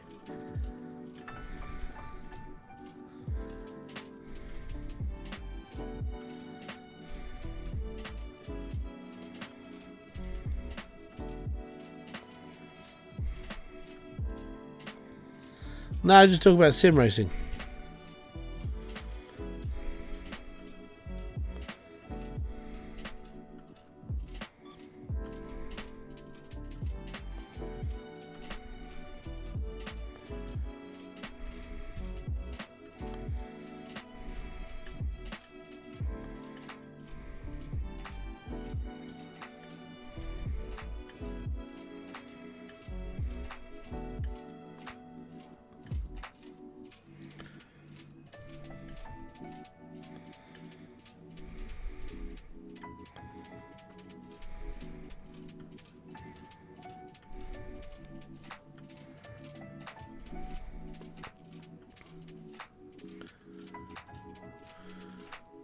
How is everyone's user blue and green?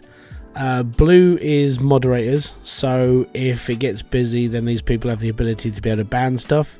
And green are members, so you can be a member for as little as 99 cents a month. It's cheaper than any cup of coffee, and it helps the channel out a bit more financially. You know, it helps me as well, which is I need it sometimes. It's been a rough couple of months on YouTube for me, let's put it that way. So yeah. How do you become a moderator? Normally it's people I've spoken to for like 5-6 years, and I talk to them on almost like a daily basis. I speak to Charlie on a basically daily basis. We have a little Discord of us and a couple of friends that do YouTube, and it's mainly just him and me nattering. Justin's in there as well sometime. But yeah, it's people that I trust. And being that I would say 95% of the people that pop by this channel don't really stick around. There's 5% that do, and you see them out here most Saturdays talking and having a chat. It's fine.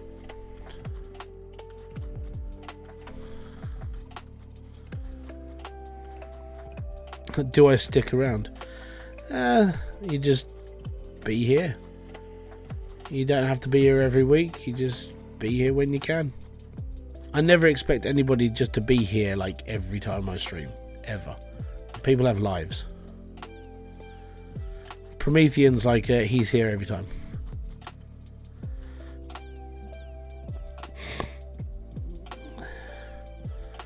I don't ask people for tuning in for that long.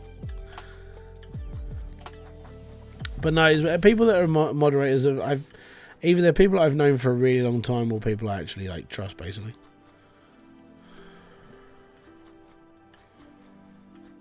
But I think I've only got like 4 moderators.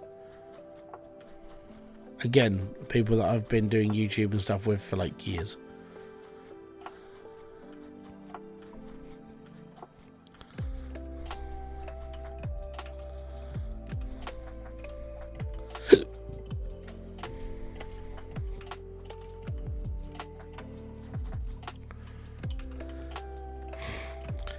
So if I become a member, what would it do? Your name turns green, you get access to emojis and bits and pieces, and at some point, I'm still not sure when I can fit this in, but I want to do like a members only live stream at some point, and I think that may be like a Sunday, or maybe during the week sort of thing. Basically, yeah, you just become a member. And each member, like the cheapest member tier is 99 cents a month, so about 25 cents a week. And out of that I get 70 cents because YouTube take 30%, and everyone's entitled to the same stuff. So most people choose the $1 one. If you do want to support more, you can. There is the other options, but that would be up to the person. I put those options in just in case someone went, hey, you know, I think he's cool, I'll help him out a bit more, that's fine. So there are options. There is a Patreon, but in fairness, Patreon's pretty dead. What are the other options? No, that's about it. So I mean, it's literally just for people who want to support. It's not something that like everybody wants to be, so I don't push it on people. I mention it that it's there, but you don't have to. You know, you get, at the moment, you get the same amount of content as everybody who isn't a member. But like I said, I want to start doing member only content. So I might start doing like a live stream for members only, but not yet. I haven't decided when and if I can do that. So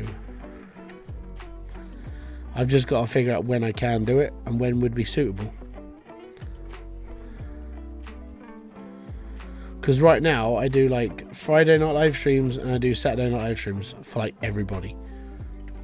I do a couple of hours on a Friday night, and then I do maybe 3 to 4 hours on a Saturday. You can name it Member Monday, maybe. The thing is like my evenings, like during the week, I've got like, obviously I deal with my kids going to bed, so it's whenever they're around. And then I tend to just chill out for a couple of hours with my brothers on on PlayStation until everything's like settled down, and then I go back to doing like recordings and editing and everything else. So yeah, it might be a thing.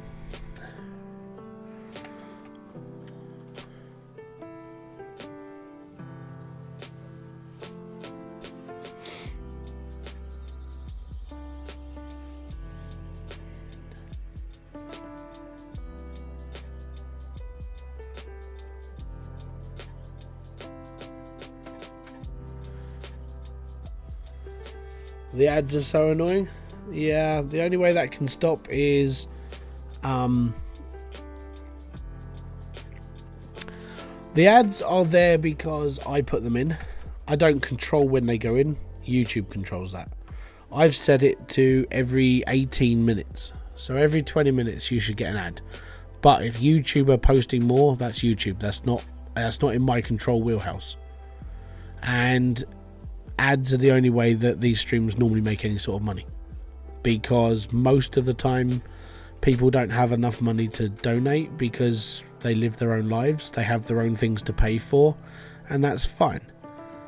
And I don't you know, that's just whatever people want to pay, that's up to them. But if they have their own lives, their own bills and everything else, I never expect people to donate. So the only way this channel makes real money, like any sort of money, is through advertising, and that's through YouTube. So AdSense is literally the only way I really make cash.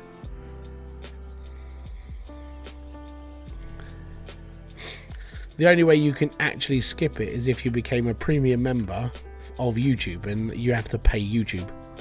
That's not me.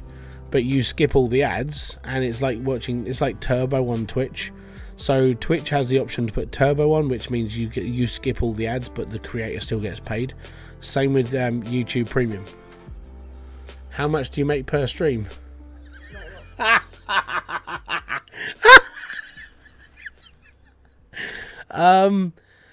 It's not even worth talking about.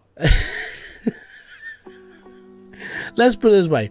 I wish I had Dr. Disrespect's numbers. Right?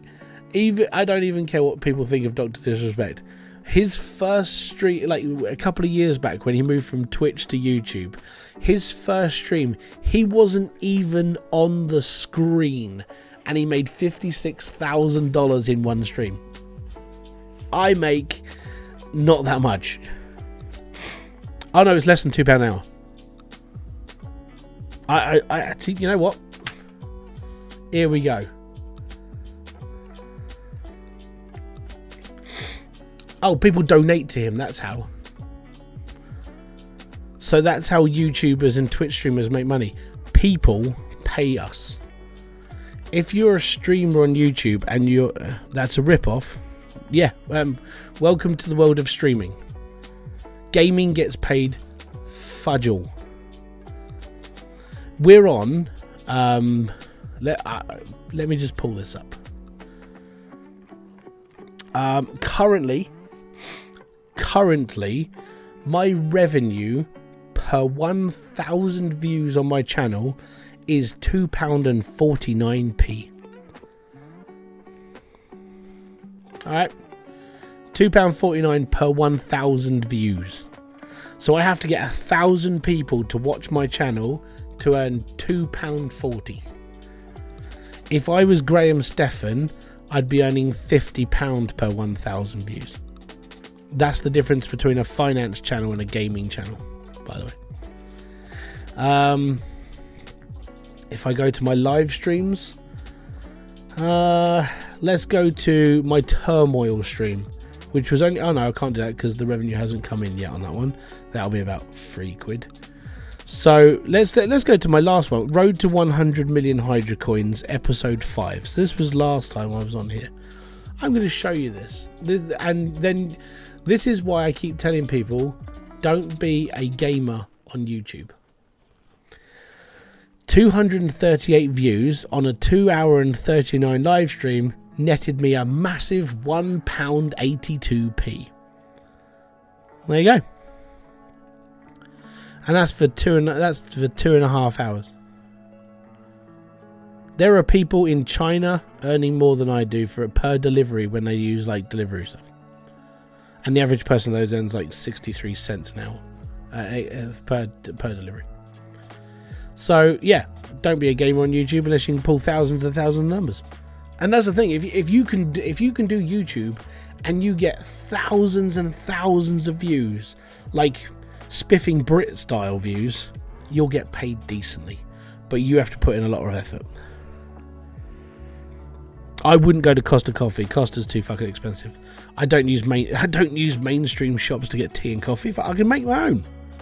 Why do I want to go to bloody Costa? Oh, that's stupid money. That is like, hi, I've got more money than sense. I'm just going to go and buy a paper cup with some piss water in it. No, Costa Coffee is bullshit. Same with Starbucks, it's all crap. Don't go and buy their crap. Make your own, it's better. Working for Domino's is somewhat good pay. Yeah, go for it. Be a delivery person, it's good money. And you get tips if the person who turned up is good. But here's the situation I'm in. I can't do that. So yeah, that's how being a gaming YouTuber and being that I'm on camera and I don't really have like lots and lots and lots and lots of people watching my channel because the games I play are relatively slow and boring. That's the other difference. If you watch the people who make good money out of gaming, most of them, I would say most of them, are faceless channels, right? Most of them. And the reason why is so you can't place an age to that person and it doesn't look like your dad's playing the game. Number two, they're faceless because editing is better, and I've even discovered this, right? My other channel, which I'm using for like experimentations and bits and pieces, is you do a lot better as a faceless channel. Even though my channel hasn't got any subscribers, it's still been viewed even with no promotion. So it's like, it's not bad. Yeah. No, that's the thing. Like, if you can pull that sort of money, go for it. It doesn't matter what you do it. But gaming YouTubers, unless you can pull, I think I worked out to about 600,000 views a month.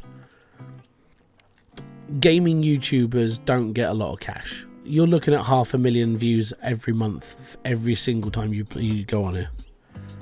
So that's what you're doing. If you want to be a gaming YouTuber, that should be your number one milestone, to get to 500,000 views a month, every month. Then you'll be okay. Ish.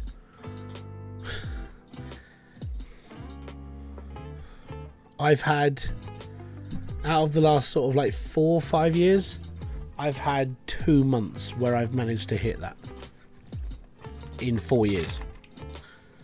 But that was because of Hydroneer updates, videos, and the stuff I was pushing. People don't tune into this. So this channel for me is literally just a chill channel for now. It's like, I do this, I play these games, people watch, they don't, it's up to them, I don't mind. My other channel is something I want to work on more, because it's a faceless channel. It's different.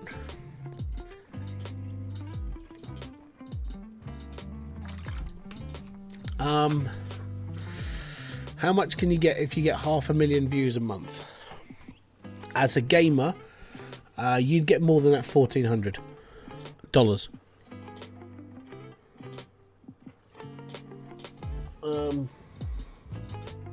I keep track of every single month I work on YouTube.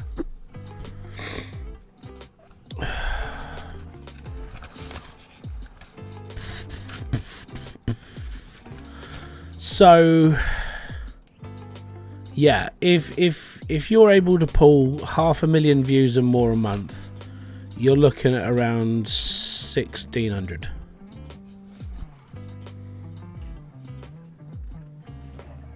That's pounds, so that's about $2,000.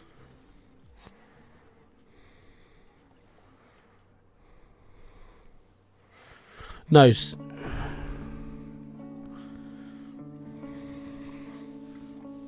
not 6,000.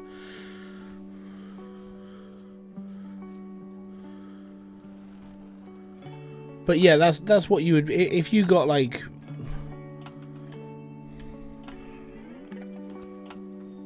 my brother did the, what are you saying 6,000 for, or 600?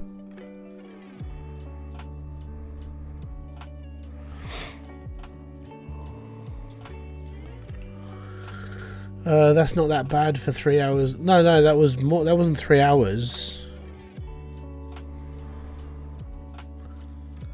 600 views, 500. No, right. So, no, for 500,000 views, you would get £1,800, roughly, depending on inflation and so on and so forth.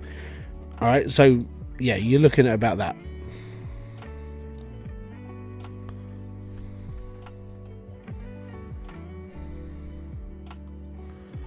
Yeah, 1,800-ish, right? So 1,800, that's about $2,000. So you'd be earning that every month if you could pull 500,000 views.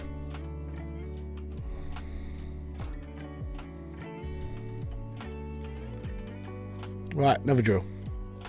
But that would be dedicated videos for a certain thing. Have you done the DLCs yet? I've finished all of this. Yeah, this is my final playthrough. I'm aiming for 100,000 Hydrocoin, and then I'm done, basically. At the moment, the mine section is just taking time because we started on like 1 drill, and that's all I've done, really. So if you were getting constantly 500,000 views, would you quit your full-time job? No, my full-time job, I'm a full-time carer. I'm at home 24 hours a day, 7 days a week, looking after my wife and my kids. I mean, my kids, not so much full-time anymore because they're in school, but I'm the one who takes them to school, I'm the one who picks them up, I'm the one that deals with them, cooks and so on and so forth, because Kerry sometimes can't do those things because she has mobility issues after cancer. She has other things that I'm not going into detail for, but it's the reason why I became a full-time carer. I'm at home 24/7 unless I'm at the gym.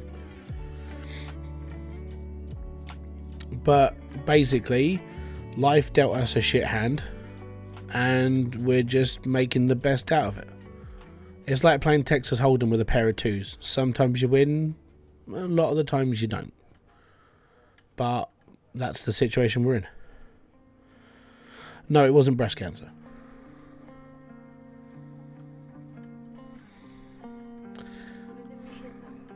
It was stage 3 bowel.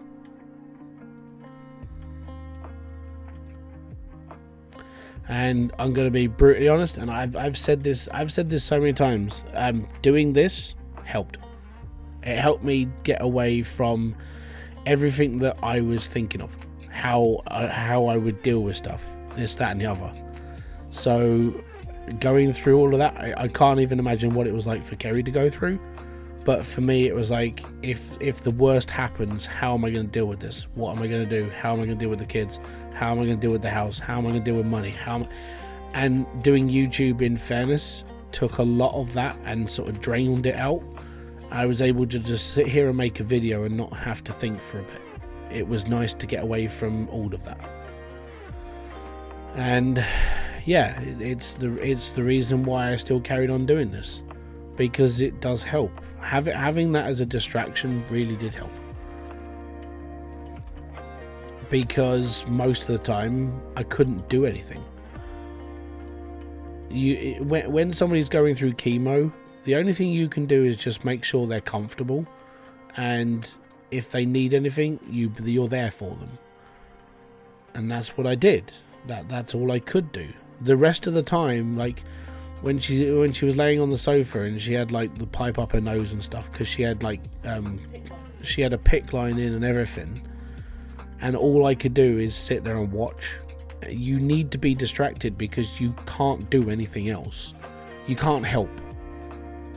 So it just became a waiting game. And doing YouTube, even if I was literally, most of that time I was just sitting here making videos, and as soon as I would stop making the videos, I would literally just sit here and go, what the fuck else am I supposed to do? I couldn't do nothing. The only thing I could do is take her to hospital and she had chemo and she'd come home. But yeah, I mean, anyone going through cancer, it's hard to watch, because the person you know and you love and everything else is sitting there and you can't do shit for it. So, I mean, I've been a full-time carer now for like 8 years. So I just carry on. That's it. That's all I can do. So yeah, me playing games and, you know, streaming twice a week and doing a couple of videos, it helps. Because some of the time when Kerry can get around and we'll go out for a walk or we'll go to town, we've got to go and buy stuff for the kids, and we live our life like normal people. But then she'll have a pain flare and she's out for a week, or she has problems with her mobility now, so she can't get around. No, she's okay, but like she has like bad times. Like if she has a pain flare because of all like the scarring that she's had with like the operations and bits with it in the stomach area because of cancer, she could be out for a week. So she could be laying on the sofa in pain on codeine or cocodamol or whatever painkillers the doctor prescribed this month, and she'll be out for a week, and she's basically, you know, she can't do nothing. So I take over 95% of the jobs in the flat, and then if she has a good week, she's alright. And then because she's lost some of the mobility in her legs, going up and down like stairs, she can't do. So if she has a bad time where she can't go up and down the stairs as much, we don't go out, or she can't, and I'll take the kids up the park or something. So all of these little things, they all add up. But and then I can be, the worst part is when we get like certain handouts from like the school, because we're a benefits family. And then like, oh well, you know, you get your voucher for like the half-term school and this, that, and other. I'm like, okay, cool. And then some of the ones you can get, you have to take to the post office to get cashed out on, because they're a government grant thing. So you get your money and you have to go and collect it in the post office. There have been people in the post office lines that when you say, oh, I got this voucher because of this, because they ask what it is, you'll get sneers from people. I shouldn't. One of the women from around the road from me, her name is Emma, and she was up there with her 2 kids, and she was getting her, because she's in the same situation. She's in council housing. She doesn't work. Her other half does. They still get certain money for kids to be fed through some holidays and everything. And she ended up. She was up there getting her money, and a woman behind her turned to her and said, I don't see why I have to pay for you to do this. And that was like, well, you're not paying me. Well, it goes into the government, so yes, I am paying you. It's like, but yeah, my husband pays into this as well, so technically he pays for this as well. We all pay taxes, we all pay everything. But it was, this woman's disgust was like, well, I shouldn't have to pay for like, you know, you sort of people. It's like, oh, fuck off. And this is the difference between like lower class and middle class. We get a lot of like downtrodden remarks and stuff because of the way that we live in poorer communities.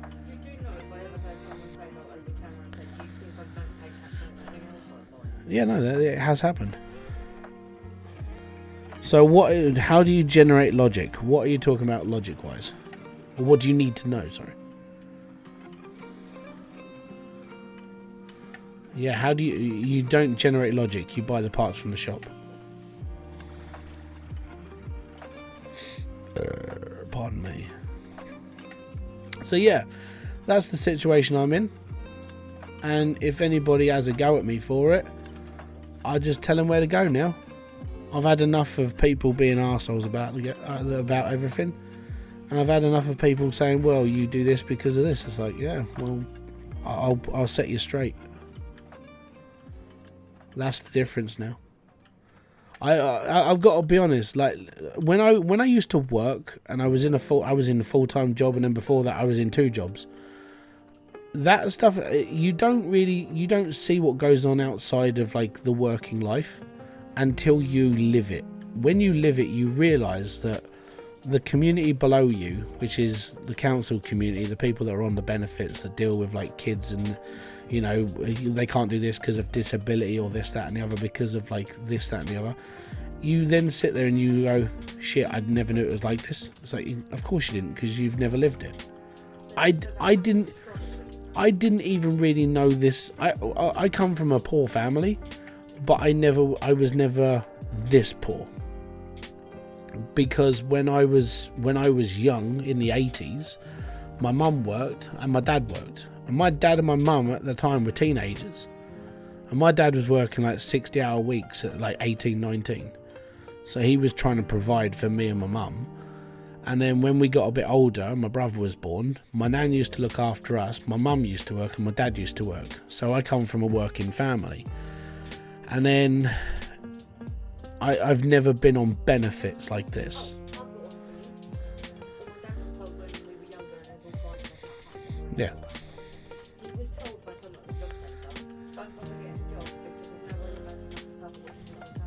Yeah. And then the other thing is like when you get into this system, then you go on to like JSA if you go into like job seekers. I'd like to use logic for gem compression and don't really understand it. Oh, okay, so I don't know either.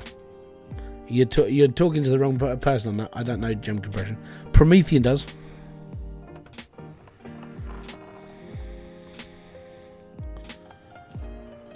Basically, gem compression, you can just chuck in, you can just put the pipes into the back of it like I have. I'll show you. So all I did, because this is my like crappy playthrough and I'm like, I don't really care. All of these are lava pipes that are literally just triggering these. If you want to use them as logic, then you could just hook them up to a switch and you could open and shut them yourself. But most people, because they can't be bothered, or in fairness, no one really wants to set it up, you just chuck the lava into the back of them, it compresses the gems. You don't even need to use logic on them. It's fine. I used to because, I gotta be honest, I preferred it. But yeah, you don't need it. Right, I need that one, so that's a corner. I need a corner. Corner? Corner. Corner. Yeah, it's corner. But yeah, it's all fun and games. But yeah, so back in the days when we physically had to walk into like job seekers places, there was always a stigmatism. You need to get a video of me playing the games with your kid. Okay. So there was always a stigma of like, if you were on benefits and you had kids, basically what you would be told, and this is why the government had like a part issue at the time, was you were told by the job people, the people who were trying to find you jobs. I know, right? If you could sign on, so that means you get your job seekers allowance, right? And if you had X amount of kids and your benefits would actually outweigh you having a job, they would tell you to stay off a job, because you would earn more money from being on job seekers and other benefits than you would actually having a job. And that was told in like job centers. What game will you play after Hydro? I don't know. This is a live stream game, so I'm going to be doing this until I hit 100 million. I could be doing this for like a couple more months. It's just what. Well, I don't know. It's going a little bit faster now because we're up to 5 drills. Oh, here's the one for you. Most people think that Kansas State children are very badly educated. Yeah, I know.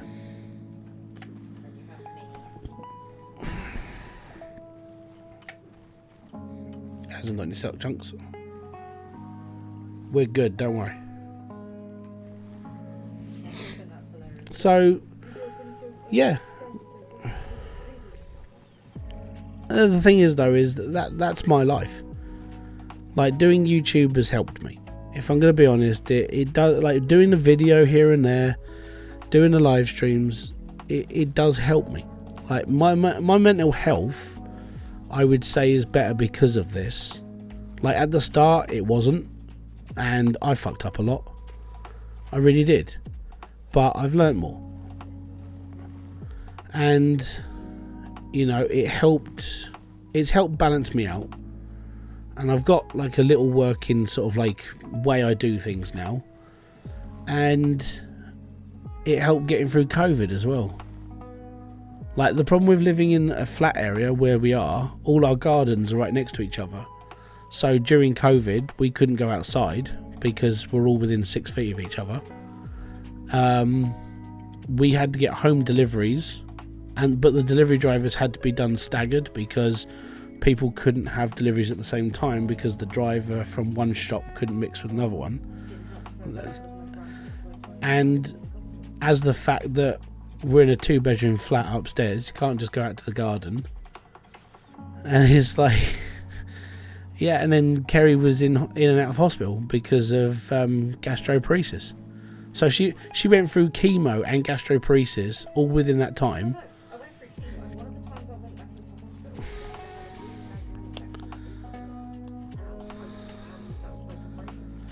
hospital. PC specs.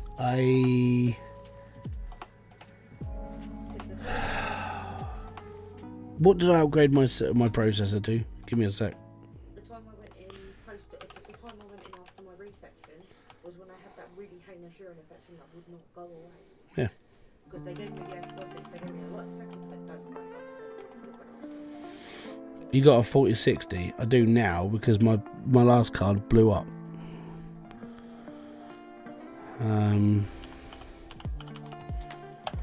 System. Here we go. So I am running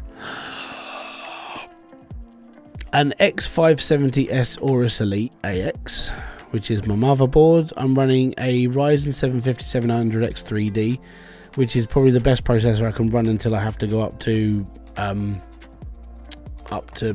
AM5. How much RAM? I've got 32 gig of 3200 megahertz. Basically, the next upgrade from this would literally be AM5. Greetings from Holland. DDR4, yeah, DDR4. I can't go any higher. I can't afford it. But yeah, so that's why I'm prattling around. Like I'm setting up a second channel, and it's a faceless channel. I'm gonna be trying to play things a little bit more like stupid, if that makes sense. You know, I'm building a PC. Want to hear the specs? Okay, go for it.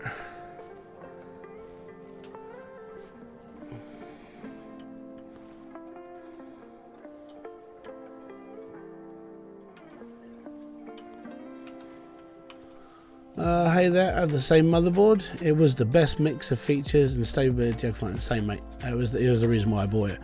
And the idea that as well that I was upgrading to, I wanted to upgrade to the X3D, and I was like, I want a motherboard that's going to be able to handle it. So I did. 32 gig of DDR RAM, clocked at 3. Yeah, that's fine. In my opinion, Intel CPU is better.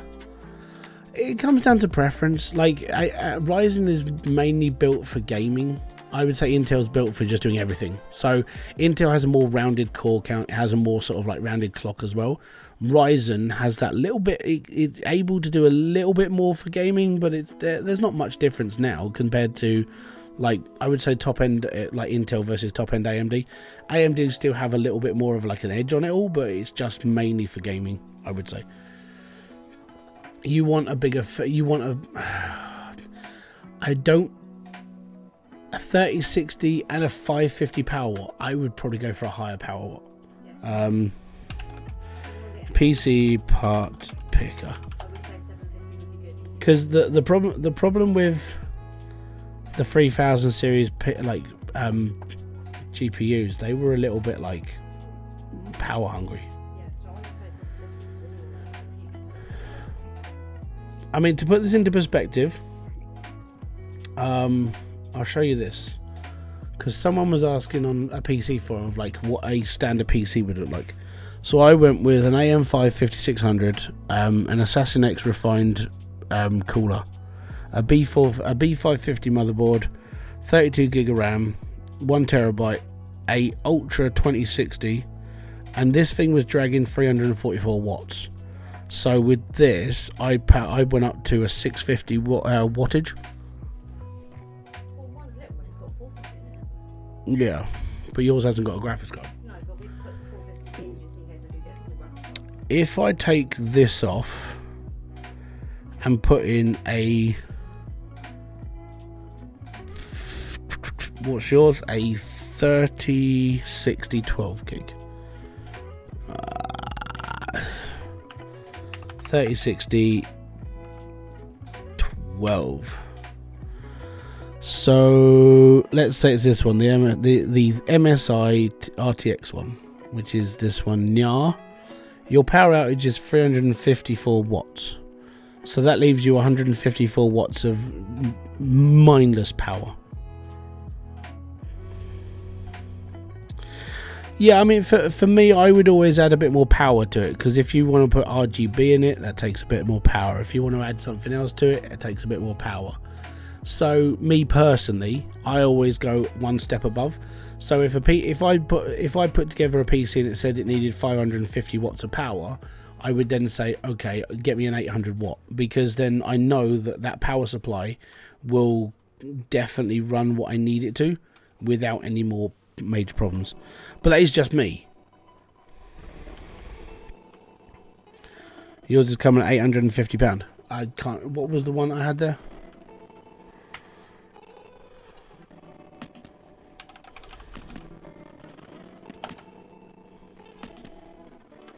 So that PC that I put together is just a basic build. is 745 quid. And that is for a 3060 Ti, fractal design case, an 650 watt power supply, 1 terabyte hard drive, 32 gig of RAM, a B550 board, and a Ryzen 5600. Because the chip is like 94 quid. A 2 terabyte SSD.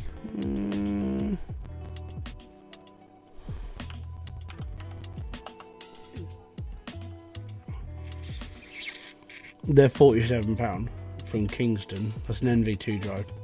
Well, that is 1 terabyte though. I mean, the Samsung Pro is £151.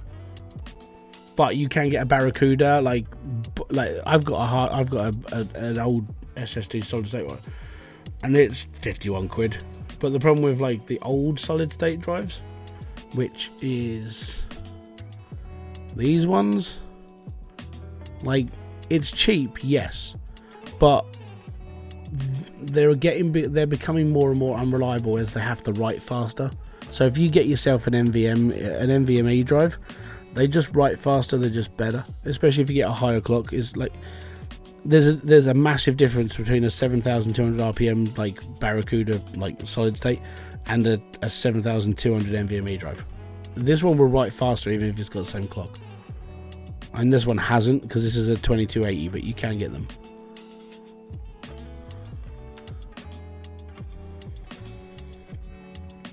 Yeah, they're just slower. But the problem is because they're old tech, they're just becoming just less and less desirable. Especially when it comes down to like people want like faster gameplay and they want this, that and the other. It's like, okay, cool. I just have to spend more money then. But yeah, 745, 800 is a good starter PC.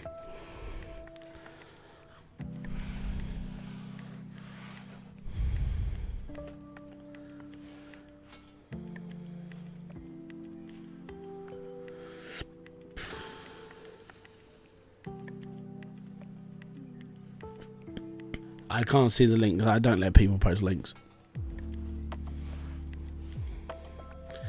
But I mean, if I was building that, the only thing that I would change is the power supply.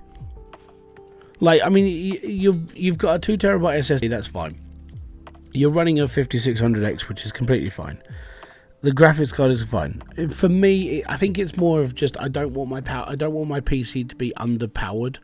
You know, if I want to add like RGB fans, or if I want to add like an RGB strip or a little like funny little monitor with some graphics on it, I'm gonna need that extra little bit of power, and that's why for me I always overcompensate with power supply.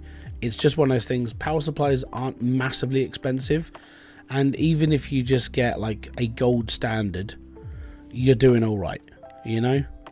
And most of them, I mean, nowadays gold standard is like real standard. Now they've got like titanium and diamond and platinum, but there's no point. I might as well just stick with gold, and I know it's reliable. No RGB, all black raw performance. I'm still paranoid of power. It's just me though. Like I said, it's just a me thing.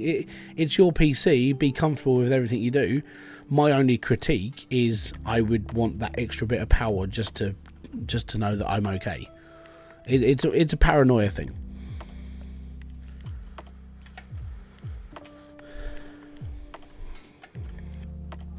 Anyways, if I can just get a 6th drill, and then we can carry on for next time, it'd be awesome. Well, I don't know if it's not going to be awesome, but we're getting closer, because we now got 5 drills, and I put that one in the wrong place. So I did good. Can I get your Discord? There's a link in the description box below. You can put it there. It's the I'm going to start advertising it as the quietest Discord in the entire internet, because people talk on there occasionally. It's really quiet. More people leave that Discord than join it now. We should wait to get 2 drills, 1 drill at a time, starting after. Yeah, well, I'm thinking what I'm going to do is I'm just going to start just leaving it and just going to go and bury my head in the snow, or just dig a really big hole, maybe. I don't know. I might just keep expanding the mine out. I missed your birthday stream yesterday. Thank you very much, matey. A boon to you, Soup Wizard. Most appreciated. You know what? I'm going to put a little heart in that. I've never done this before. There you go. You got a like. Thank you very much, bud. That goes into the grand scheme of YouTube, and then they take money from that. I've never ever put because this is a new thing on YouTube. You can now, everybody can like that if you want. You can reply to that super chat. So YouTube have put this in, so you you can build threads off of likes and like super chats now. I thought it was pretty cool. I don't understand why YouTube want to do it, but I'll have a chat with. Hopefully I get a community manager, and then I can sit there and say, so why did you do this? Because it seems a little bit pointless, but it's just me. I want to get a channel manager. I want to start quizzing them because I'm a twonk. I just want to like argue with authority. That's a month's pay right there. Yeah, that is basically how much YouTube would pay me for doing streams for a month. Thank you. Well, actually, that's more. I'd get like £2 a stream. That's 2 months worth there,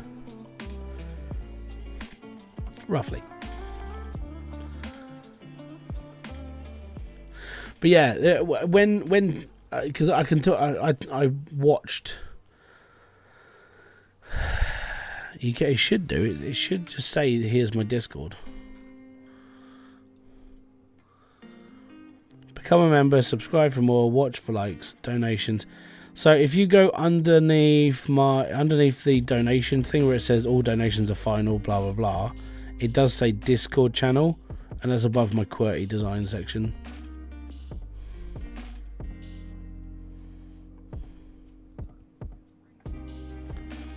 Oh, if you're on your phone, yeah, it's a right nightmare to find. If you're on your PC, it's like, oh, it's right there where I can see it in plain daylight. But yeah, on phones, I ain't got a clue where to look. Like, that's why I don't use my phone for YouTube. My phone, I would say that my content is very anti-phone friendly. It's not good.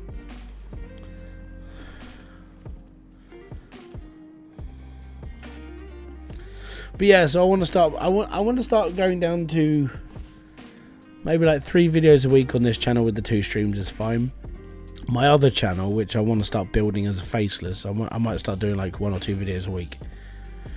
I'm not sure what I'm playing yet though, because it has to appeal to a slightly younger audience, or I just have to like be stupid. And being stupid, all I have to do is watch the other people who do YouTube, and then I can take notes from them. Or what I can do is I can do like Project Jamesify, where I am talking about teardown and blowing things up with cars. And put on one of those really annoying loud voices that everybody hates apart from kids. Oh. It's the same with Gray. I guarantee Gray still plays, hates how loud he has to be to do his videos.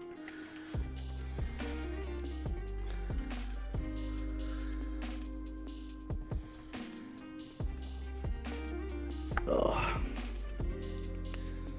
But don't worry everyone, it'll be Christmas soon. Yay! As you're saying that, we've only got a couple of months left.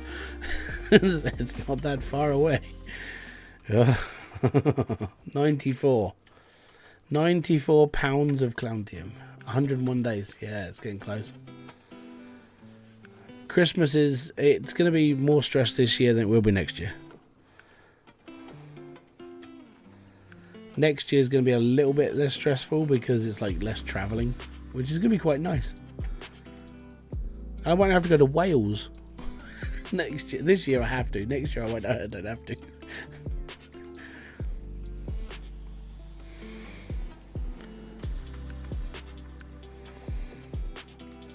We've got one. Oh, it's getting easier, Promethean. It's getting easier.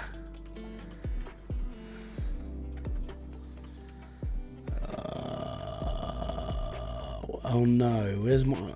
Did I bring the... Oh no, Did I bring the iron back? Did I Oh no, I don't even know what I've done. Help!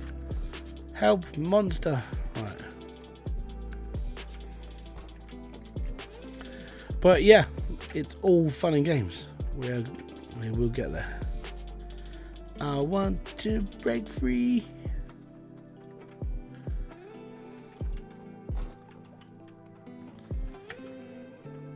We haven't crashed yet.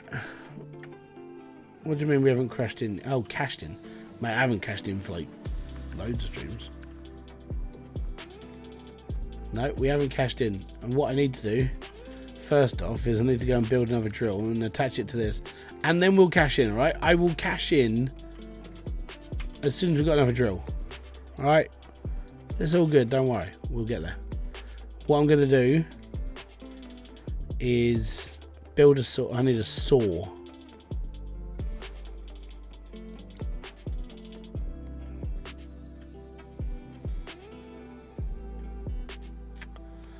Well, no, I could use my gems. I'll build a gold ring.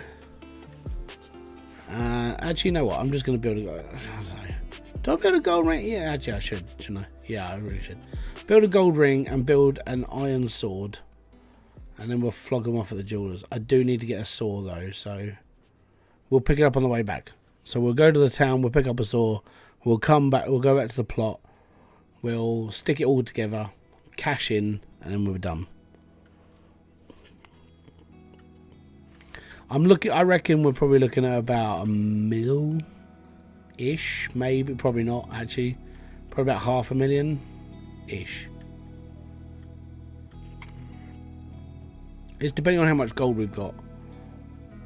I'm doing like 5 or 6 drills now. It's going up a little bit quicker.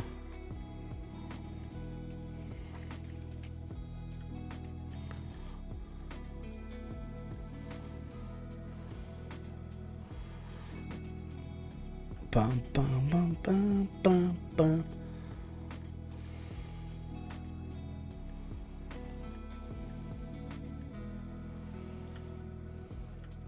But yeah, it seems to be like every 8 months or so. Is that there's always a new person who comes in and starts talking about like how all this started and what I've done and so on and so forth. And it seems to, I think it's like every 8 months I have to tell that story. Like this, which is all right, because at least you know the details never going to change, because nothing ever changed.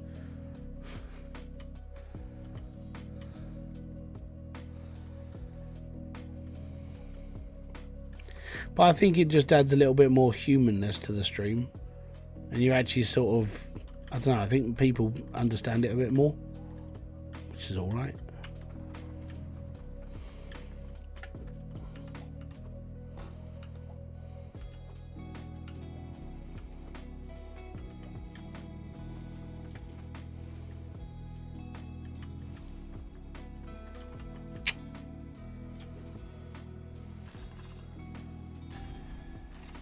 Oh, another drill.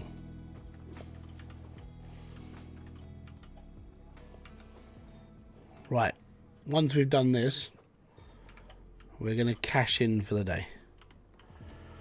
I'll be able to tell you the story by heart in enough time. Yeah, maybe. I think it's just one of those things.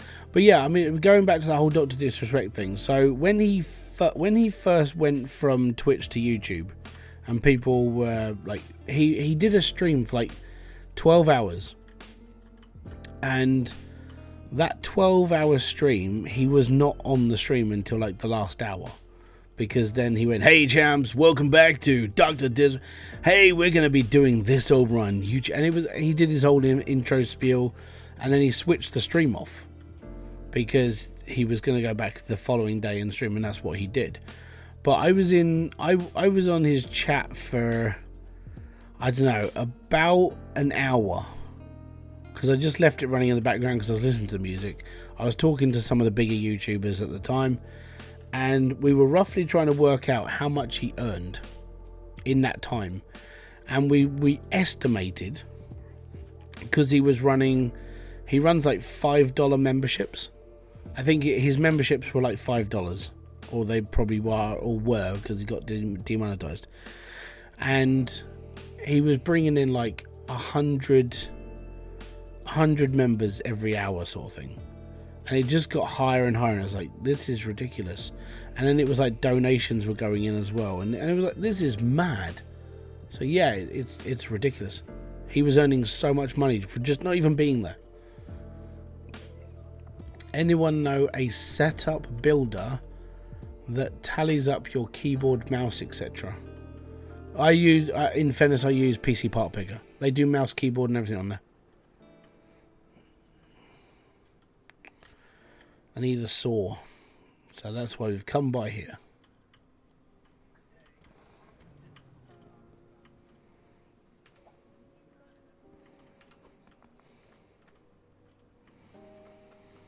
I always thought I bought one of these.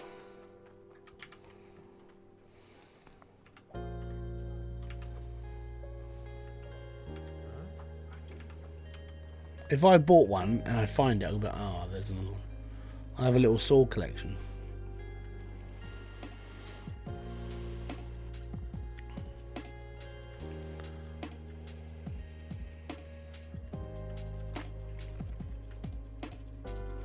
Don't need a bed.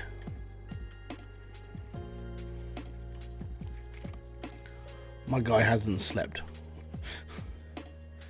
He's like, it doesn't matter. We have stuff. I have caffeine. I'll be fine.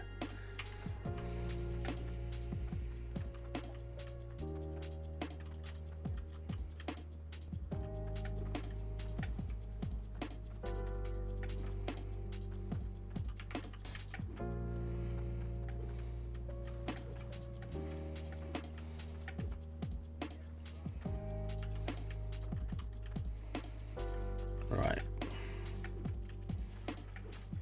Get in there.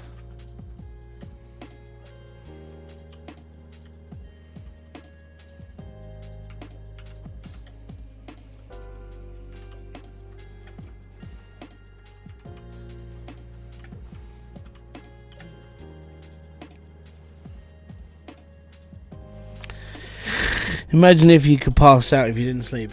Oh, that'd be like all the other sim games I played. You're getting tired. Yeah, it's fine. Your character will pass out. Yeah, it's fine. Don't worry about it. We'll be fine. And then you pass out, and then that's it. Right. I do need a way of turning all these off without turning off the main harvester. And without having to turn them off individually. So I might have to work on a separate line on this. It's a bit of a smeg. Or what I could do... We'll have a ponder. That's fine. Right, turn it off. I've got to find a way. So, turn that back on. Because now they're controlled by...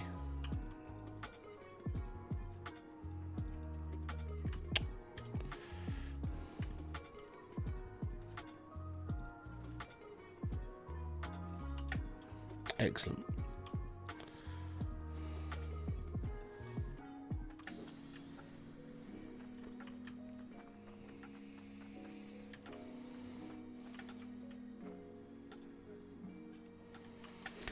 Right, so I've got to try and think of a way of like having this turn that off without having to turn off all my drills. So I might have to have a fiddle around with like the way that I've laid this out maybe.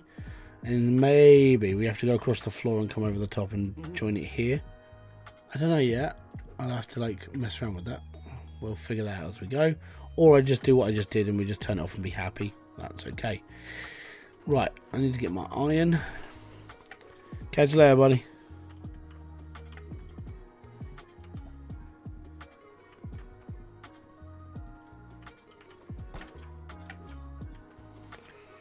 Pull the drills back one and then put a tap in. Yeah, I could do actually.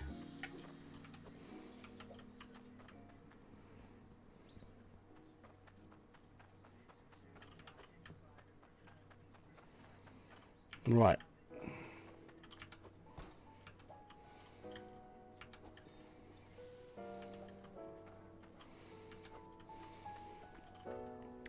So here's the gold. And I will put a How much is the onyx worth? The onyx is worth 7,900. The diamond, 7,900, is worth 20 grand. So far the diamond is winning. Sapphire, 9,000. Ruby, 6 grand. Emerald, 15. Diamond wins. What's my time zone? UK. Literally, yeah. It's worth more as a necklace.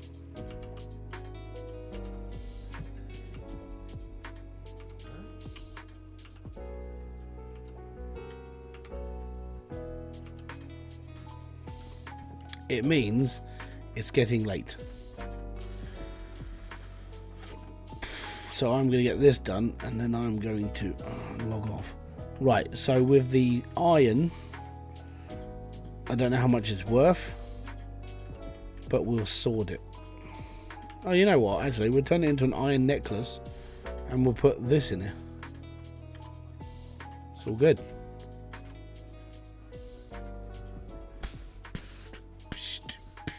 You can send me the list in my Discord. It is there.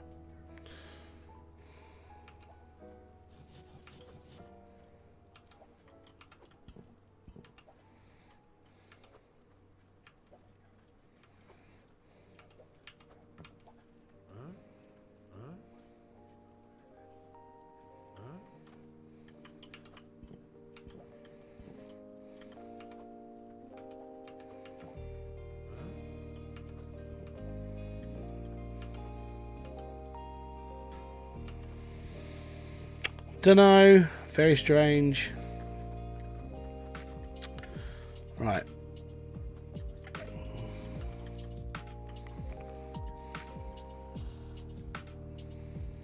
So I don't know how much these are worth, but now that we've got 6 drills chucked in, next one will go a little bit faster. We'll be earning cloutium. We'll be earning enough cloutium to be doing a couple of drills every. What, we'll get into a point where it's every 20 minutes? I don't know, I'll have to do some timing. Right.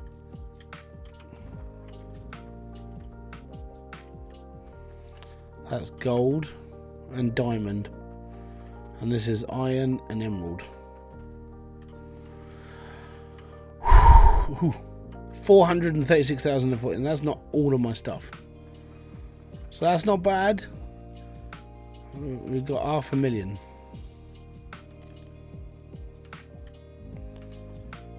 $469,738. And that's with just 6 drills. And that's with just like not a lot going.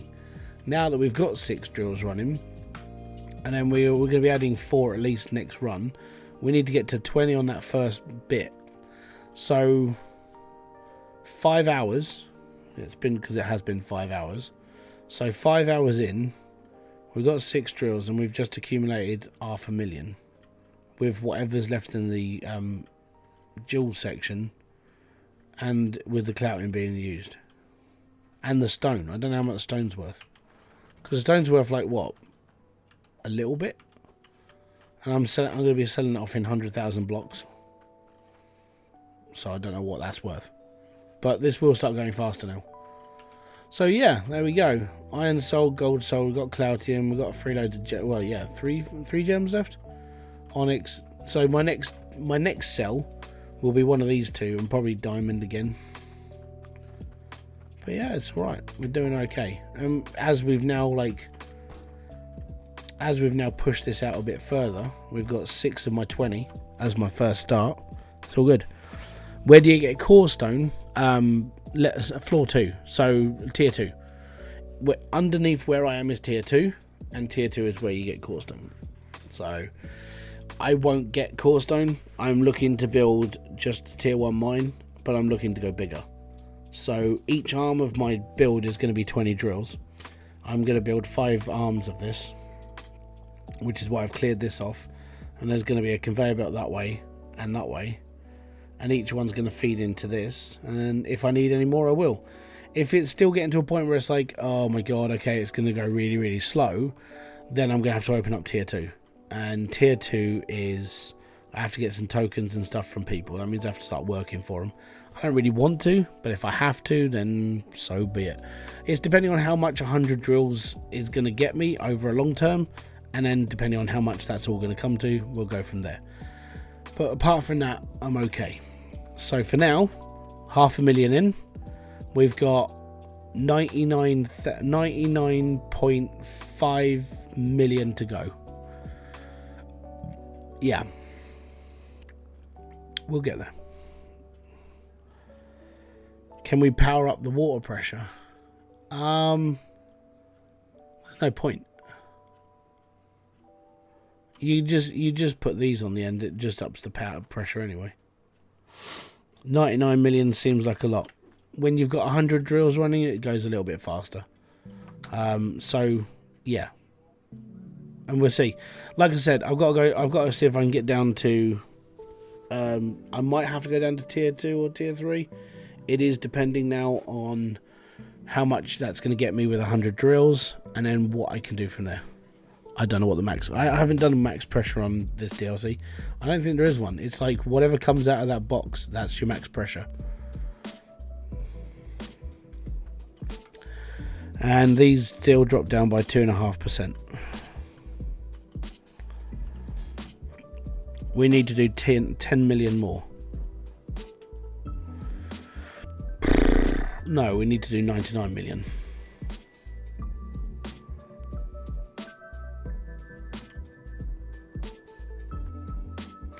But the thing, what you have to take into consideration is it's not how many drills you've got. It is part of the thing, but it's what you're making with those drills. It'll get to a point where I won't have to keep doing stuff with drills. I won't keep having to make them. I will just be making stuff. So instead of like putting out another 10, 15 drills, I'm going to be building like 6 or 7 different swords.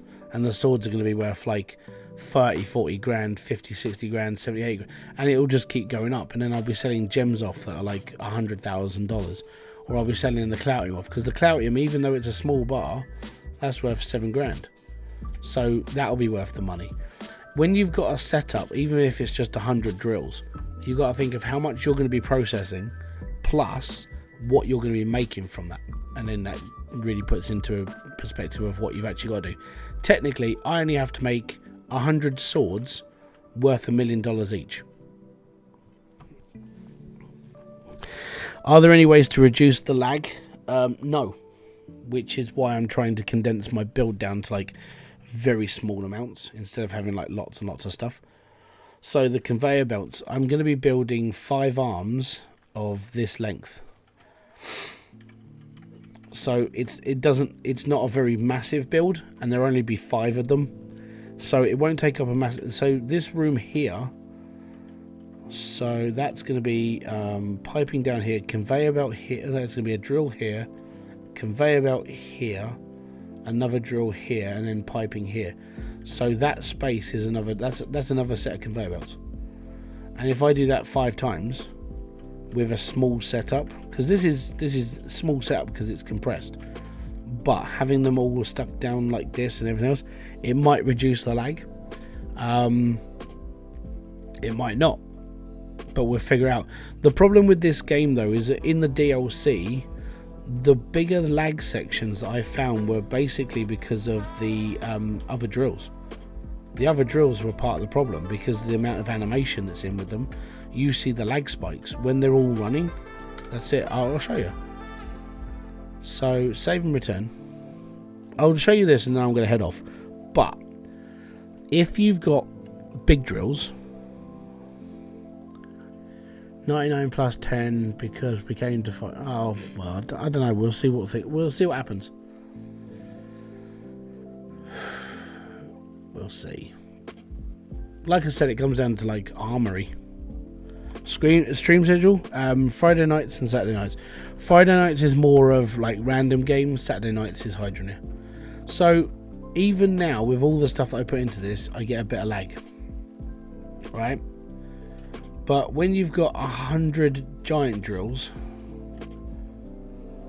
and they're all running at the same time, I even put up my results of like animations of it.